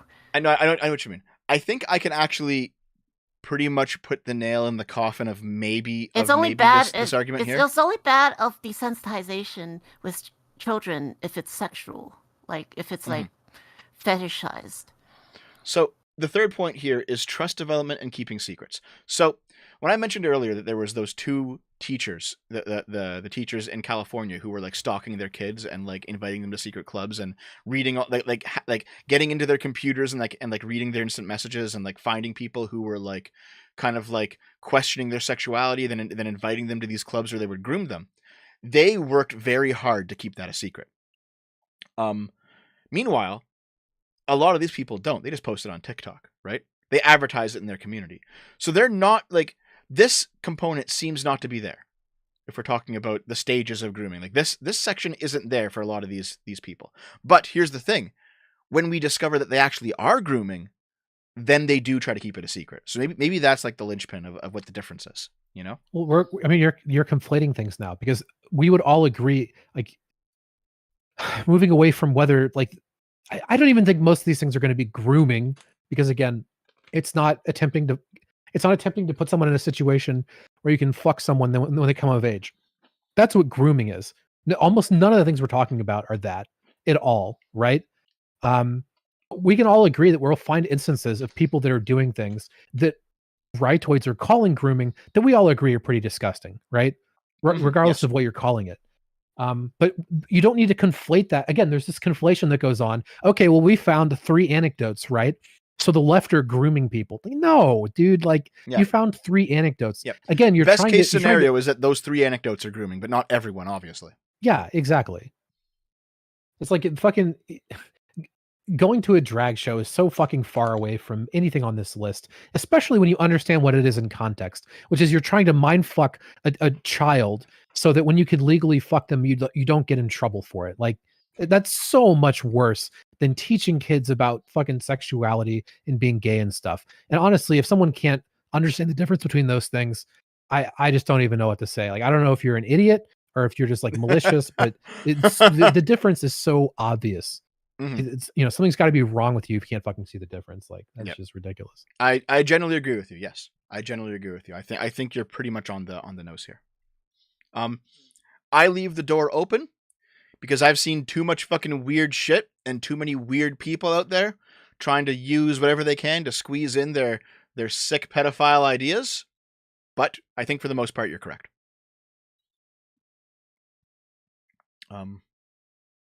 The final section I have are the people who are actually apologizing for the pedophiles and saying, no, this is okay.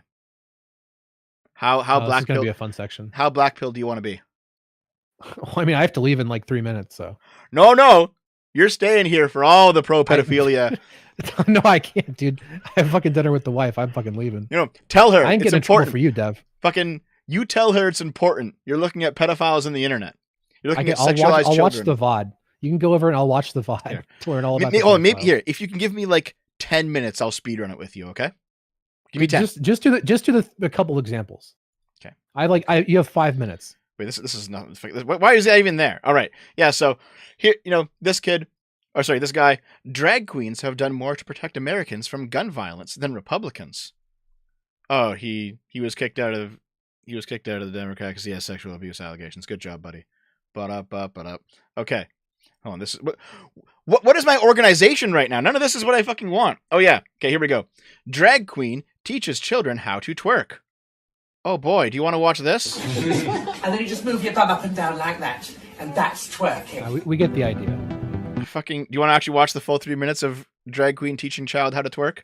I mean, you have 4 more minutes, so if you want to use it all up on this video. Have to. You don't. Okay, so you know what's going on here. You know what's going on here. Got it. Yep, we got it. We all know what's going on there. Shit's going on. It's bad. We don't like it. This fucking person. No, you're normalizing pedophilia. You fucking degenerate. Happen. You're going to destroy Western civilization. Yeah, we are. All right. Isn't Kay Faraday a known lunatic? Oh yes, but a known leftist lunatic is kind of the point. But yeah, so people are just some people who are just on the extreme fringes are saying like, yeah, we do want to normalize pedophilia. Of course we do. No one fucking clipped that out of context. Fuck you. All right. Clip the chat. Oh yeah, this is the first thing that Anna sent me. Listen, I think the shooter's trolling too, but the amount of people who's reacting to them claiming to be non-binary with, we need really strict ways for people to prove they're non-binary is incredibly worrying. Fuck you. This is some concern trolling ass bullshit. No. We don't need to come to the defense of self-ID in this fucking conversation. All right? Yeah. No, we already did this one. Okay, yeah, right. But then, then there's also like the conservatives who some weird right-leaning people do the same thing, right? Because you have, conservatives has been grooming and sexualizing children for years. It's called pageantry. I've always found the pageant shit really fucking weird. Like, why are deep South moms making their daughters look like this? It's always seemed like child abuse to me. I don't know. Yes. Yeah. Yes. I mean, it's even just taking the fucking sexualization aside, which is really fucked up. What's the purpose of this? Is it to parade your kid as some kind of trophy? What are you having them do adult shit? Yeah. And dressing up all skimpy. Who is this for? Yep.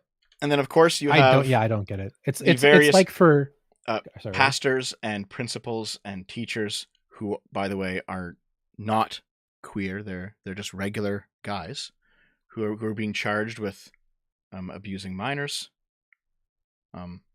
Also on the Weekly Sip, I've done many women who have been charged with abusing minors. So it's not like child abuse is something that only gay people or trans people do. Clearly, everyone does it. Wait, hold on. You know what I mean? Every demographic has somebody who does it. Okay? Christ. And yes, we get to the point where, also, I need to clear something up really quick. Chat, drag shows, they don't take kids up on stage, put them in sexualized clothing, and make them up and try to make them look fuckable, okay? There's a big fucking difference between a kid going to a drag show and getting a kid fucking dressed up like a little whore and prancing them around on the stage, okay? There's like no comparison. It's unreal that I saw like 5 people like, oh, now all of a sudden it's child abuse? Yeah, because it's completely different. Anyway, go ahead. Yeah. And like, it is not hard to find drag shows, for example, like this, where the kids are like way too sexualized and there's an adult who's also sexualized with them. And it's like, listen, no. That's not okay. It was not fucking okay. All right? Yeah, that's not okay. Child pageantry and this shit's not okay. Yeah, either way, like the child pageant shit or this shit, neither is acceptable. Okay. And then there's, we need the Muslims are right. Okay, kids need to wear burqas until they come of age. We got to put a stop to this. That's more. How it is, eh? That's how it is. Yeah. So I did want to show some of the pictures of them like putting the money in their thongs. There was that one video of like a parent gives like the 9-year-old girl money who then goes up to the stripper and then puts it in the thong of the it's a drag stripper, and it's like, Jesus Christ, what the fuck are you doing to your children? What the fuck is wrong with you?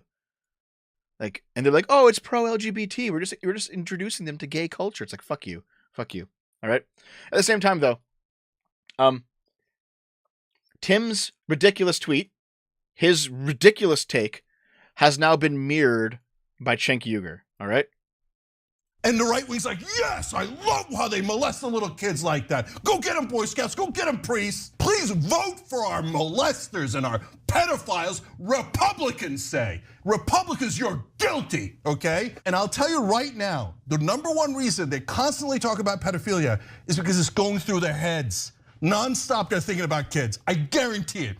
The reason Tim Pool wears a beanie is because he's trying to contain the pedophilia that's in his head. That's why he's always talking about it. He's seeing it everywhere. Why? Because he's projecting. And the right wing's like. So we are, in fact, at a point where both sides now, with at least, a minority of evidence, are just blanket accusing the other side of being pedophiles and groomers. This isn't a good state of affairs, in my opinion. Because clearly, not all Republicans are groomers, and clearly, not all Democrats are groomers. Not all of the leftoids, and not all of the rightoids. But that's where we are nowadays. That's where we are, all right? You are just represented by your worst political components of your camp. That's it. So, if you can find me one trans child rapist, that means that all the trannies are child rapists. That's how politics works in 2022. All right? If you can find me one Republican who rapes children, all Republicans are child rapists. Like, I hate the way that this shit has gone. All right? I hate it. I hate everyone who's engaged in it. I hate, you know what, even the people in the chat who have been like, this is totally grooming, guys, and it's not fucking grooming. You guys are part of the problem, okay? And there are also many other people who are on the left who are also part of the problem. I fucking hate it. I hate it. I miss when we could just blame the people who do the bad acts and no one else. And none of this guilt by association bullshit. All right? Now, I won't defend. I don't disagree with you there at all. Like, but that line about the beanie was kind of funny. Oh, sure. I mean, it was funny, but like, if we're talking serious here. But if we're talking serious, obviously, as like an serious accusation, it's not cool. Yeah, but it was kind of funny. Someone in the chat just pressed enter too quick. He's probably saying, "Dev, you are part of the problem." No, I'm not. Hold on. Wait, your liberal extremism is the problem, Dev. You have to accept and adopt the sensible center. What the fuck are you talking about? The sensible center. Are we going to start hearing this now? Good God. Oh yeah. Sargon and AA are like pushing the sensible center, where like the centrist position is no immigration versus mass immigration and killing immigrants. The sensible center is no immigration. So just close the borders. Let me read the super chat real quick. The real Holtzinator, $5. Yeah. Send you something in DM because I can't say it on YouTube. Okay, let's see it. Send? I will check it out real quick. Okay. Devin Lilith, it's been a pleasure. Okay. At co-parter, I gotta go. I gotta go. Oh, wait! Before you go, this is actually a message for you. Okay. All right. What do they got? He says, "Yes, Doomer, Muslims are right about women."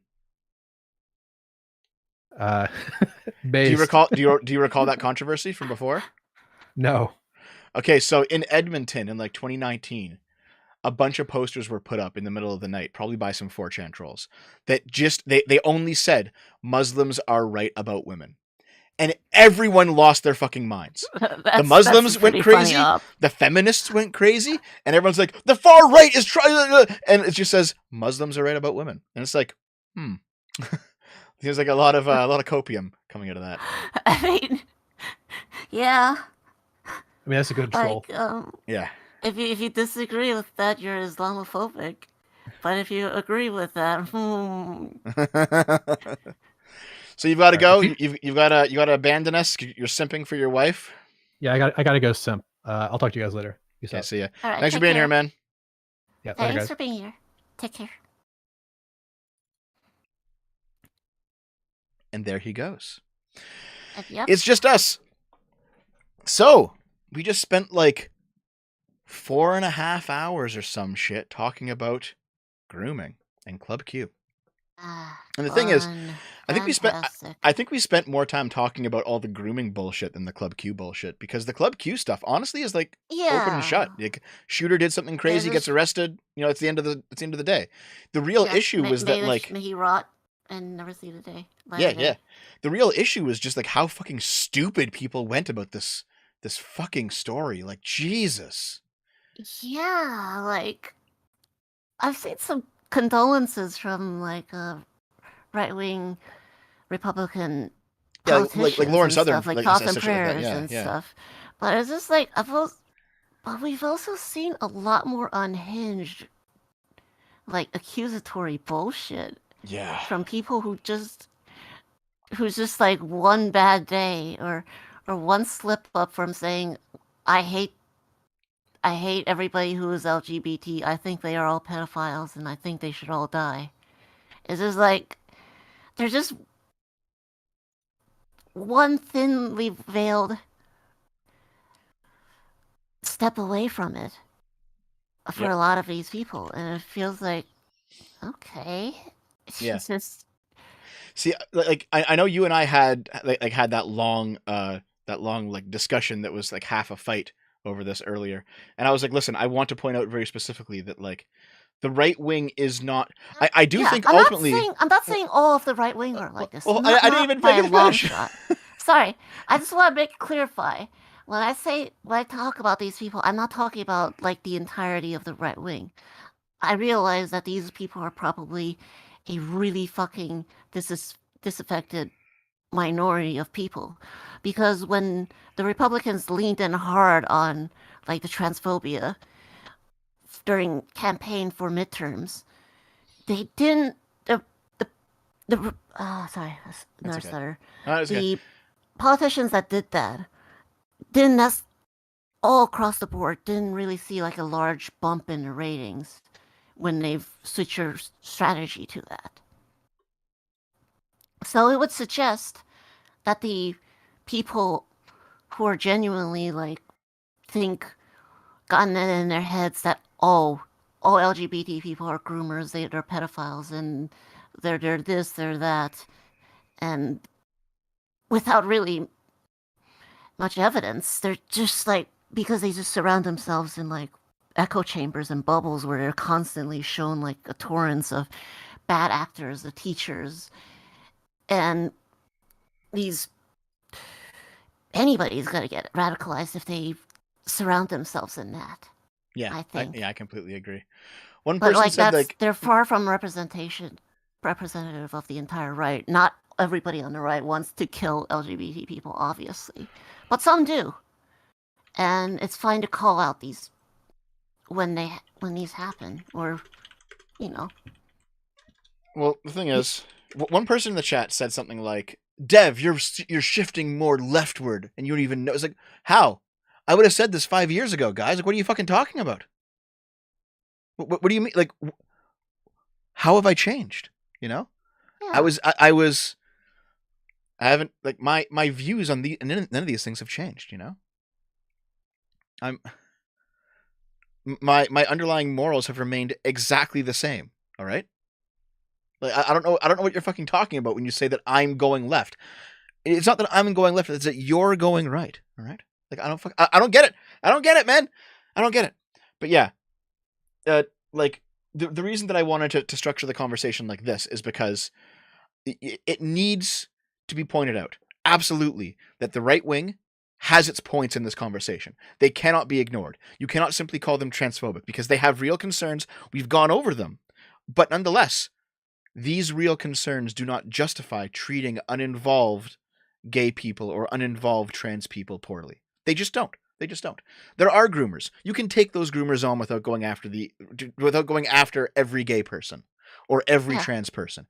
Obviously not. There are groomers that are straight. There are groomers that are gay. Well, hold on. Even forgetting the both sides equivocation, even forgetting that, even though it's true, just forget about that for a second. You know. Well, most groomers are actually straight. Like, chat. Well, we're talking about numbers here. This is more straight people. Per capita too. Still. That's actually not true, and that's a future video, not per capita. But listen, chat here. Yes or no? Okay. If you find even like a bunch of trans groomers, do you actually think it's acceptable to blame Lilith or blame Taftaj or blame some other trans person who isn't a groomer? Sophia Narwitz, Blair White. Yep. Are you gonna? No, I just want to see yeses or no's. Whichever trans person. If I'm too left for you, do you think it's fair to blame them? I mean, I guess if I'm too left for some people, I'm suddenly not human, I guess, anymore. Yeah. Or whatever. So like, it's not. Come on, chat. Tell me, yes or no. Would you blame uninvolved trans people? Like, obviously, the answer should be no. Yeah. No. Absolutely. No. No. Of course not. Yeah. Exactly. Exactly. Yes, no. Okay, thank you. Yes. Yeah. Only Lilith. Fuck you. One person says, no, but I'm tired of how defensive you can get, Lilith. Yeah, and like, Lilith, I do think this is probably one of your own biases, where maybe you're too defensive of trans people because they're your tribe, and I get it. Well, like, it makes I'm also sense. not afraid to call out trans people when they do bad things, though. Yeah. Which is also to your credit, right? Or not even trans, they're just like drag queen people who can be construed as being part of the LGBT barbecue community. Hold on.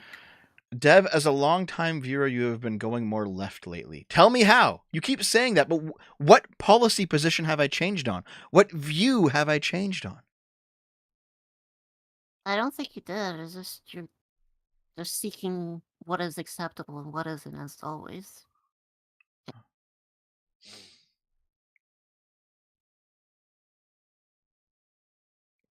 Someone says, Lilith, no, you don't. You hesitate. I'm pretty sure that's just a result of Lilith having English as a second language.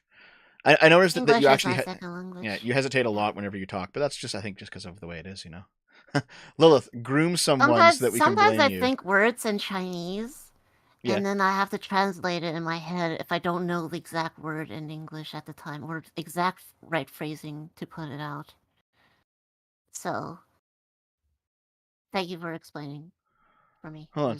It is a language barrier thing. Dev is weird. In his streams, he comes off as left. In his videos, he comes off as right. Really?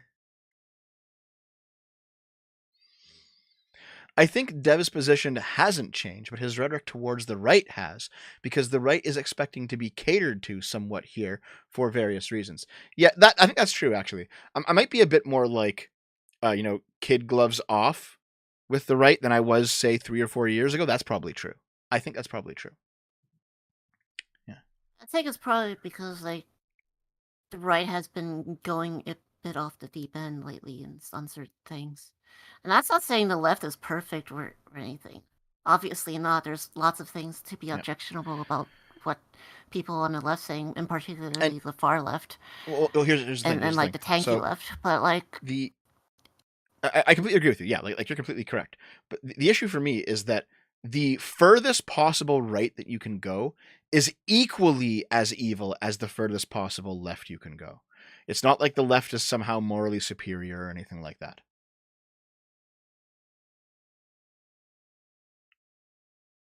Yeah, like, I don't think necessarily feel like somebody being on the left or the right alone should denote themselves as, like, a morally superior person.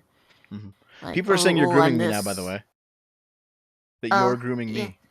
Yes, absolutely. I'm grooming a 30-year-old dev who's older than me into liking, I guess, feminine male bodies, I guess. Here.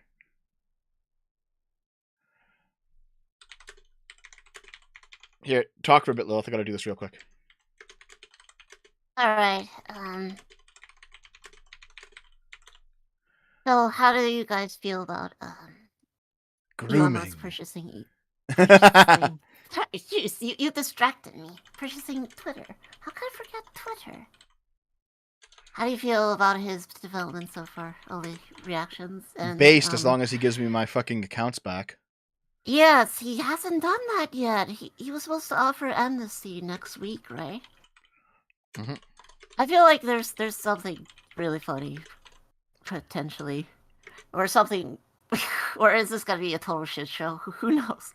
Maybe we'll see a second gigantic bump on the N-word again, like when he, like when news announced was that when he purchased it. Okay, super chats, and then we'll go raid somebody. I think Arch might be done. Name an example the right has gotten more extreme on, where she got my source and made it fucked up. Oh no, I can give you an example of what the right's got more extreme on. The fucking election, dude. Yeah, that. Like, chill the fuck out on that stuff. One thing. Chill the fuck out on the election stuff, guys. You lost. Or like the mail-in ballot stuff. Yeah. And well, honestly, no one. LGBT groomer shit just goes without saying, because like we didn't see shit like this during Pulse. Like. Yeah. We didn't see half of people say... We seen some people say some heinous shit after Pulse. But most people, at the very least, were not fucking complete psychopaths about it. So here, hold on. I am also running out of time now, so I need to do these super chats pretty quick. Let's roll with them, guys. Let's hammer them out. Let's go. Let's hammer them out. Okay. What's going on? Where's the fucking... Where's the... hold on. $5, Holtznader. In every context I've interacted with LGBT people, and I've interacted with a lot of them because of where I live, they are granted many advantages. Yeah, I can see, like, in a very lefty location, you get, like, a lot of social clout for being LGBT for sure. Like, that's obviously a thing. Really just depends on where you live. Like, Yeah. if you live, like, in deep south, then no. you're obviously gonna not have a good time. Yep. Dusty, $5. Coloradan here, getting my AR-15 so that my gun gets grandfathered in before the inevitable ban enacted by the non-Coloradans who moved here for weed. The Colorado is getting kind of fucked because of its like a lot of like lefty immigration to it. Yeah. Ethan Rogers, $5. What if someone genuinely believes that it's more important to be honest than polite in situations that include public interactions? Well, then that person might find it hard to make friends in some situations, and that's their choice, you know? If they want to say, listen, I'm going to call you he, him, and treat you like a man because you look like one, even though you're clearly trying to pass, you have the right to do that, but they have the right to not associate with you. And that's probably what's going to happen. Yeah, that's a fair position. Yep. Same here, basically. Real Like- Holtzner, $5. Yeah. Beauty pageants still happen on the East Coast. That's fucking gross. Yeah, it's not good when it happened there, too. Either. Hold on. Hammer 13, Thor. Did you ever point out something that I've changed on? I'm scrolling back up in the chat. You're here calling the stream lame sauce. What did I change on, buddy? Don't just fucking dodge it. Yeah, I've put you in the goddamn hot seat. You're out here saying this bullshit. You gotta back it up. Yeah, Come on, back bud. it up. Back it up. What did I change on? Okay. Real Holtzner, Examples, $5. proof. Do you remember when on live television everyone cheered when it was announced that there are now fewer white people? I remember that. That was fucking disgusting. Holy fuck. I remember that.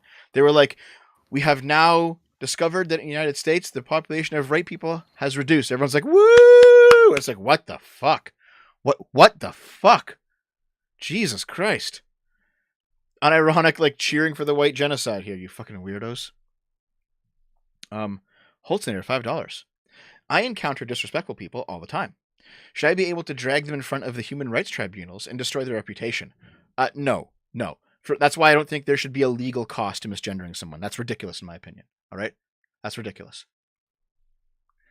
Yeah, same here. I don't feel like there's, as a trans person, I don't want people who misgender me to go to jail because, like, what's even a point? They're just words.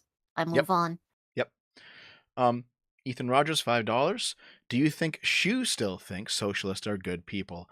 I don't know, but it'd be dumb if she did.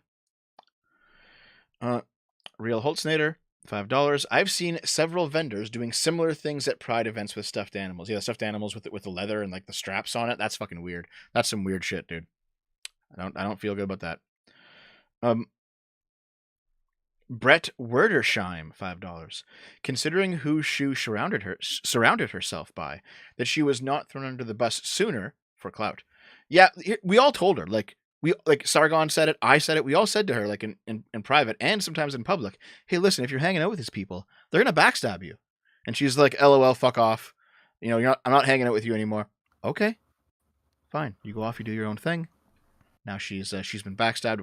We were all just sitting there like, you know, we said this was going to happen 2 years ago. Like, all right, you do you. $20, Jacob Davis. Thank you very much. I think it depends on what people assume the reading itinerary is going to be for the event.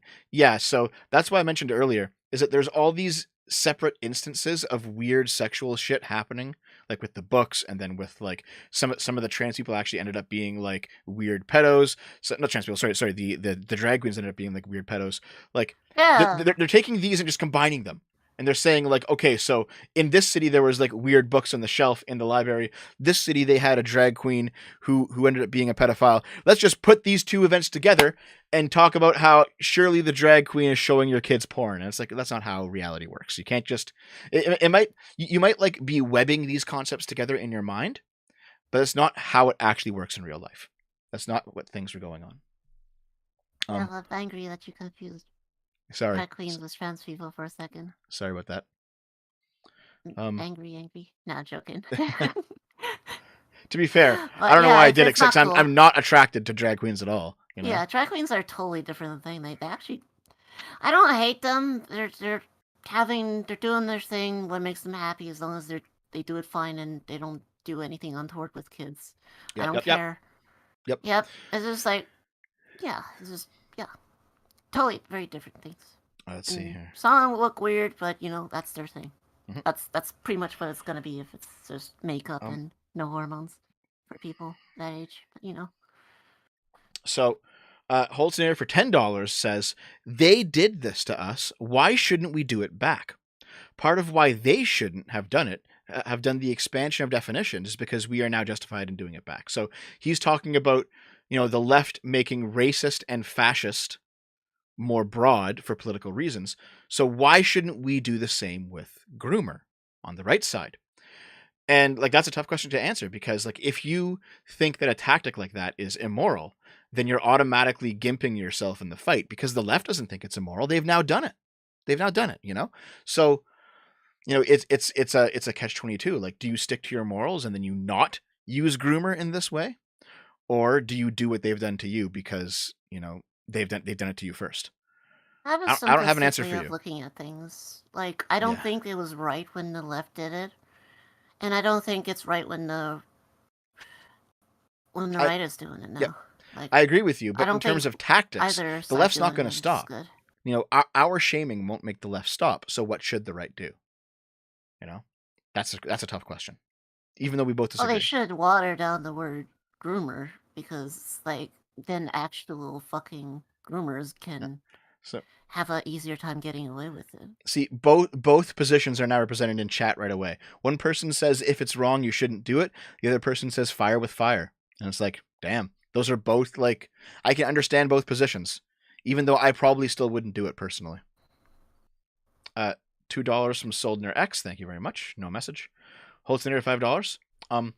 I'm sorry, but the whole expansion of the word racism is still in our laws, in our school selection processes and hiring processes. Yeah, so that's true. I don't agree with that. Yeah. The issue, though, is, we obviously don't agree with it, but what do you do about it? What can the right do about it? We call it out, and we invite people that are not on the right to also call out and realize that it's ridiculous. And because a lot of those racist definitions, when taken to extreme, pretty much could apply to anyone in certain contexts. Yep, I know what you mean. Or it wouldn't apply to certain people when it needs to, the black Hebrew Israelites, people who are saying shit like we need to enslave Asians or based or whatever. And obviously they want to enslave white people too, but that goes without saying. They want to enslave the actual Jews. And, bring all the Asian women over. I'll side with you on that one. The actual Jews are the fake Jews. Listen, if I will convert to black Israelism if I can get some Asian GFs, okay? You want Asian slave GFs? Based. Not based. Slavery is illegal. We fought an entire war for it. I didn't fight a war over it. I did it in my past life. Not okay. joking. I don't really know if I did. Maybe I did. Fate of Morality, $5. When I was 15 years old, emo was cool, and I was a retarded cutter. Social contagion is real. Yeah, there are people out there who say that social contagion doesn't exist, and it's wow, you're so fucking dumb. Obviously it does. Obviously it does. The conversation is how much does it actually contribute? And there's probably a spectrum of how much to how little based on your personality type and whatever else. Charlie, $5. Hippity hoppity, do it on private property. If it's made institutional, it's unconstitutional. Drag Queen Story Hour should never be done in schools or libraries. So basically, you want it done only at private events?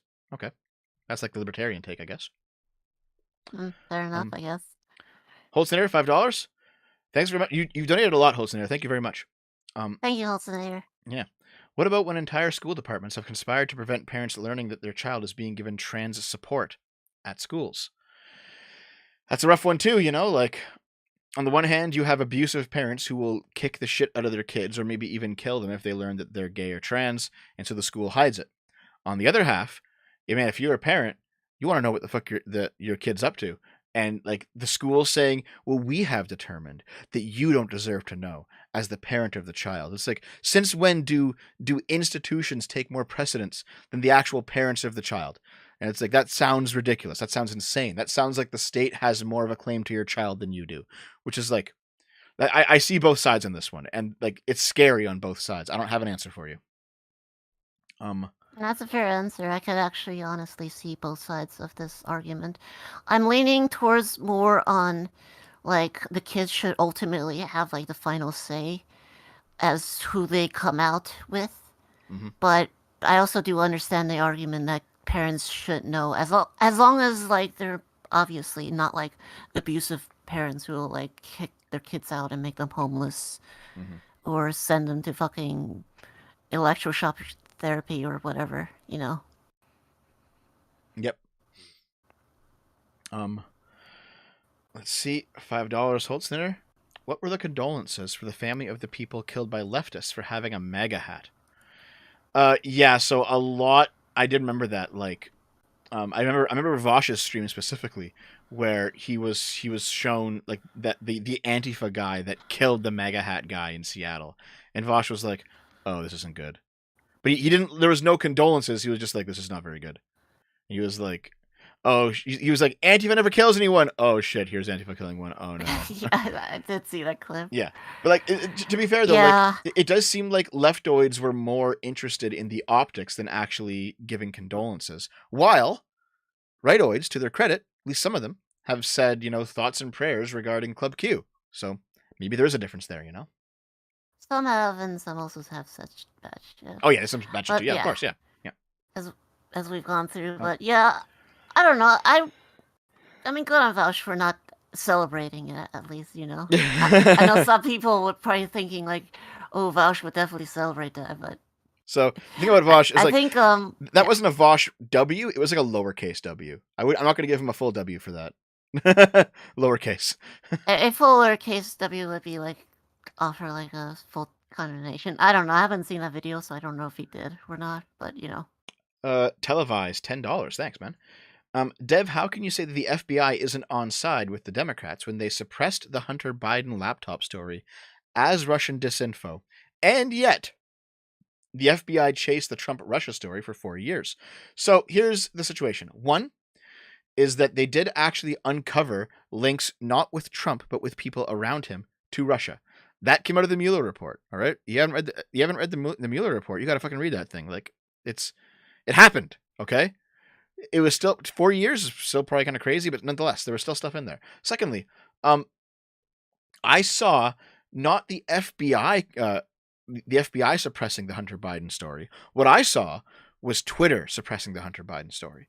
That's different. Now, if you can prove that the FBI did it, dude, televised, my DMs and Discord are open. You send me all that proof. I will look at it, I promise to you, okay? Send it to me. But I saw proof of Twitter suppressing it, not the FBI. So send it over. I want to see it. Silva Camaro, $5.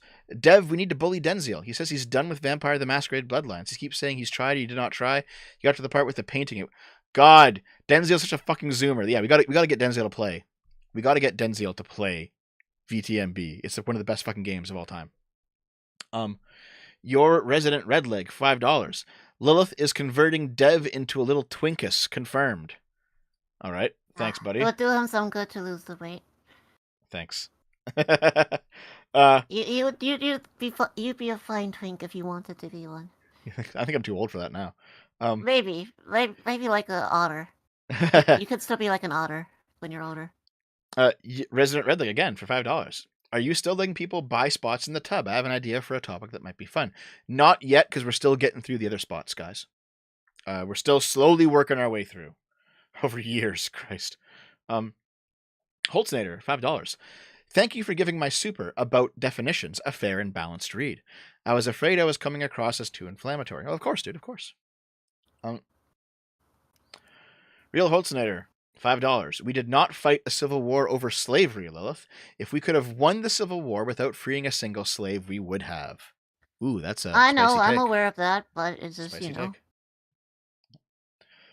It's the common perception that it's fought under slavery, and it would be a lie to say if it didn't have anything to do with it. Harry the Human Substitute, £5. Bleach and enslave all other races, including the races across the stars. All women belong to humanity now. Based. Based. Absolutely. Listen here. All right. Listen. I foresee a future where we don't actually genocide the non-white races, but everyone is white. And you want to know why? We just interbreed with them so hard that like they all but just become subsumed into the white race. So for example, Sargon is 1/8 black, but he looks completely white, you know? So we'll rather than like avoiding race mixing for some cucked purity shit, all right? We will just go out there and we'll breed with every woman imaginable, okay? And we'll turn all of their families white so that no race or ethnicity has to be exterminated. They just become a sub race within the greater white race. Yeah. That sounds pretty good to you. Sure. I mean, I guess it's better than genocide. I guess. I mean, as long as people want it, as long as it's consensual. Okay. Listen. Okay, Lilith, you know what I'm talking about. AIM bought Amy's private Twitter account. Hmm. You know what's going on in that Twitter account, Lilith? Maybe. Oh, fuck. But what about it? Oh, no, just, you know.